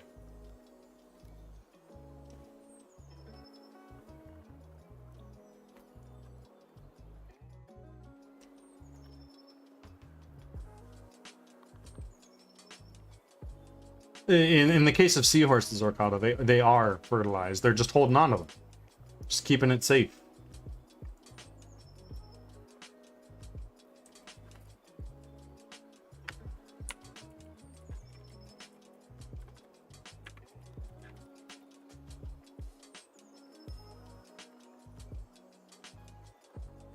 Pouch isn't inside their body. Yeah. I would, you'd be hard pressed to convince me that you could call a male seahorse holding onto an egg for safekeeping pregnant. This doesn't seem like a sound argument to me.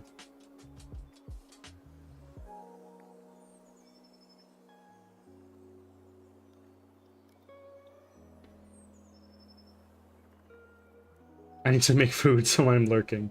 Immortal, I get it.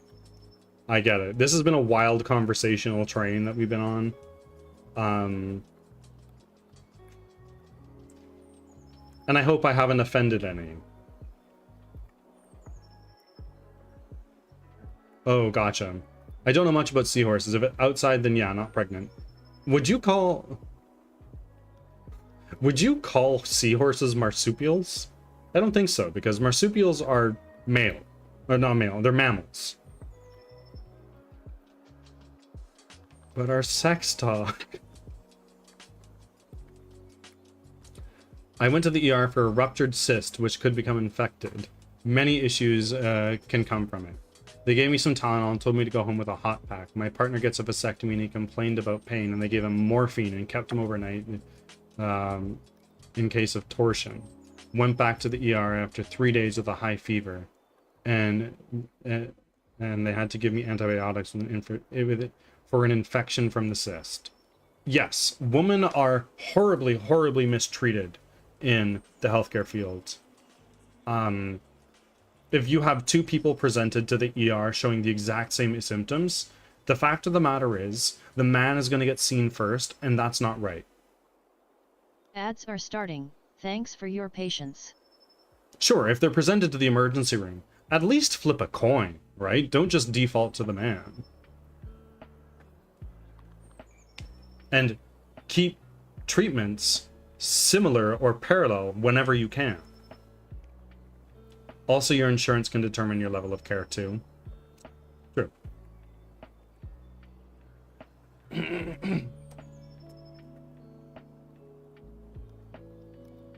They were like, if you got an ultrasound, it would have been caught. I'm like, I asked twice. I like in tears asked twice for one to make sure I wouldn't get an infection or bleeding internally. I was so upset. I don't fucking blame you. I would be too. Oh, you should have done this. I tried. I asked. I begged and pleaded for this, and nobody gave it to me. Don't blame it on me.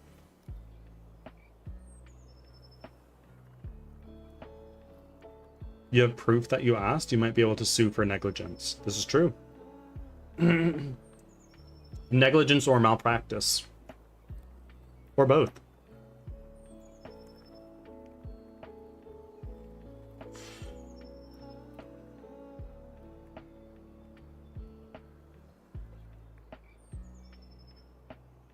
Back from ads. Thanks for sticking around.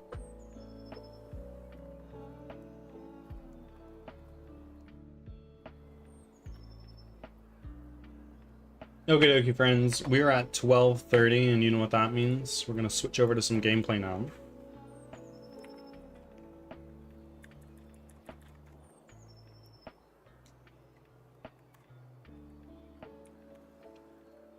As someone who works for a hospital, I'm very aware that of what should have happened. It was an immediate care type situation, and they pulled my chart and said I asked questions incoherently, and they couldn't figure out what I was asking. Ugh.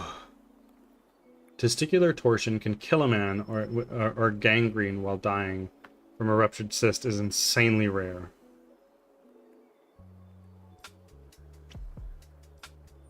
I can't speak to this. I'm not knowledgeable enough.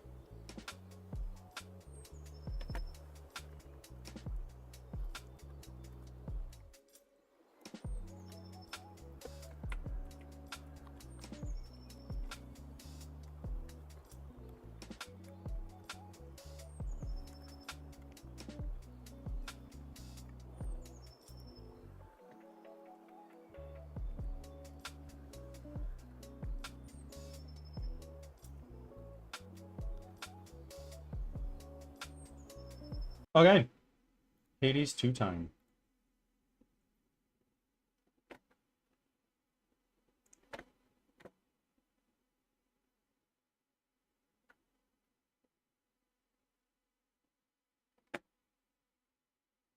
We're going to close down Unity. Hades is up. And let's make sure that our... Yeah, here we go.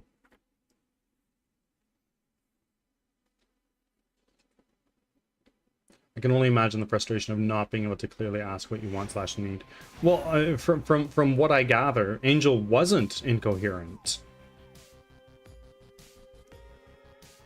Unless I'm mistaken. It's usually up to the doctor and whether or not they recommend an ultrasound. It's unhelpful to expect a...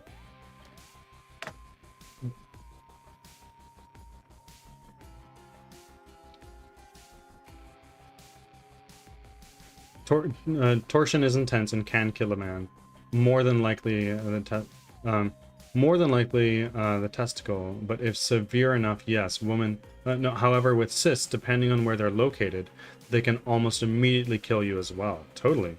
Mine was outside my ovary and covered my endometriosis, which can cause bleeding out. Hence the insane pain and fever. It's a they said thing? Yeah, it seems like it. I mean, I was sobbing, but I very much asked twice.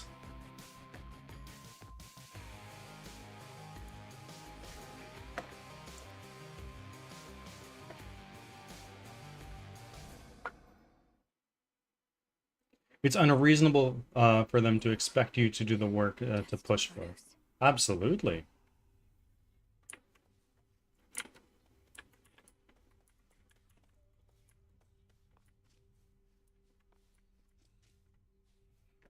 Okay, friends, gameplay is on. I need to turn off my VTuber. I'm running at 15 FPS with it on. There we go.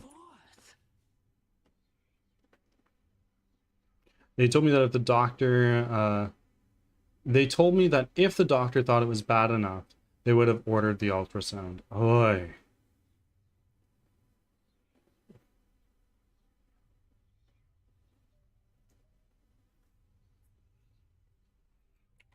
Moonlight guide us and all. Terror engulf us. I could always ask for one, but I'd need the doctor to send the referral and blah, blah, blah. Yeah, absolutely. The bureaucracy in healthcare is crazy, especially down south and for you guys in the States. You need to pull teeth to get care. Which means that they're responsible for not recommending the ultrasound, which is malpractice and negligence. Change scene, brother. Thank you.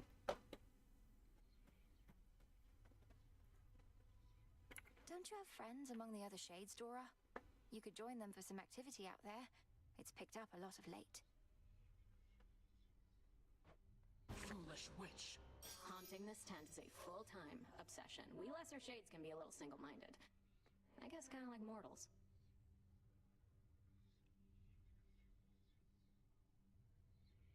Depends on whether the doctor followed proper protocol. Fair enough. I guess it depends on the clinic. Not just mortals. In determining if it was bad enough. Yes. And Is that? people make mistakes. Where are you, Who? Headmistress? They put in the chart it wasn't needed at the time of the visit because I was only in pain. And then when I had the fever and severe pain, they were like, do you want one? I just looked at them like they're dumb. How do straight people view condoms, by the way? I never used to think of it. Think about them being used for birth control. Isn't that their primary purpose? God. Straight. You said it, Wolf. Numerous Just saying. possibilities of Hecate, witch of the crossroads, unseen watcher between realms, and I'm watching Mutant. I'm so confused how this question came out. to immortalize. And our headmistress. They're a must. Unless you either want to get pregnant or you had a vasectomy, and they're absolutely sure both of you are STI free. Yes, we were talking about sex earlier. This should be possible.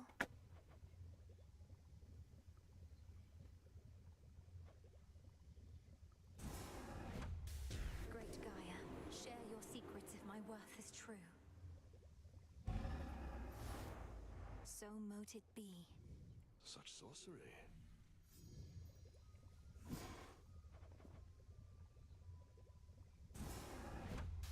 Askion Gataski. So mote it be.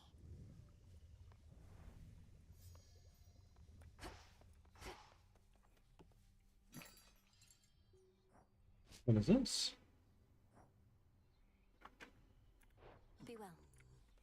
That's what I mean. I thought that STIs would be a huge deal. That's as important as birth control. Yeah. Like the purpose of condoms is twofold, of course, too, as birth control and STI protection. What you said to me before about my mother, that was very... Welcome back, Carlson. We're talking about sex, to answer your question. Can't kill each other. I figured not. Huh, why? The conversation meandered this way. The good witch there noted you were able to vanquish her in a full-on contest. Impressive stuff. You get much farther? I've been wanting a vasectomy, but it's difficult to find a clinic around here that will accept my insurance and offer the procedure. Orkata, do you have kids already? Or just no interest? Maybe less important, but quite important. Oh yes, it's important to take safety precautions all the time, in anything. I did. Down to the chambers near the bottom of the sea. Strange music echoing all through the place. I wasn't prepared. Strange music. Reminds me of when... Oh, I'll spare the tales for another time. You've enough on your mind, I can tell.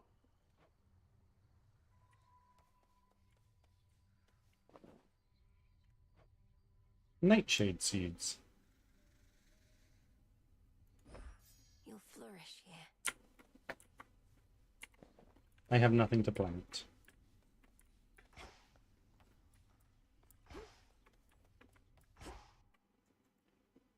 Getting stuff to plant is great. I'll have to learn more. Expanded my collection. What is this? Gain plus 25%, but you're limited to 30 health limit. No, no, no. I don't like that.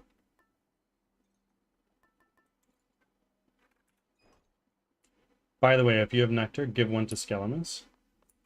I might. What secrets lie within? Anything here? No. I really like the sister blades. The old storage case. So it's an heirloom from my family. That it is, and for as long as I can recollect. Look upon it knowing that the burden which you bear, you need not bear alone. Plus it'll keep your keepsakes all in one handy spot. A symbol of the gift-giving custom of Olympus, then. A tradition that now falls to us. Yep.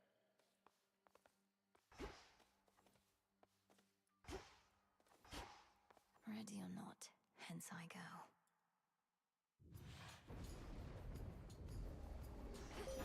Moonlight. She's deviated from her path. Oh. Great Titaness, the Eye of Night, I draw you down. Lend me your might.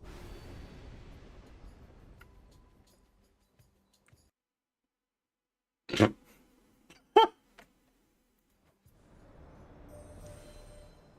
evening. I have no intention of ever reversing it. Cycles now are intertwined. I feel like vasectomy are a good route to go most of the time because they are reversible. Whichever threat And less likely to get pregnant, whereas women, tube tying is permanent and has a higher chance of pregnancy still than men with a vasectomy. Yes, this is true.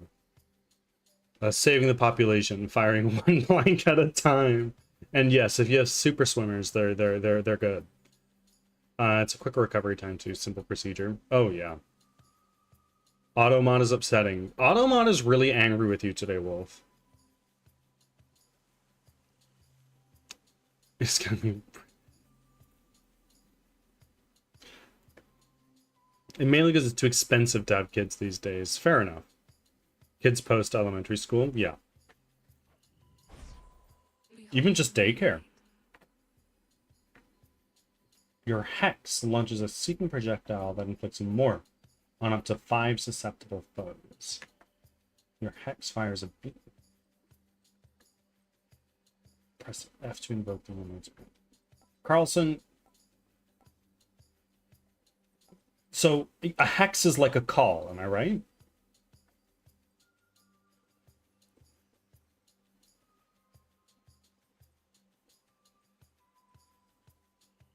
But you got to spend mana to activate it. Okay. Your hex makes everything else move 50% slower for 4 seconds. I'd say 1 and 3 are really good. Yeah. We'll go here. Together we shine.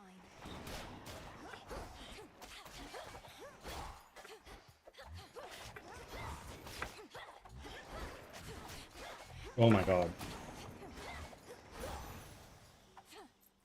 Plus, I have trust issues. It's extremely likely I'll ever get rectual with someone. I know what you mean, but that's just funny.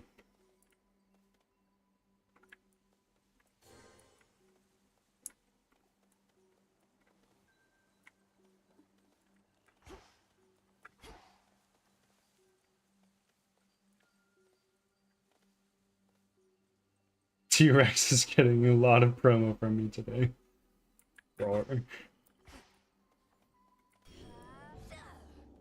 Oh, that's fun.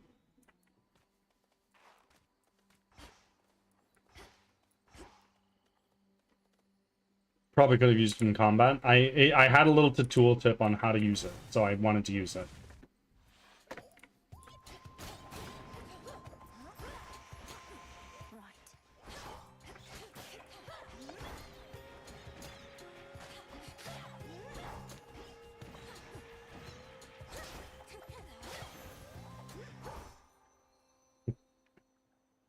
Weird, funny personal fact. My partner got the vasectomy because after 5 years, I found out I'm allergic to semen. Pardon me? There's a chemical release that I'm allergic to. That was something, so he got it done. Got you once again. How does that work? I have never once heard of that. And I'm not trying to belittle you for that or anything like that, but wow, I didn't even know that was possible.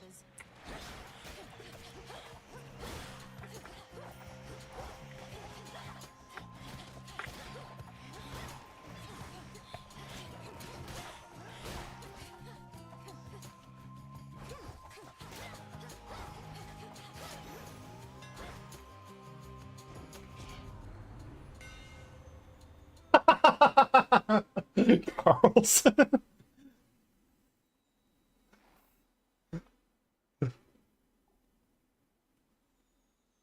Wow, I've never heard of that before. That's pretty crazy. Further refined.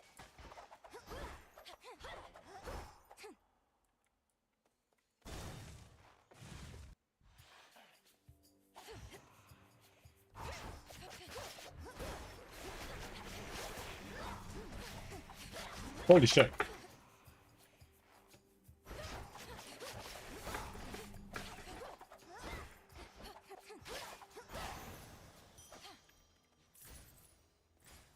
I'll keep my D's.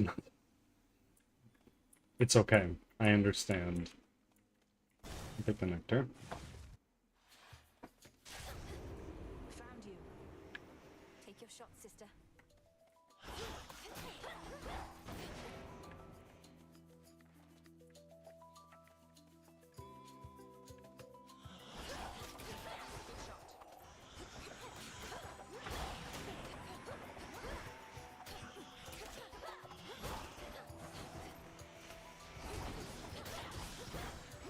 One of my favorite things people do when they have allergies, and I'm very privileged in that I'm not allergic to anything, to my knowledge, is that when you're at a restaurant, people are like, oh, do we have any allergies you should be aware of? Oh yeah, I'm allergic to latex. Or something to that degree. Like, oh yeah, I'm allergic to sunscreen.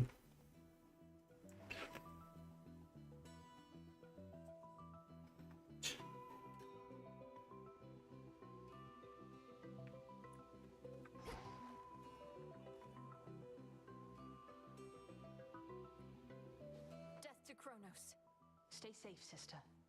I'm also allergic to his sweat. You bested Sister Wow. Hecate. She told me so You're herself. allergic to your partner. Say more than a hint of pride. Though she's intent on testing you still? I ate some food. I once ate some food, and the next day, red spots appeared on every part of my body, but only for a single day. It went away immediately. What food was it, and did you eat it again? Semen is interesting. I'm trying to avoid the automod I see. Since it contains the DNA/RNA, so I can see that being true where you might be allergic to one of the person's semen, but not the other. I might be allergic to my own sweat.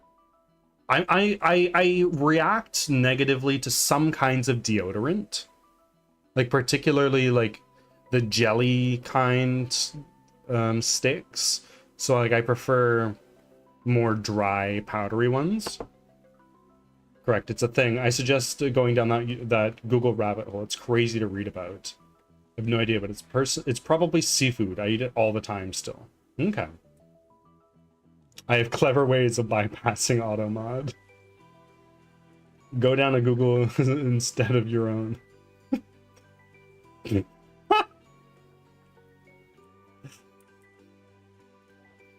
always said I can't beat Kronos if I can't beat her. And so we spar. I think she's gone easy on me to boost my confidence. Well, I can plainly see she failed. Can't easy. If there's one thing the Witch of the Crossroads hasn't ever done, it's that. Carlson gets a hall pass for saying certain things in this chat, but then again, you can get away with saying a lot here. I've never kicked or banned anybody. That's not true. I banned one person, but I won't go into details about that.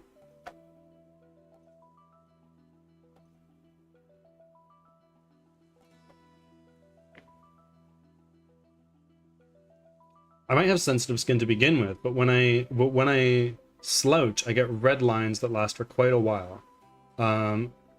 I get them way less than I used to though, which is cool. This seems like an overactive immune system in general. Yeah, it could be like an autoimmune thing. My mark be with you. Go unseen.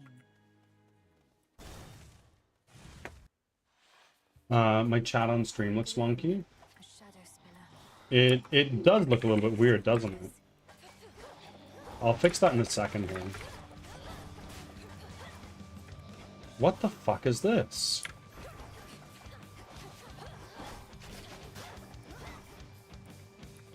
I don't want to go in there, but I think I have to.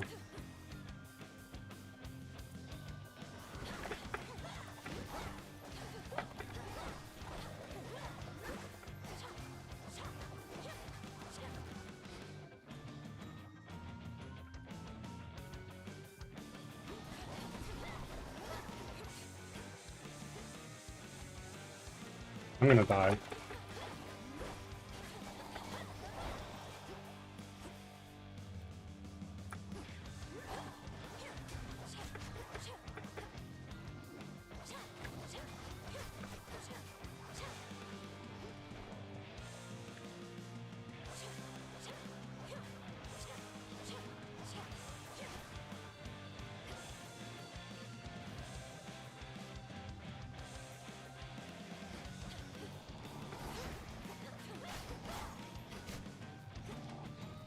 Sounds good, Carlson. Thank you.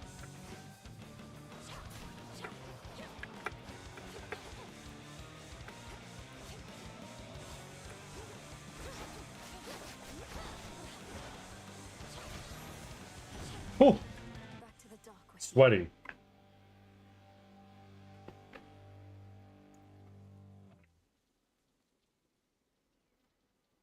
Or stop picking up flowers in combat. No! I'll do what I want. Here, Hestia. Dear Goddess Hestia, I hope you will accept this offering. It's a pleasure to have met someone with your warmth, wisdom, and strength. Well, look at you, making me offerings. Such hospitality. And while I throw most customs to the flames, the old exchange of gifts is one that I don't mind. So here, something from me. Something from Great Auntie Hestia. Yeah, it's essentially the new poison. The dots are fucking huge. So it was Artemis who sniffed you out, was it? Seems like an awful big coincidence. But then we're gods. These things, they happen did. I mean, I might have gained some weight to be fair, but I think I'm healthier than I used to be. Yeah, I've definitely gotta be more active. Already the man is here to take me home. Enjoy the rest. Of course, Angel, thank you for being here. Thank you for contributing to the conversations. Have a good day. And I'll see you probably tomorrow. If you decide to roll up, of course.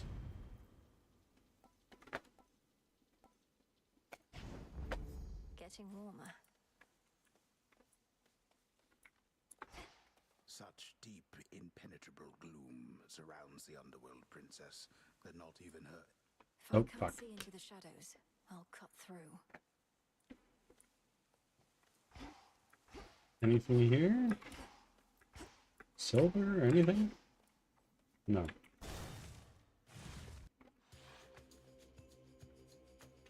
I'll be sure to always carry an EpiPen. Okay, you do that.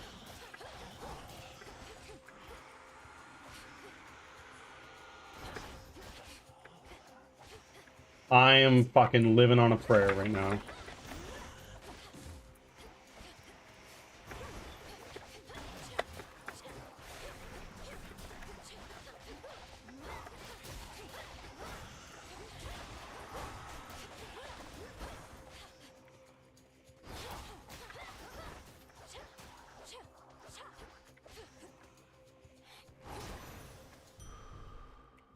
Oh. Oh my. I looked at my body in the mirror today and it looked unusual. It's pretty cool. What do you mean? Presumably unusual in a good way. I merely borrow this. No, you don't. You just mine it from the earth.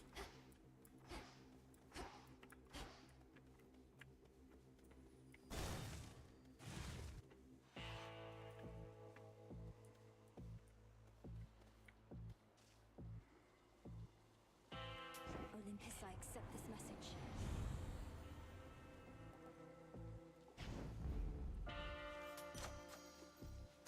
As for my arcana, no sign of Hermes. Forgive my impatience. I know infiltrating our enemy's ranks and discovering the details of his plans to conquer Olympus is sensitive work.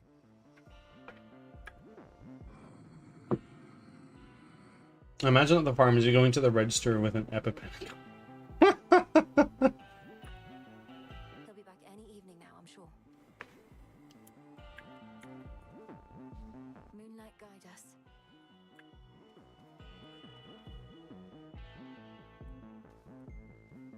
I'm gonna go here. Blue and black and burgundy. Compel. Every color. See. Let me help you.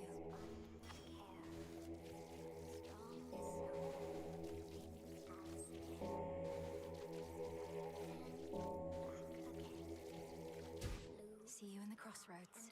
Okay. Not sure what just happened.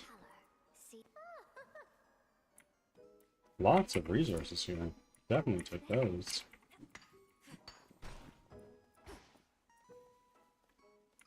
Arachne, the outfit you wove for me was so beautiful. I'm sorry to say I got into a bit of a scrape or two, and I'm afraid it didn't survive. That's the thing. The EpiPen means you don't need protection from the condom. Unless you're also allergic to latex. And you're just truly desperate to go to get shit done. It was made to be in the moment with you. Now here, I've plenty more.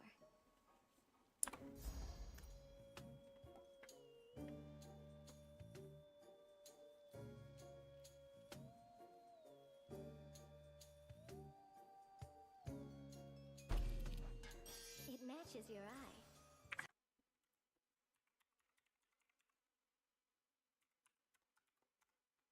Thank you, Arachne.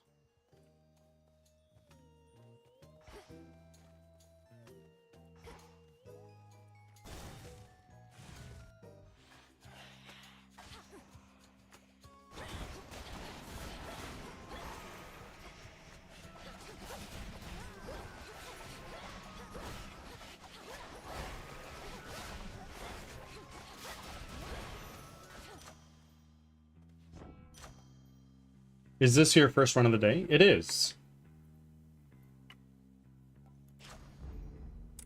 Yes. That was pretty cracked. What is this?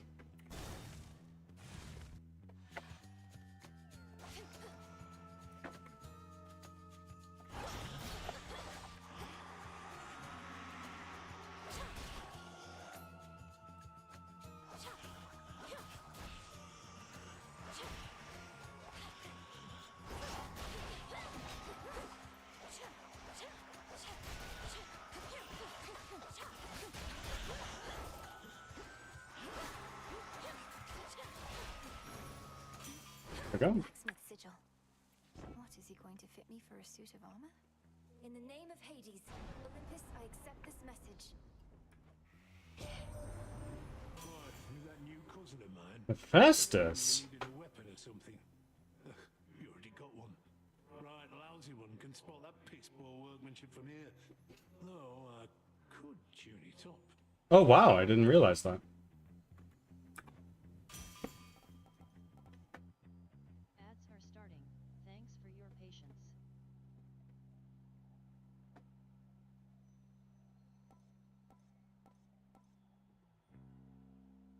$200 damage. Holy shit. But this is also crazy. My silver all grew stronger, didn't it?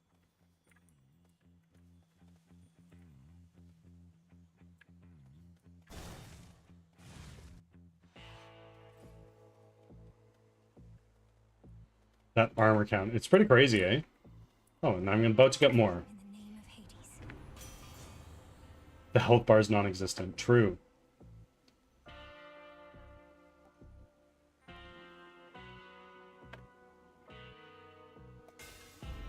My silver's come alive. Ahead of the underworld, a princess shall again confront the one who raised her and taught to her the means by which she may prevail. There's always more to learn.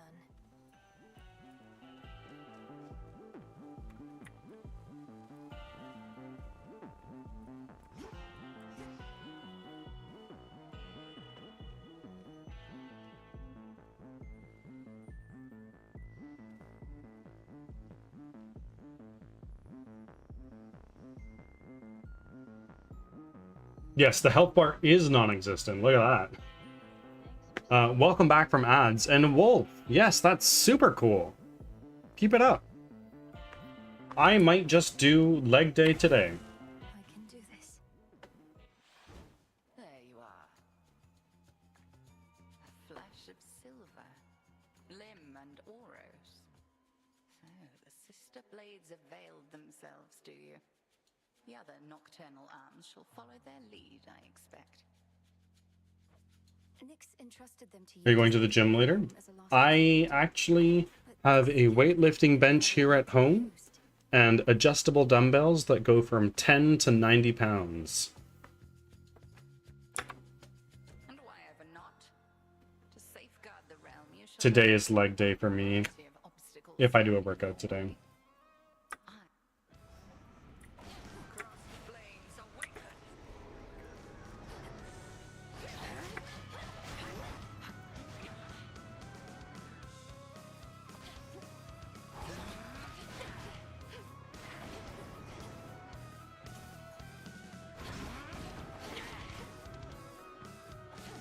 Three against one.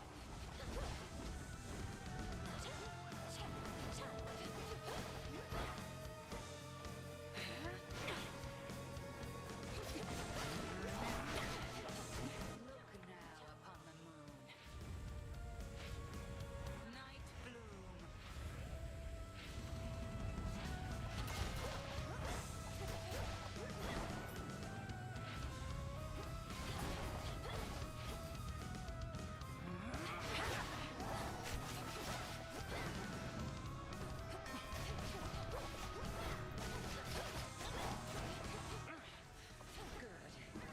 Ah, fuck me.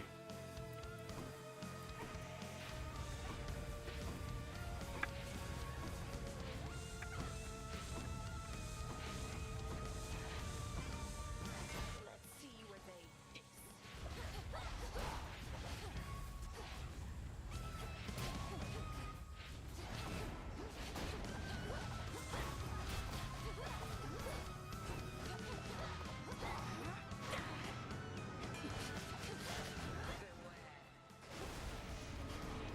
Ah! We're good.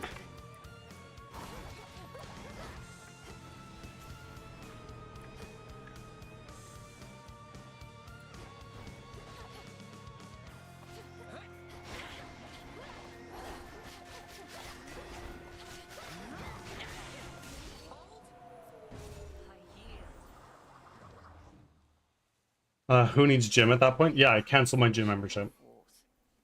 Hold nothing back as you continue on. Return to Shadow now. I passed the test.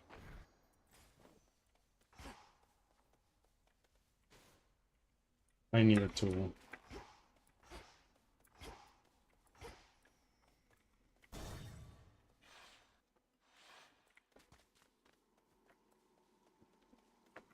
Is that?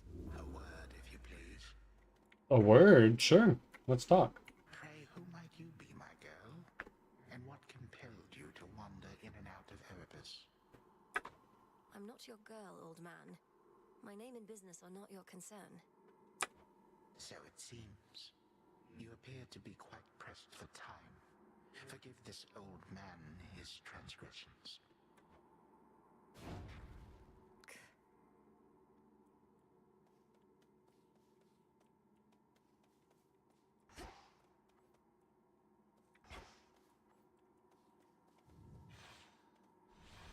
Okay. Good.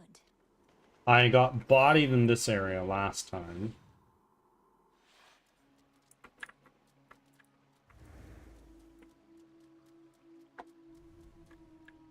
That song again.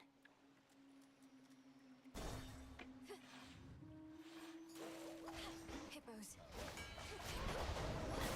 Ah!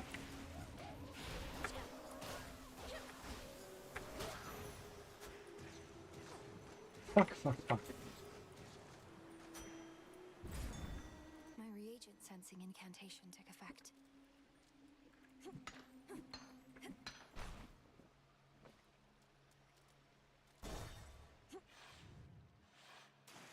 Those spiders get around.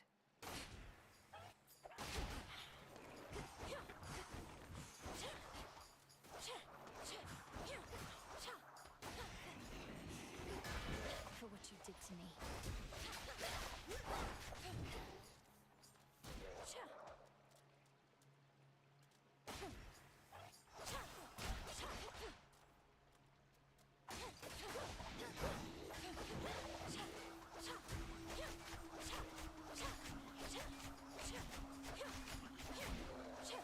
Get out of here.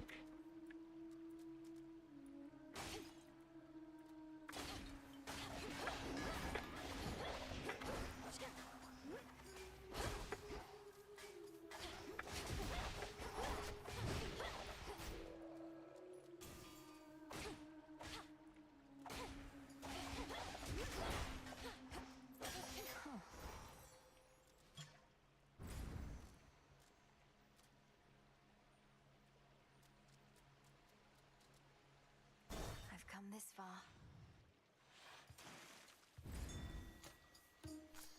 A lotus flower. Okay. I don't know what that is.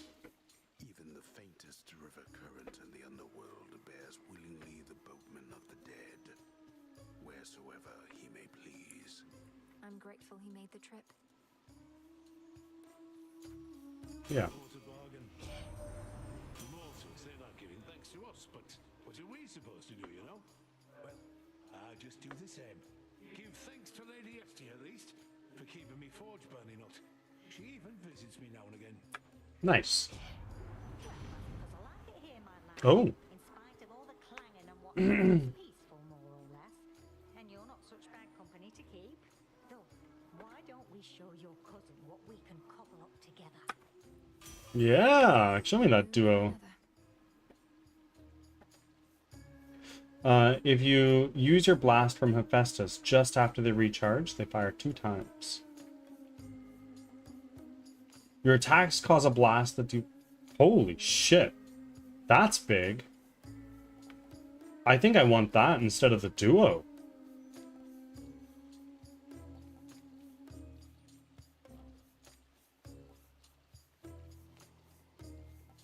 So get rid of the Yeah.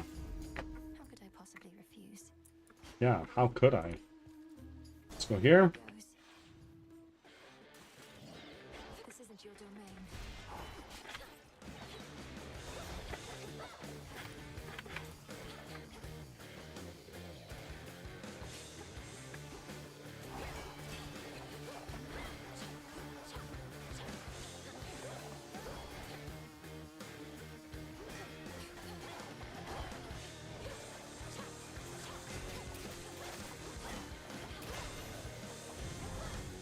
Stick to the seas next time.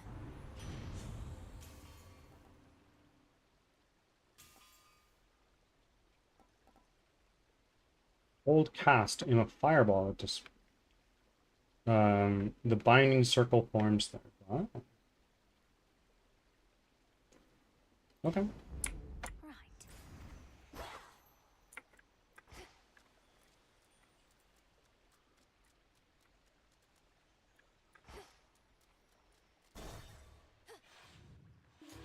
Serpents.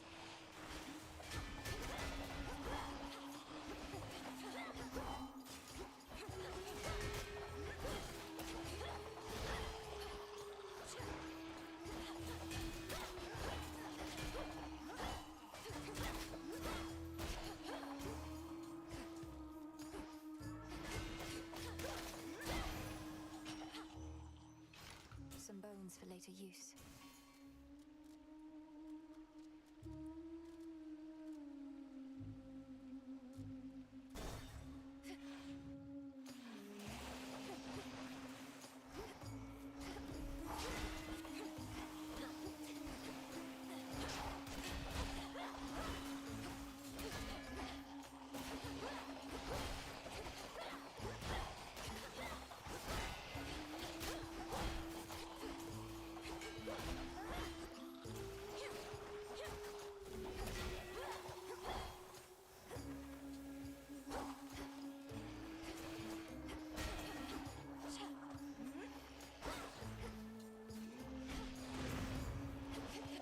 Whoa, that's cool. Gorgeous, I can barely see you anymore. And what a shame that is for me. Although, where are you anyway? Caught somewhere underneath the sea itself? Your father's realm is very vast indeed.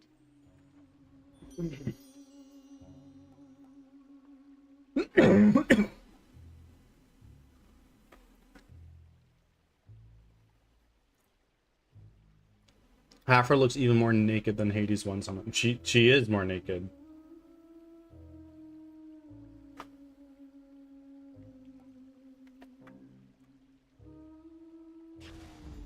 This feeling, oh.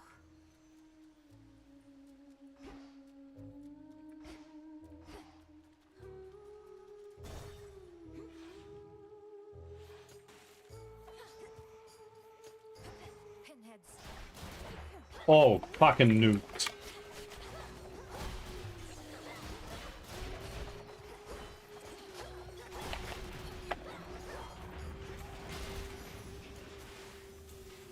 Wow. That was big.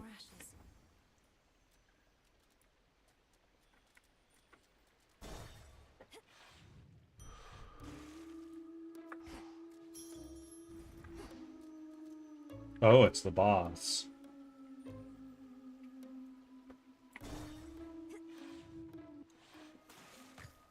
Oh,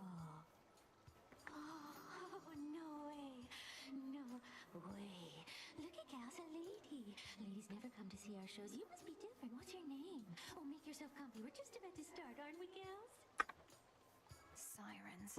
I should have known you were the source of all that singing. Slink down into the underworld, have you?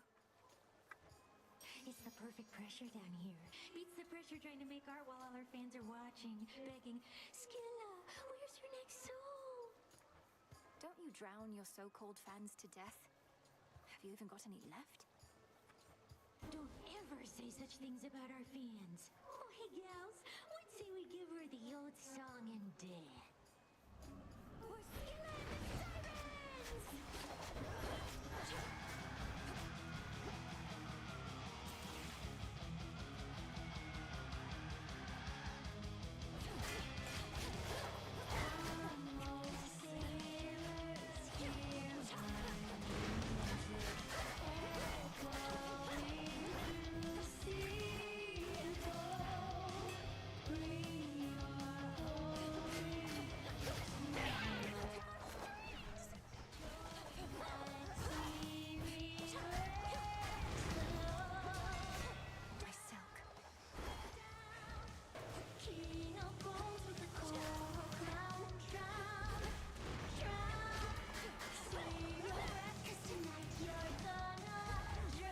What the fuck?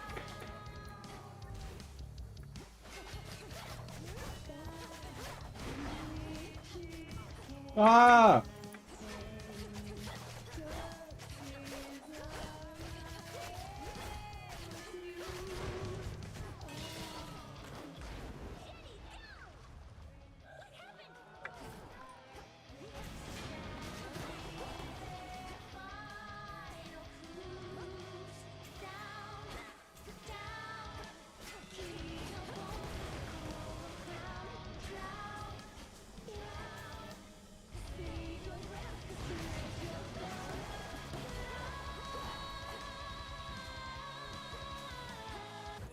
No!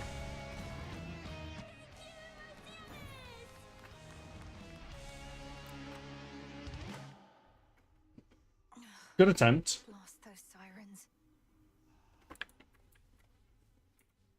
Sirens are amphibious. You know their weaknesses, Phrenos?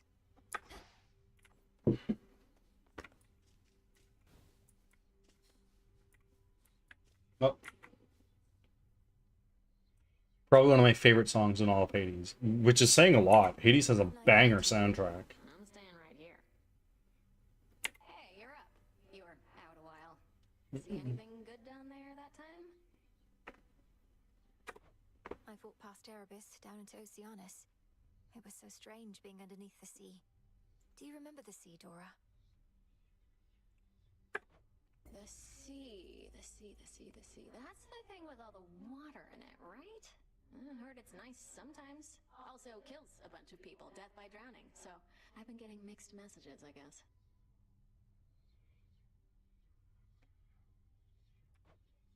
It's a big place. Okay, let's continue on over here.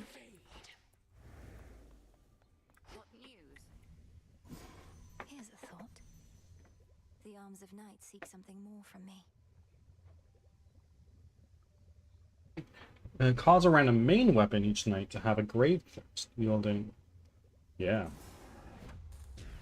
Come, darkness, mark the arms of night within my care.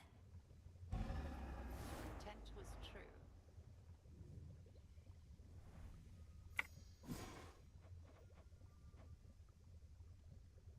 true. Improve your memory. Let's right click on recipes.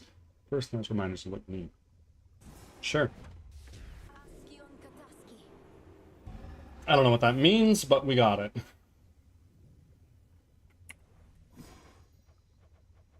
So that's everything I can get from here for now. Headmistress, I found Artemis out there. I'd not expected her so soon, but then she's quick. Speaking of which, what of Hermes? Any word? Forget-me-not is so crucial to pin recipes so you know what to cook up or get. What do you mean cook? Maybe this is something I haven't seen. Those two are resourceful and discreet. And Olympus remains none the wiser to our long-standing connection with them, if that is your concern. My concern is their safety. May Hermes soon discover what exactly Kronos is. Cook up is exactly what you did. Okay. Though I know we can ill afford to wait. No, we cannot. Hermes convinced me of that. Concoct is, I guess, the right word. Yeah. Moonlight, guide us. All of us. Yes, well. How's life of late down at the bottom of the sea?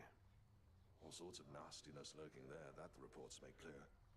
I wager you've seen some things. You'd win that wager handily. The worst of them has to be the sea monstrous called Scylla and a siren friends. They have this ridiculous act. What, Scylla's still around? The sirens, no less? It's a wonder you made it back. Well, please tell me you didn't listen to a word they sang. Oh, I heard an earful.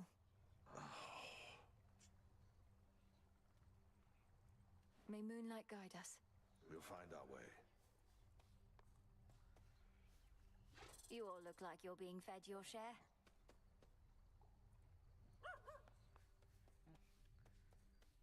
Look at that.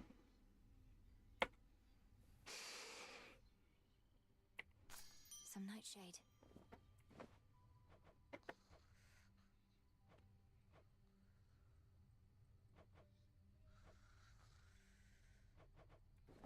Okay.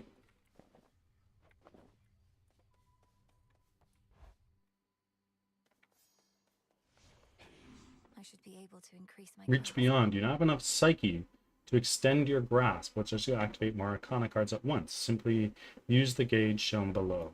Okay. I can do this. Do I have enough? No, I don't. You have one death defense. Okay. Death. Grasp limit reached. Okay. Let's just get rid of all of our cards for a minute here. Let's do it. Let's get a death defiance. Let's get that.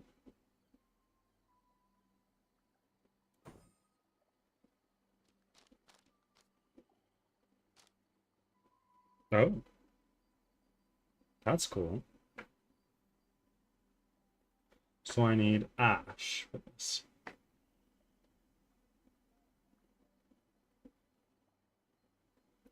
I'll keep this in mind.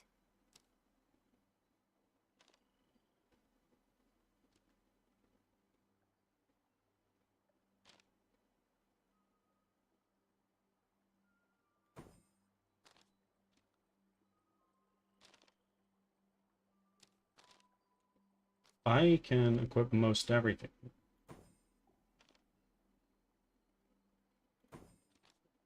There we go. Now we are full on this. There's the Grave Thirst Aura by the Silver Pool. So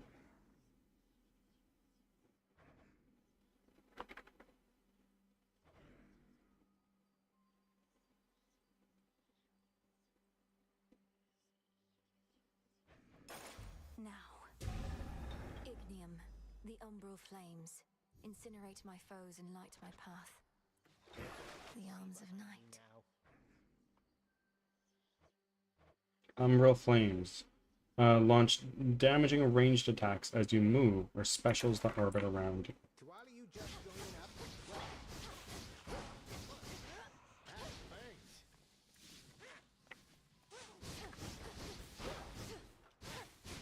Okay.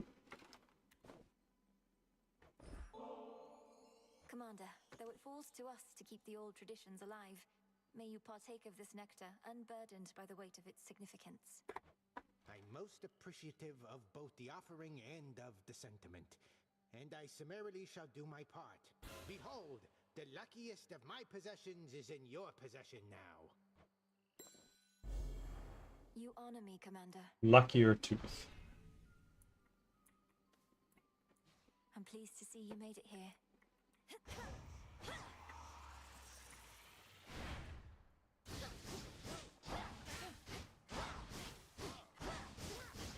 No use.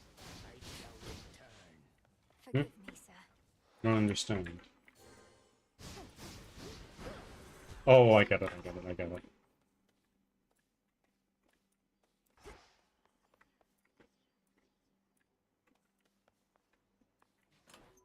My keepsakes. You can rarefy... the Boon of Hestia is likely. You can rarefy or common blessings once this night. And this is gold purse, of course. Tooth. I really like Hestia. The Ember.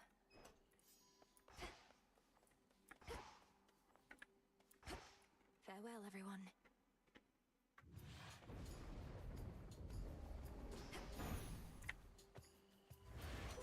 Hey, I'm back. Whoa! Lord Hermes, go unseen. Okay.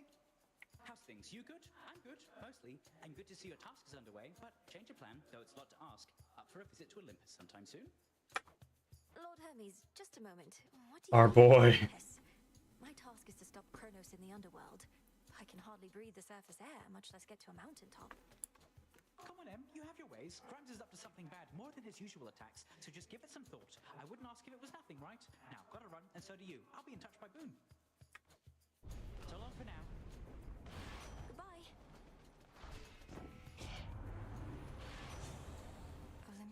excites me on the surface.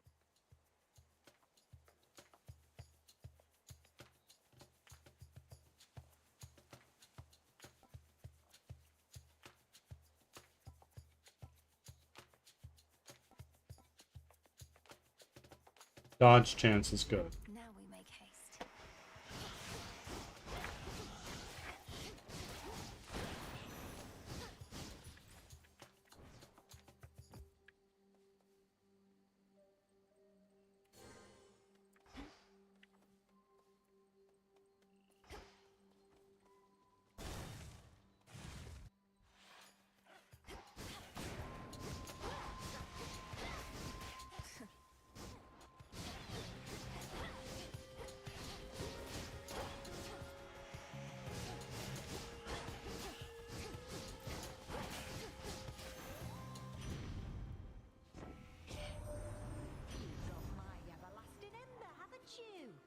Fairly see its flicker even here.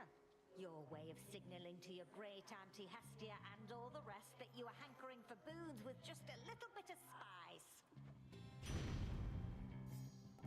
Okay.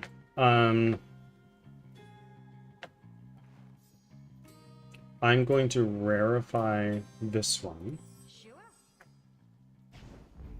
Now. And I'm going to go to the bathroom. Be back in a moment.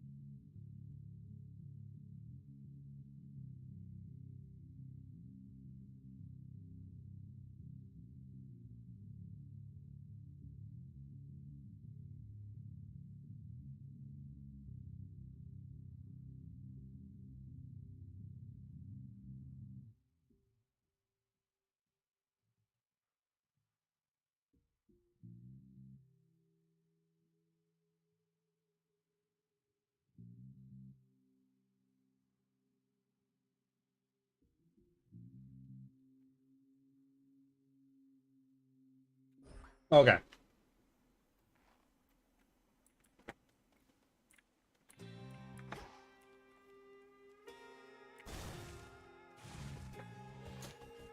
Whispers.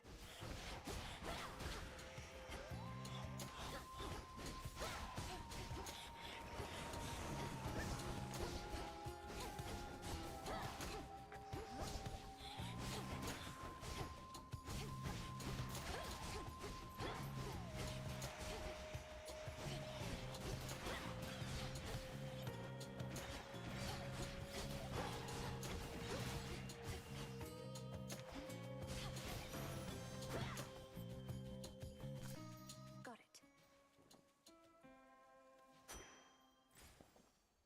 Ads are starting. Thanks for your patience.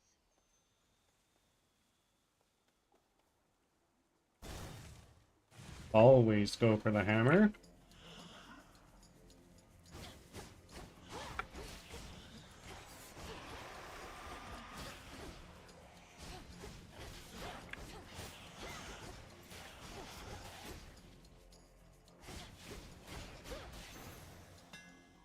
Onward.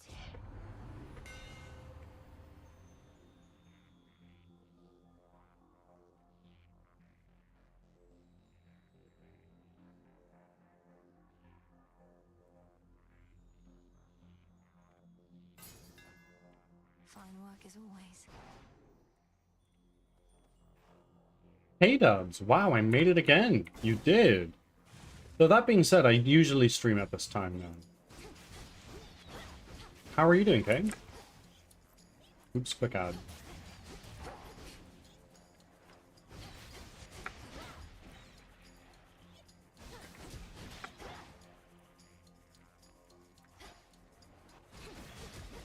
Okay, back. Welcome back. And I usually stream at this time, Kay. I usually stream for another hour from now. Mine. Back from ads. Thanks for sticking around. Those shadows.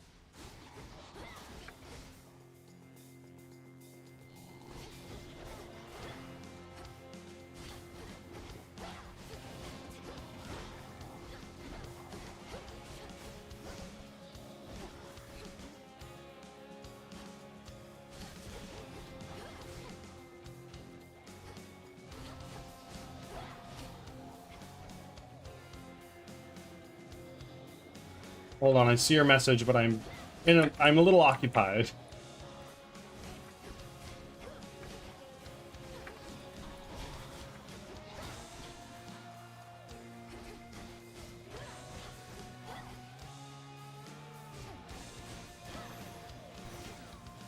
It's gone. Some days I miss you by a little, I notice. The bird God remembers. Don't take it personally, please. It's how she is with everyone. No worries, let me do my offering and get ready for work. Of course.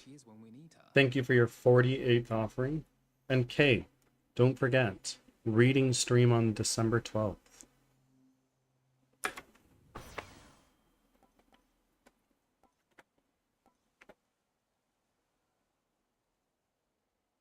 Okay.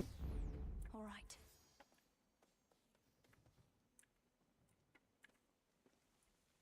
This does not bode well.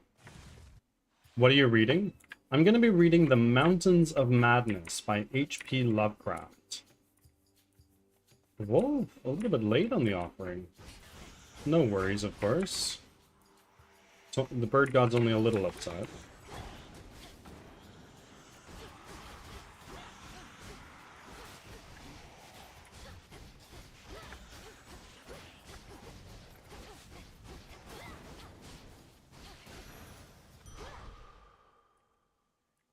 Yeah, I'm going to be reading The Mountains of Madness by H.P. Lovecraft. It was written in something like the 1920s or 1930s. And, pretty good. Great little jaunt into horror.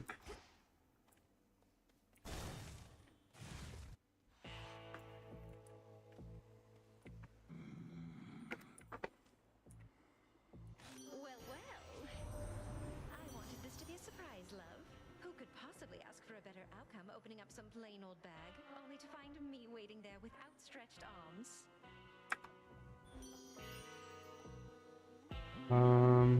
Ooh.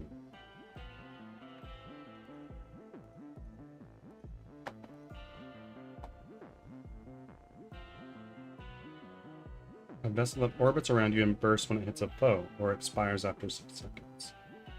You weaken on nearby foes and gradually restore. Okay.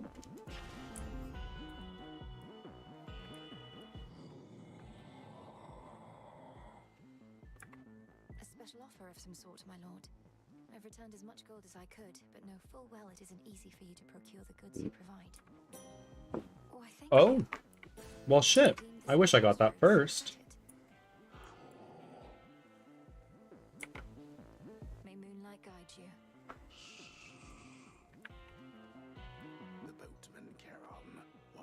steward of the dead, now sculls the rivers of the underworld in aid of those who yet resist the Titan. What would we do without him?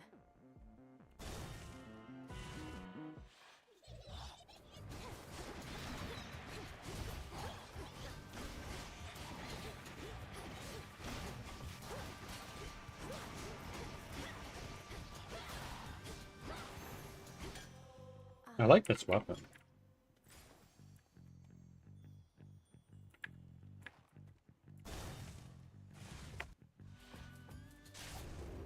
Providing covering fire.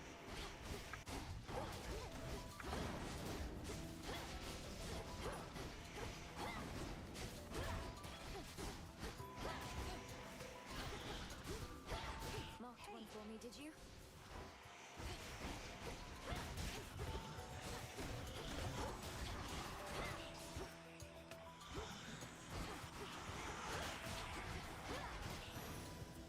Go. That wasn't great. Artemis.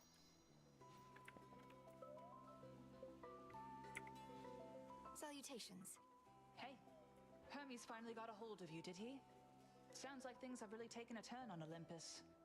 Glad I'm not there. Artemis, how can you say that? It's your home. I'm going to see if I can head up there and lend a hand. Is that even possible for you? Born of the underworld and all that? Then again, you're a witch. Must have a remedy for everything.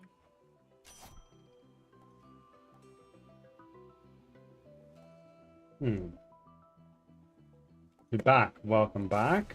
There. Fight on, sister. See you. As much as I'd love another boon, I do need more help.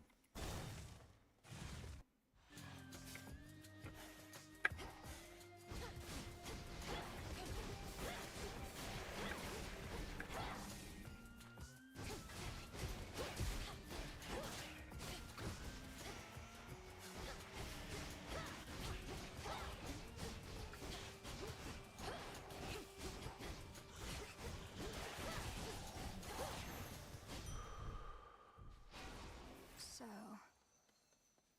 Carlson, I'm loving this weapon. This is super cool.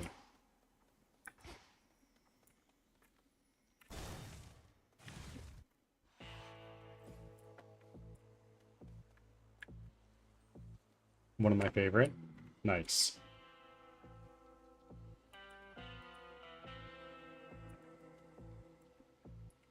Let's go with... Olympus, accept this message. She wants a sacrifice.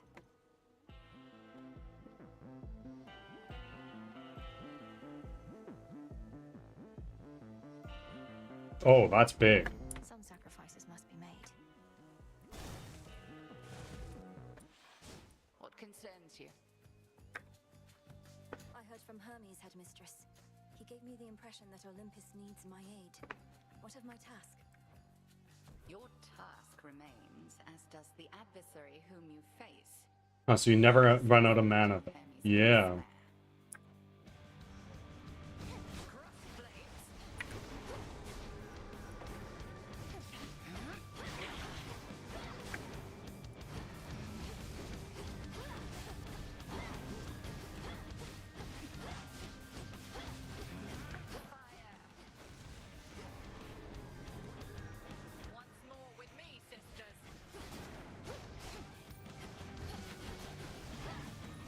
Paralyzed Playa, my friend, welcome in.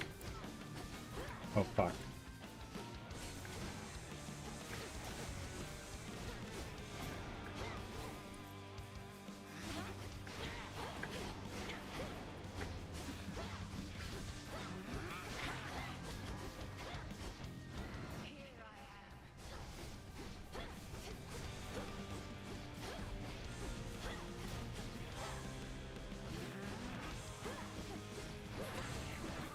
Fuck me.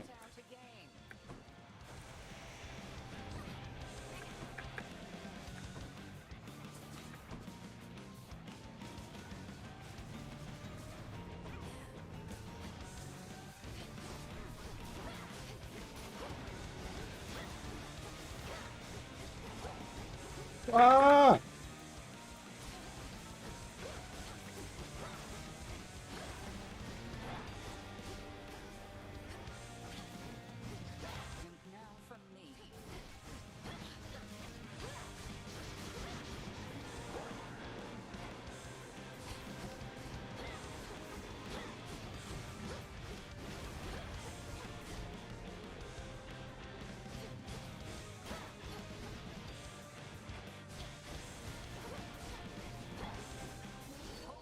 There we go.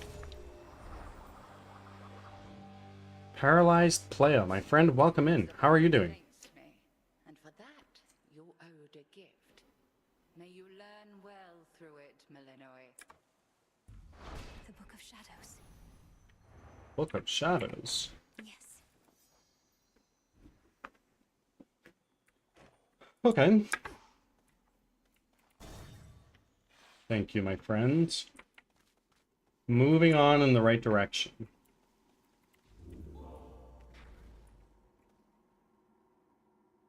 See, I don't know who's the one writing the book this time. Where do I see, like, the prophecies that are foretold? Because I keep getting these things, but I just, like, I know that in the first Hades, you go to the little desk that's in Zagreus's room, and then you get shit from it. In the deepest reaches of the underworld awaits the ancient foe of saffron-veiled goddess Melinoi. We don't have unlocked the list yet? Okay. You'll help me find him. It might be on one of the incantations. Gotcha. Into the depths.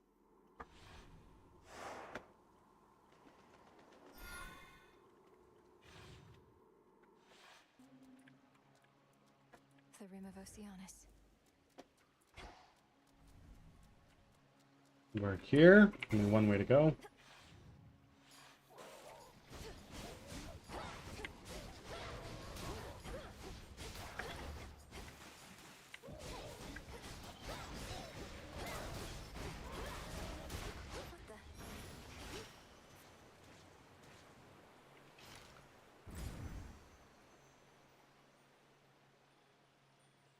I do really like just getting nectar.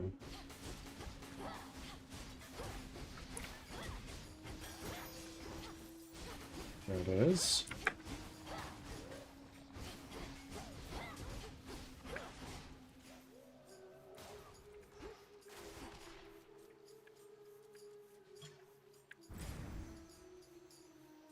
Another Hermes boon or some armor.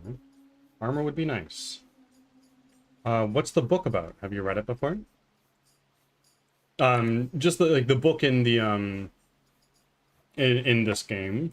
It gives you all the details about it gives you all the details about like the characters. At least I think that's what Carlson is referring to. Oh, no, sorry, the one you're reading. Yes. So The Mountains of Madness is a book about a group of researchers that go to Antarctica to map out the region and determine whether or not it is suitable for, say, mining or oil or anything like that. And I won't divulge into more details about that because it is a Lovecraftian horror book, and I don't want to spill the beans too much.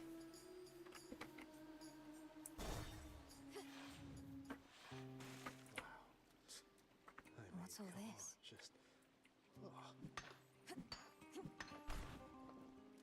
Yeah. Well, would you look at that? Another Fair. True story? No. far and wide, just to gaze upon me No, certainly not. and get totally rejected. Fine. Ogle if you must. He could be. You have the wrong idea. I'm not seeking a mate. I don't even know who you are. What? I'm Narcissus, dummy. The Narcissus. And if you're no would-be suitor, then why don't you relieve me of one of these innumerable gifts the others offered in vain? Then beat it. I'm glad it doesn't ruin my Antarctica dreams. Could be Antarctica, it could be the Arctic, I don't remember.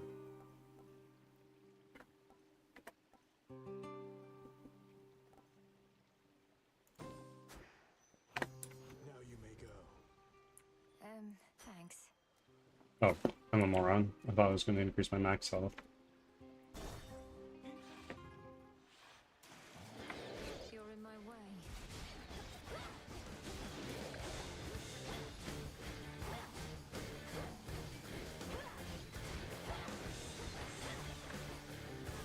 What the fuck?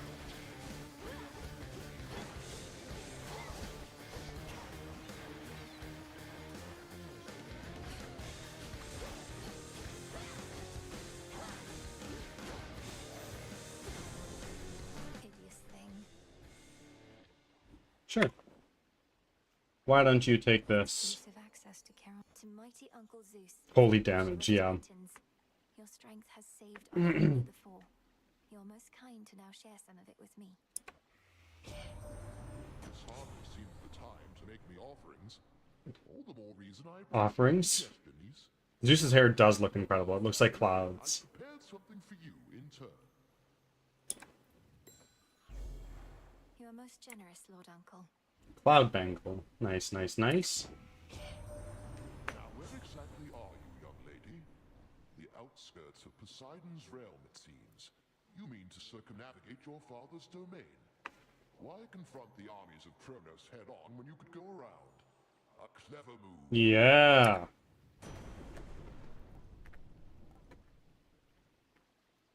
Oh, I use this all the time. This is cracked. No getting used to that. Yeah, she looked very, very different in the first game.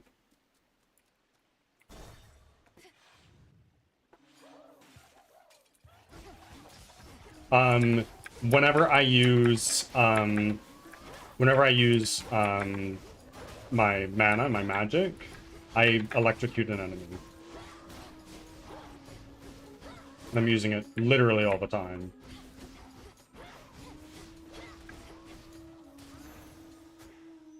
Area clear.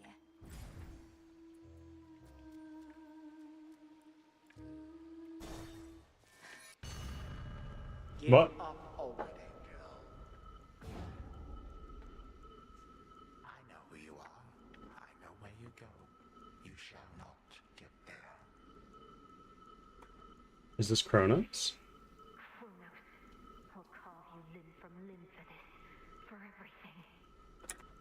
How frightening. Unfortunately, we shall never know if yours was a mere empty threat. For you are going on a little time out. At least until some other matters are resolved. No. Huh? Wait, what the fuck? You wish to traipse through this realm, then here. Bask in it. Huh? Old man. It was him. Where am I? Or when? Just need to hold within this rift. What witchery is this?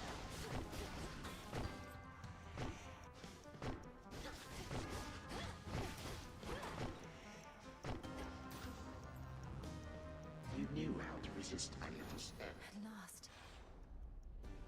Well, I mean, I played the first game, so...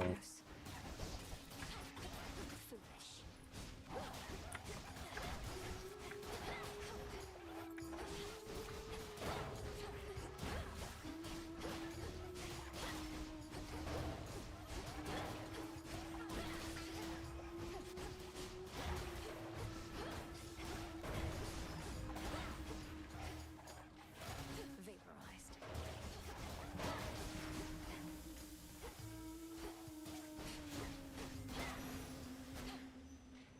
I don't know how you got out. What do you mean? You're supposed to stay in the circle to get out? Ah.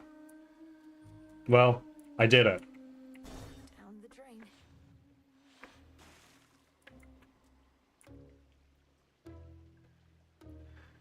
Okay. Yes, I accept this message. Oh, I just googled it. You missed the rewards for it if you don't stand in it.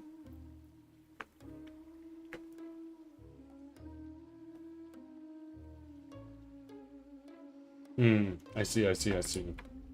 It's Charon.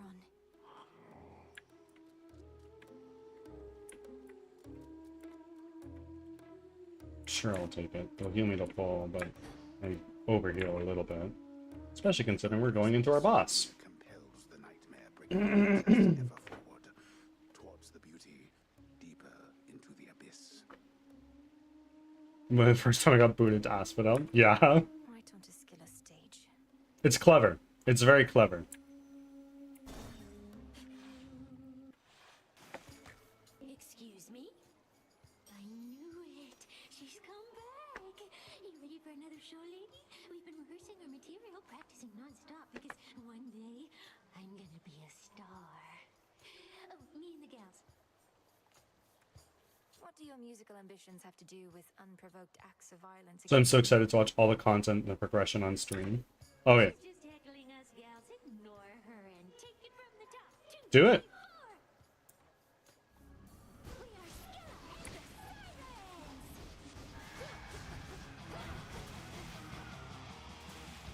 No, no, no, no, no. Fuck. Fuck.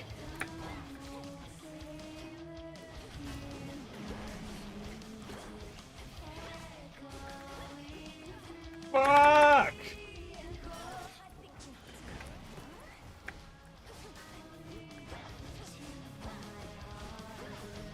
This is not a W. Yeah, like I'm already almost dead.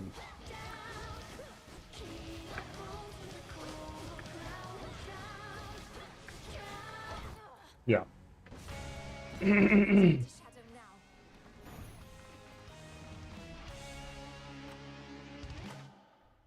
Harder than Hecate in my... Oh, yeah, for sure.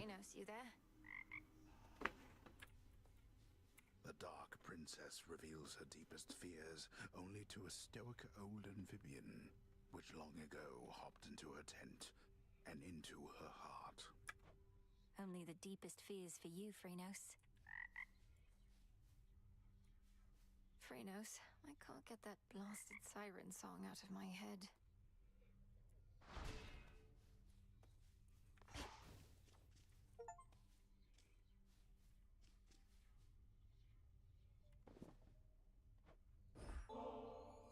Wanted you to have this, Dora.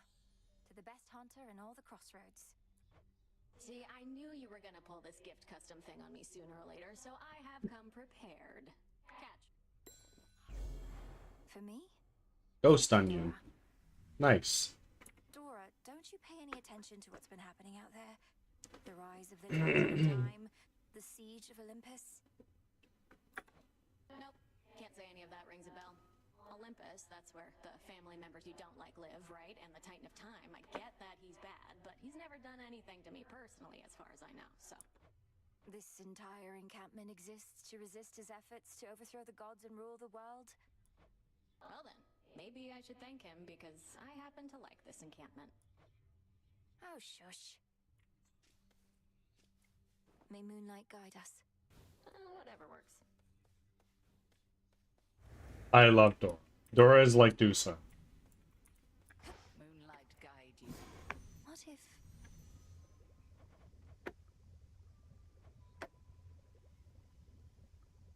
Oh, you missed the prophecy? Which prophecy?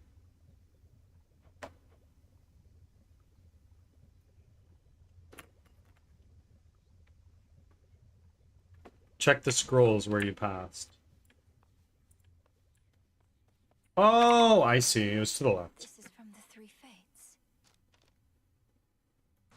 Prophecy fulfilled. Another prophecy fulfilled. The Fates expected this. A prophecy concerning doom.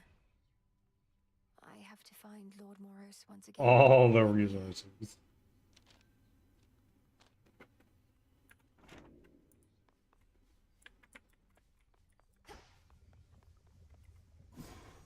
I think I know how I can do the bidding of the Fates.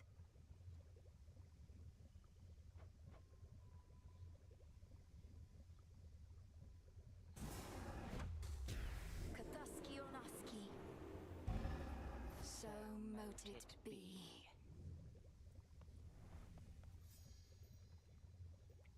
Death to Kronos. Death to Kronos. Headmistress, I saw him, Kronos. First beyond Erebus in the guise of an old man. He then attempted to ensnare me in some vision out of time. The river of flame. Everything ablaze. Still your heart, Melinoe, you're safe. And you were able to return again, which means that all your training served you well. So then, he realizes who you are. So he claims. I broke free from his spell like it was second nature, but neither could I raise a hand against him. What must I do now? Nothing has changed. You're to confront him down where he resides, where your mother and father rightly ought to be. But go with patience, not with haste. You may know something of your power now, yet not enough. Yes, Headmistress. Good to see you.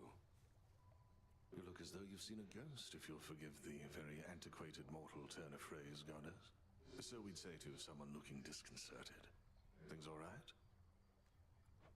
Yes and no. I saw Kronos out there. I thought he had me, but I broke free from his spell. This was in Oceanus, though I also caught him snooping near the pathways out of Erebus. Damn it. Our reports said nothing of the sort, but then some of our Shade informants haven't yet returned.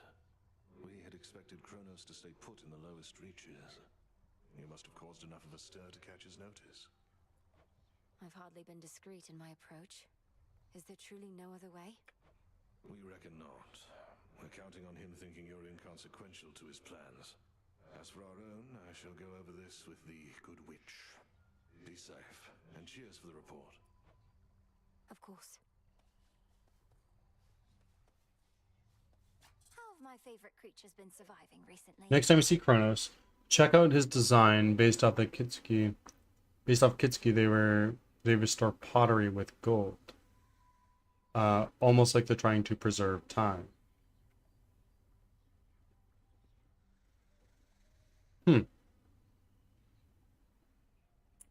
I'll take a look. How fare you all tonight?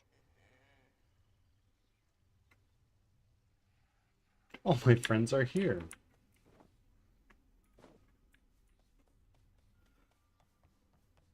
Nemesis on break, I guess. There's something by the broker. Special order privileges from Lord Charon himself.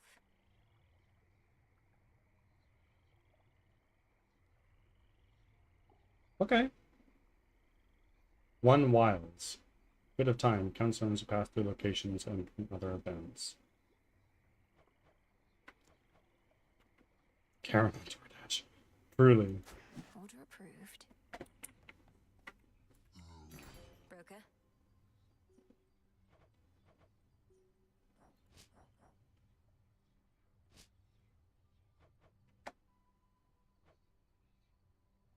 Should be of use.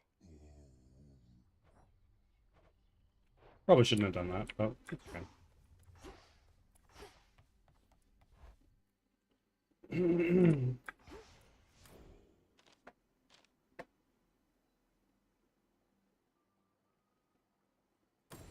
The centaur.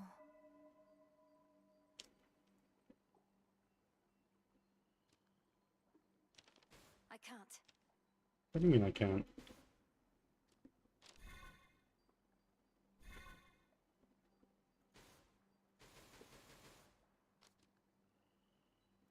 No use. It takes 0.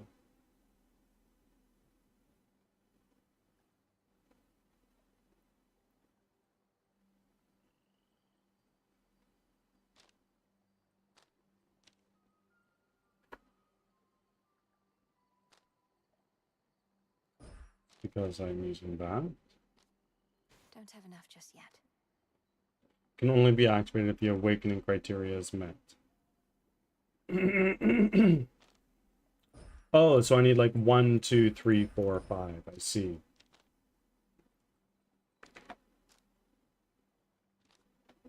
One. Thanks for your patience.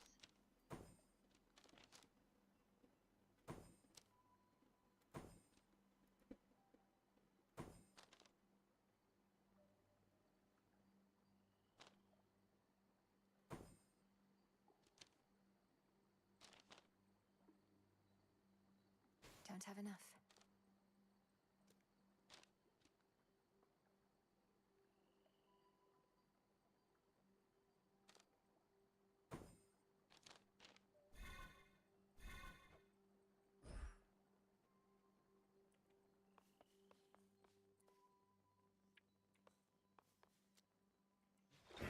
What secrets lie within? Silver spade. The silver spade. You're mine.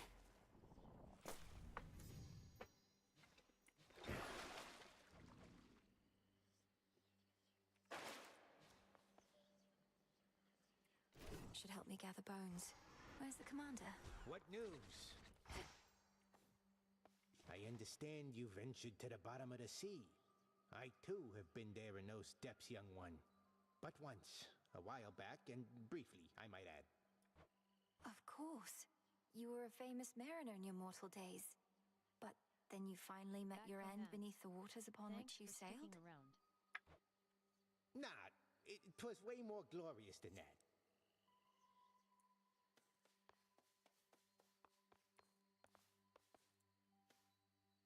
Oh, wait. So, right. That stick has got some heft. What's that one do?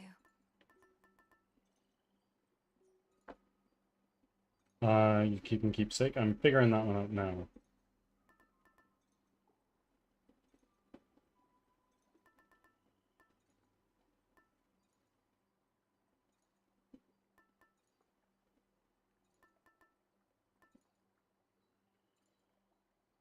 Luckier tooth. Heading out.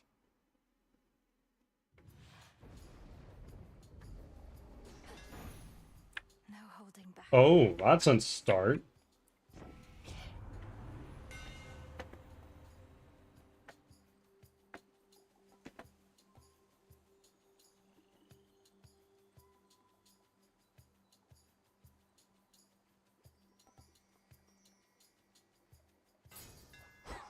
Superior might.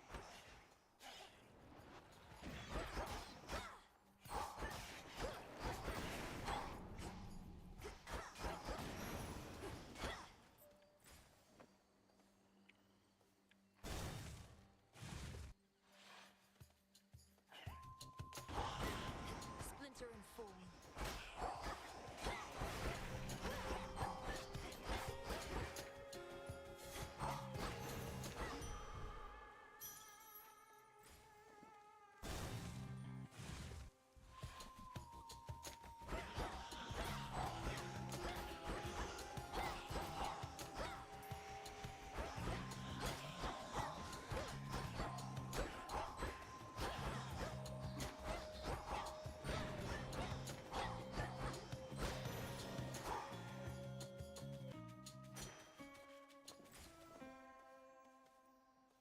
Demeter or Apollo?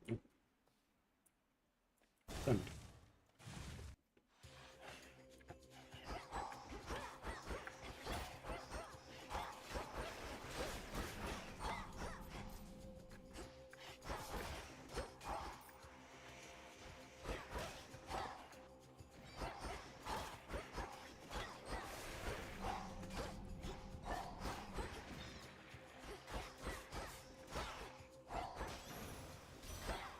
Be again at peace.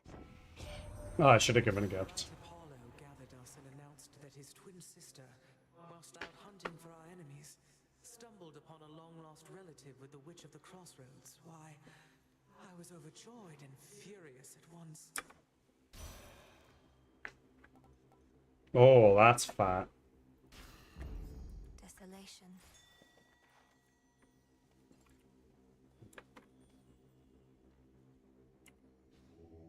Be not afraid.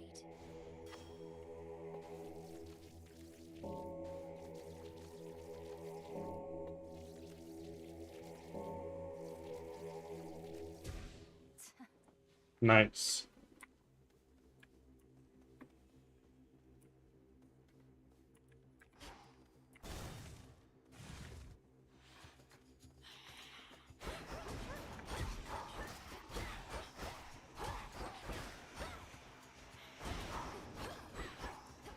Oh, chaos.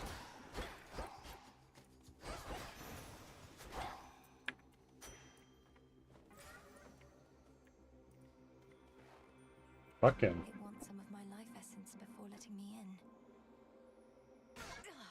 Fine, it's only blood. Where in the... Who in the... What sort of boon is this in such a place? Yummy devil deal, In the exactly. name of Hades, Olympus, are you there? Olympus cannot hear you, spawn of Hades, but I can, and I have for you a promise. Wait, Assist with the quandary of you're different. benefit. Your response. Almighty Chaos. I'm honored to make your acquaintance. What sort of quandary would concern the origin of all existence? And how do I fit in? Time shall tell. But at present I have inferred that your response He is, isn't he? affirmative. Thus may our newly formed arrangement prove most interesting. Accept my mark and go, and later I shall open the abyss for you again.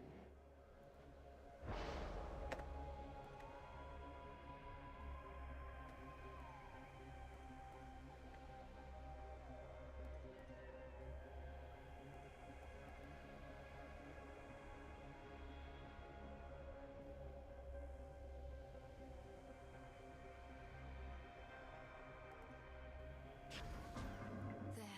I'll just have to live with the side effect for now.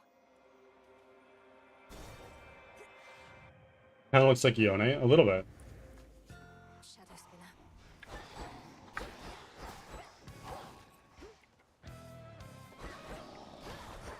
Holy fuck.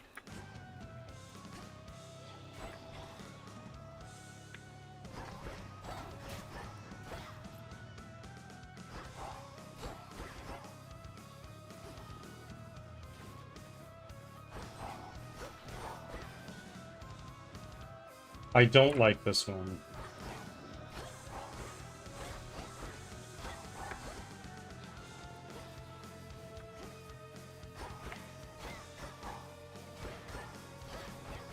There we go. But my range is fucking colossal, so it doesn't matter. Such rage it must have felt. I just like the thorn one more. Fair. To think the goddess of seasons herself is my grandmother. I am honored to have made your acquaintance. I see the Witch of the Crossroads taught you not just strength, but grace. I hereby accept your offering, and have something for you as well. A gift from grandmother. Queen. Hear me, on my authority.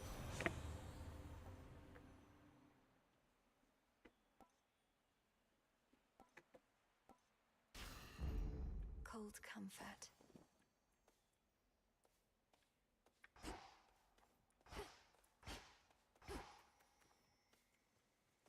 I've really got to get in the hang of sprinting more. It's probably very useful. My incantation must have led me to this place. Deep in the endless woods of Erebus lie secret clearings, undiscoverable, but through supernatural means. I knew we'd find this place. Oh. There.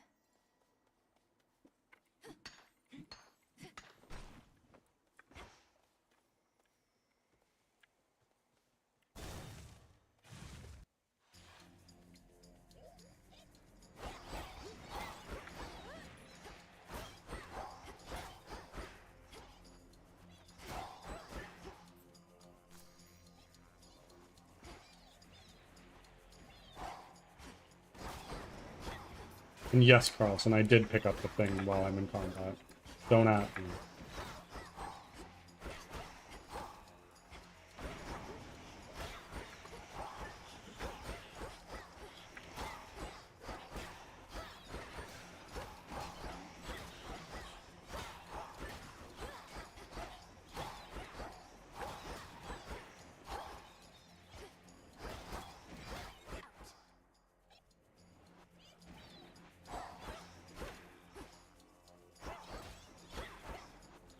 Pick it up in a boss fight? I have. Sister Selene. May your light never wane. For the Silver Sisters. Shine this night, O moon. Remember, little star, the magic that my light awakes in you requires active focus on your part. It has no power without your intent. And look forth.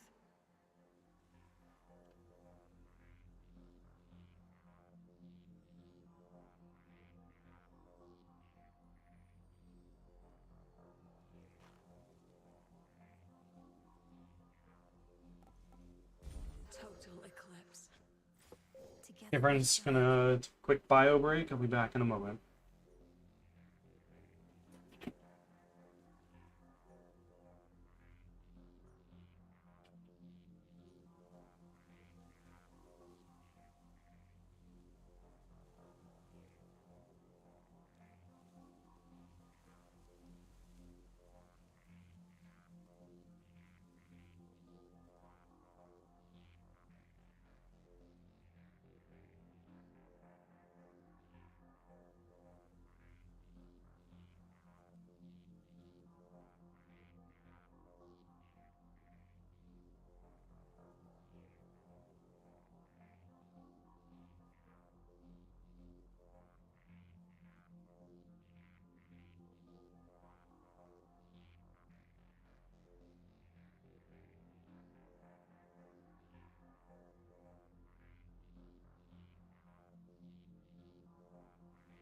All right.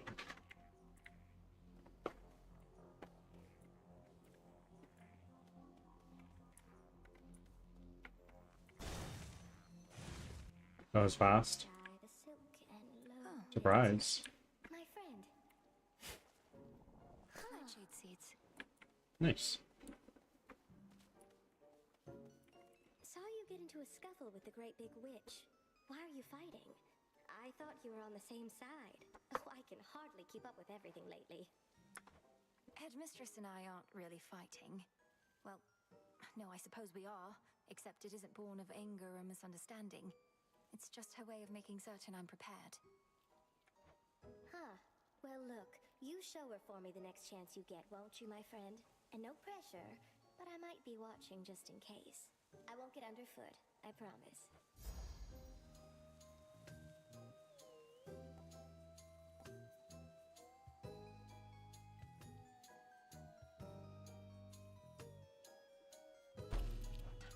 I hope you like it.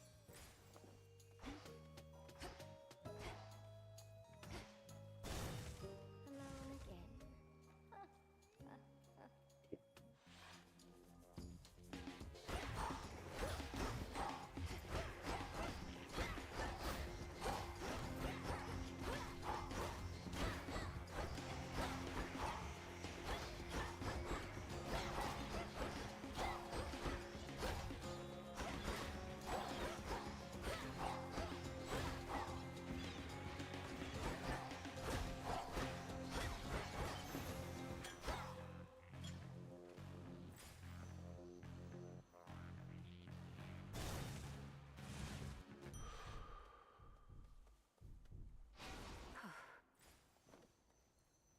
Okay, boss fight again.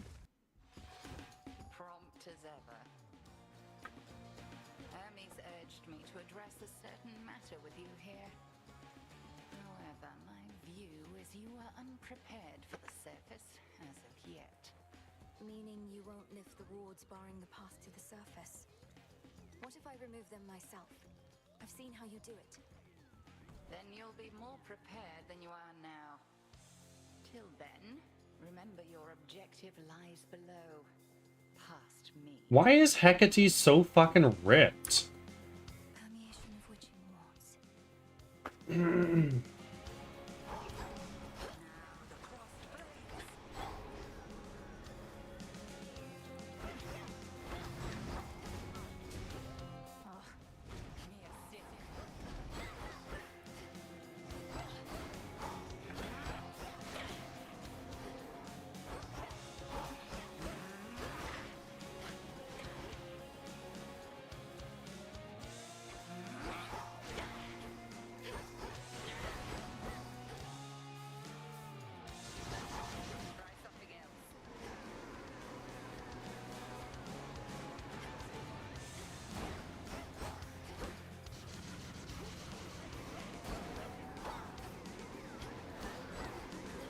Fuck!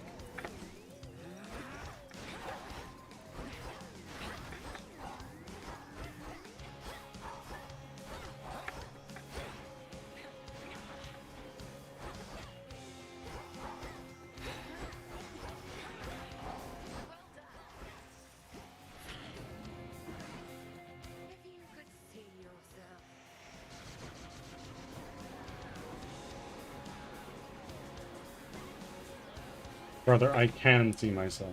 Look at me. I'm a fucking sheep. No, I'm not.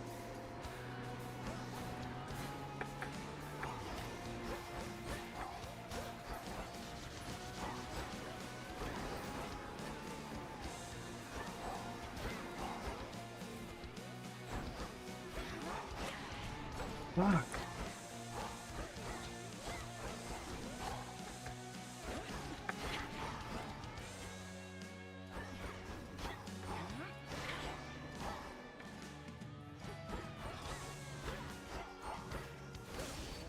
There we go. I wish I knew. Tell me your secrets. What do you mean? What was I talking about? But I cannot mend your wounds, and neither shall your enemies. Abs. Oh, fair enough. Outlasted her. Cinder.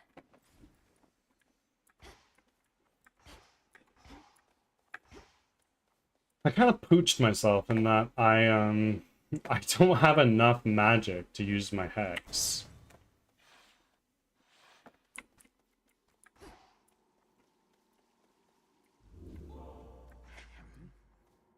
You seem to know your way around.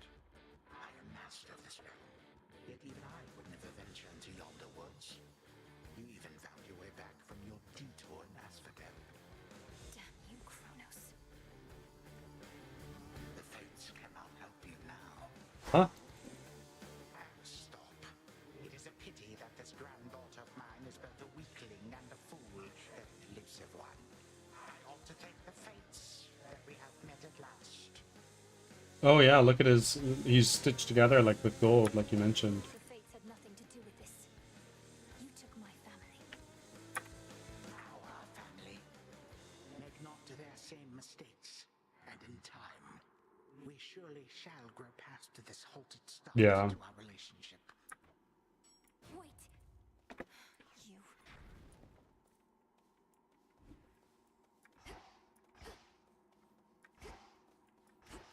No, this is where I came from. Down here.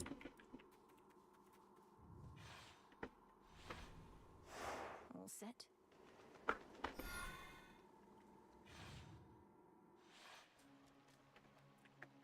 That briny smell. The underworld plunges deeper than the deepest sea, yet there are such places where the edge of one and the other meet. One dark abyss next to another.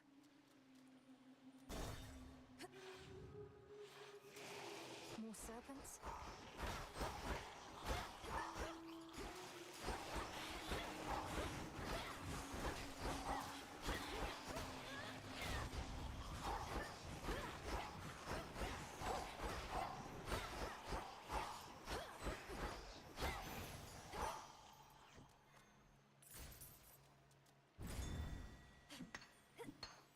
Limestone.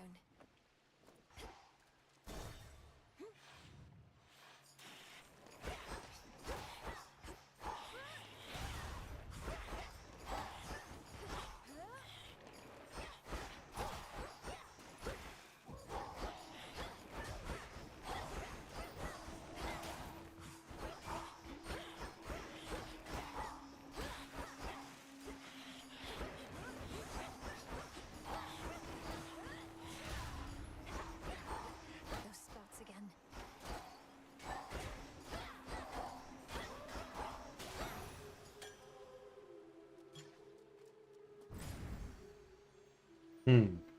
I want this.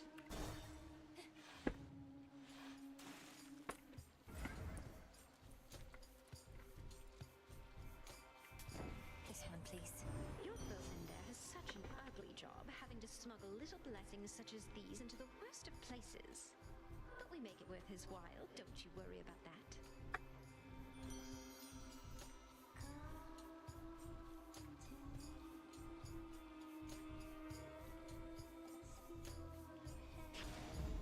Lord Charon.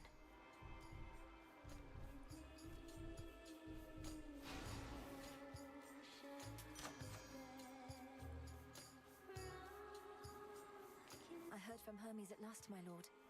He didn't get into the details of what he discovered, though perhaps you know more. Whoa. I understand. It's not my wish to pry.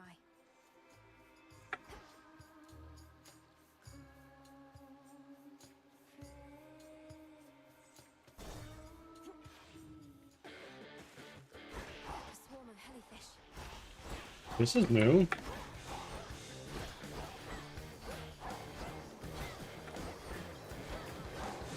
Whoa, whoa, holy shit.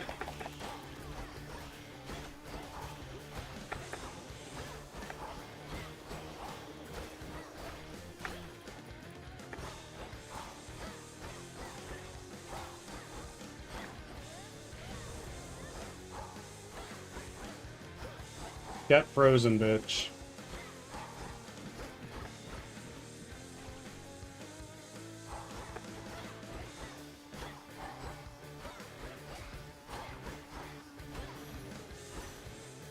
Your place is out at sea.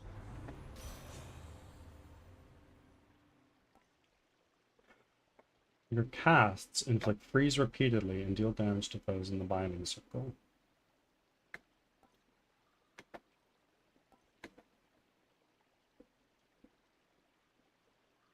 No. Sure. I see it. Look upon me.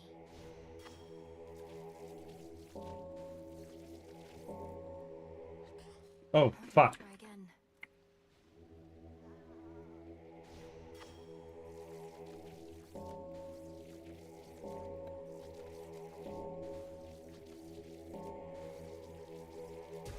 See you in the crossroads.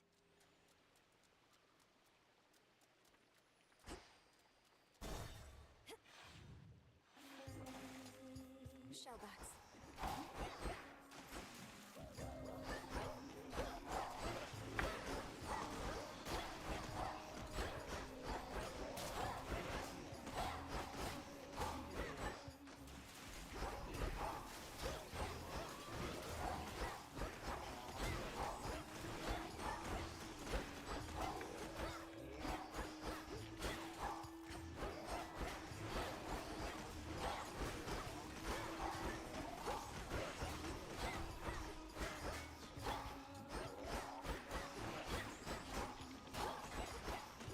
Almost finished.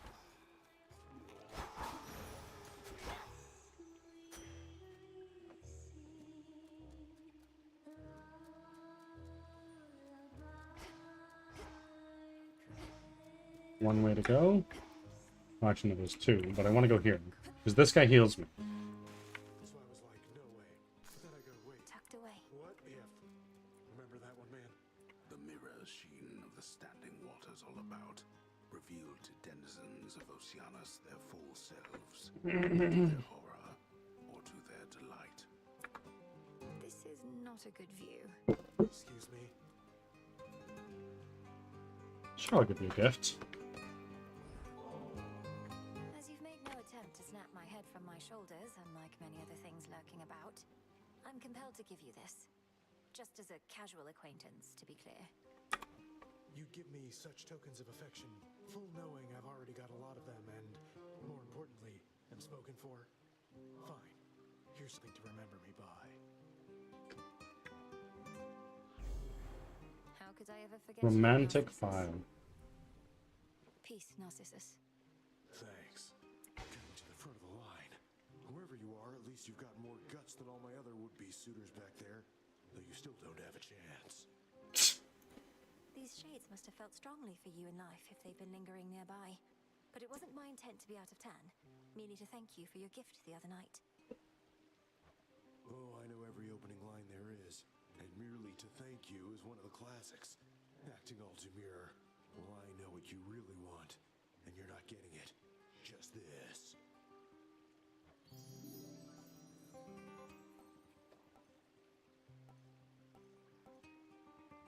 Hmm.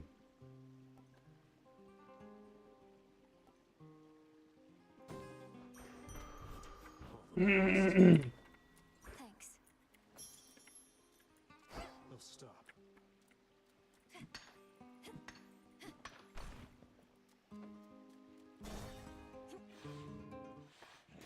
Lurkers.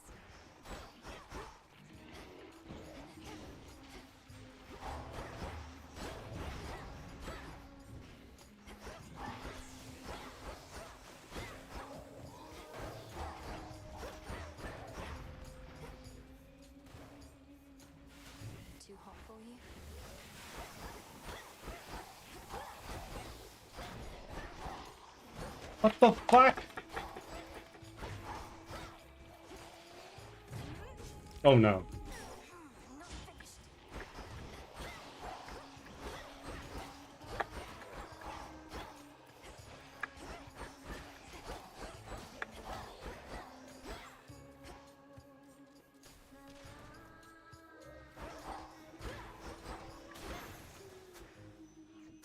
Ashes.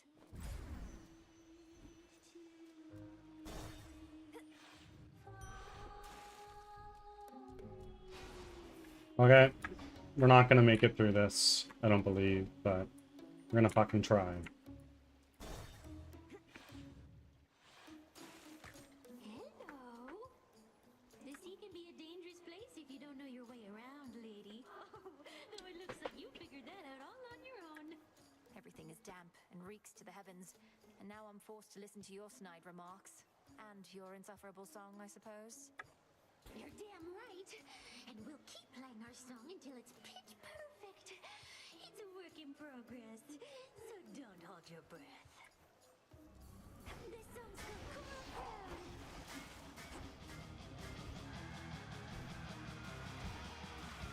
Ah!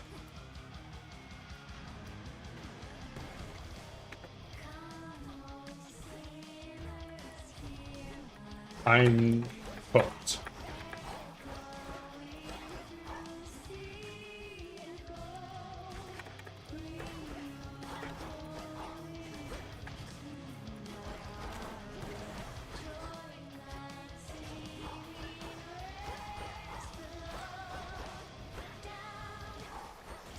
What the fuck?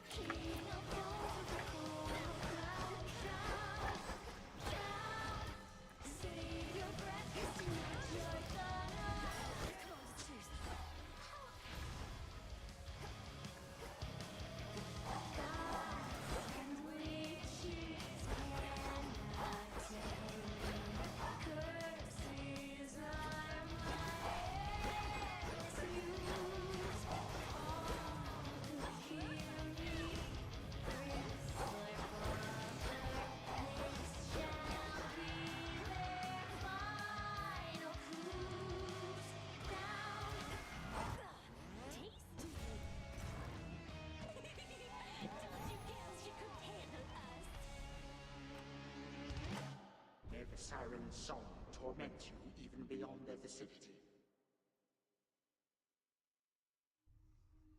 Get out of my head.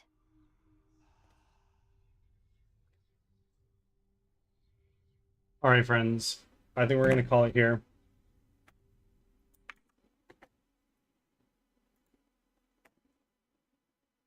Thanks for your patience.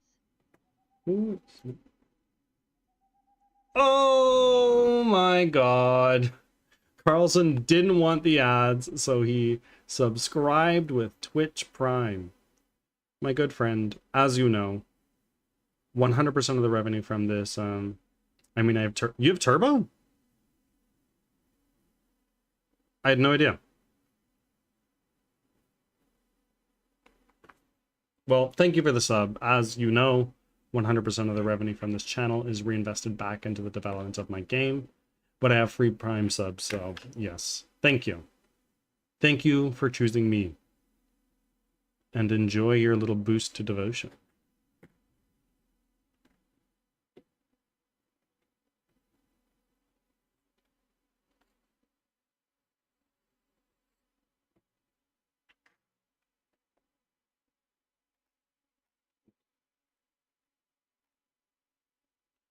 GG's though, made some good progress here. I believe I did.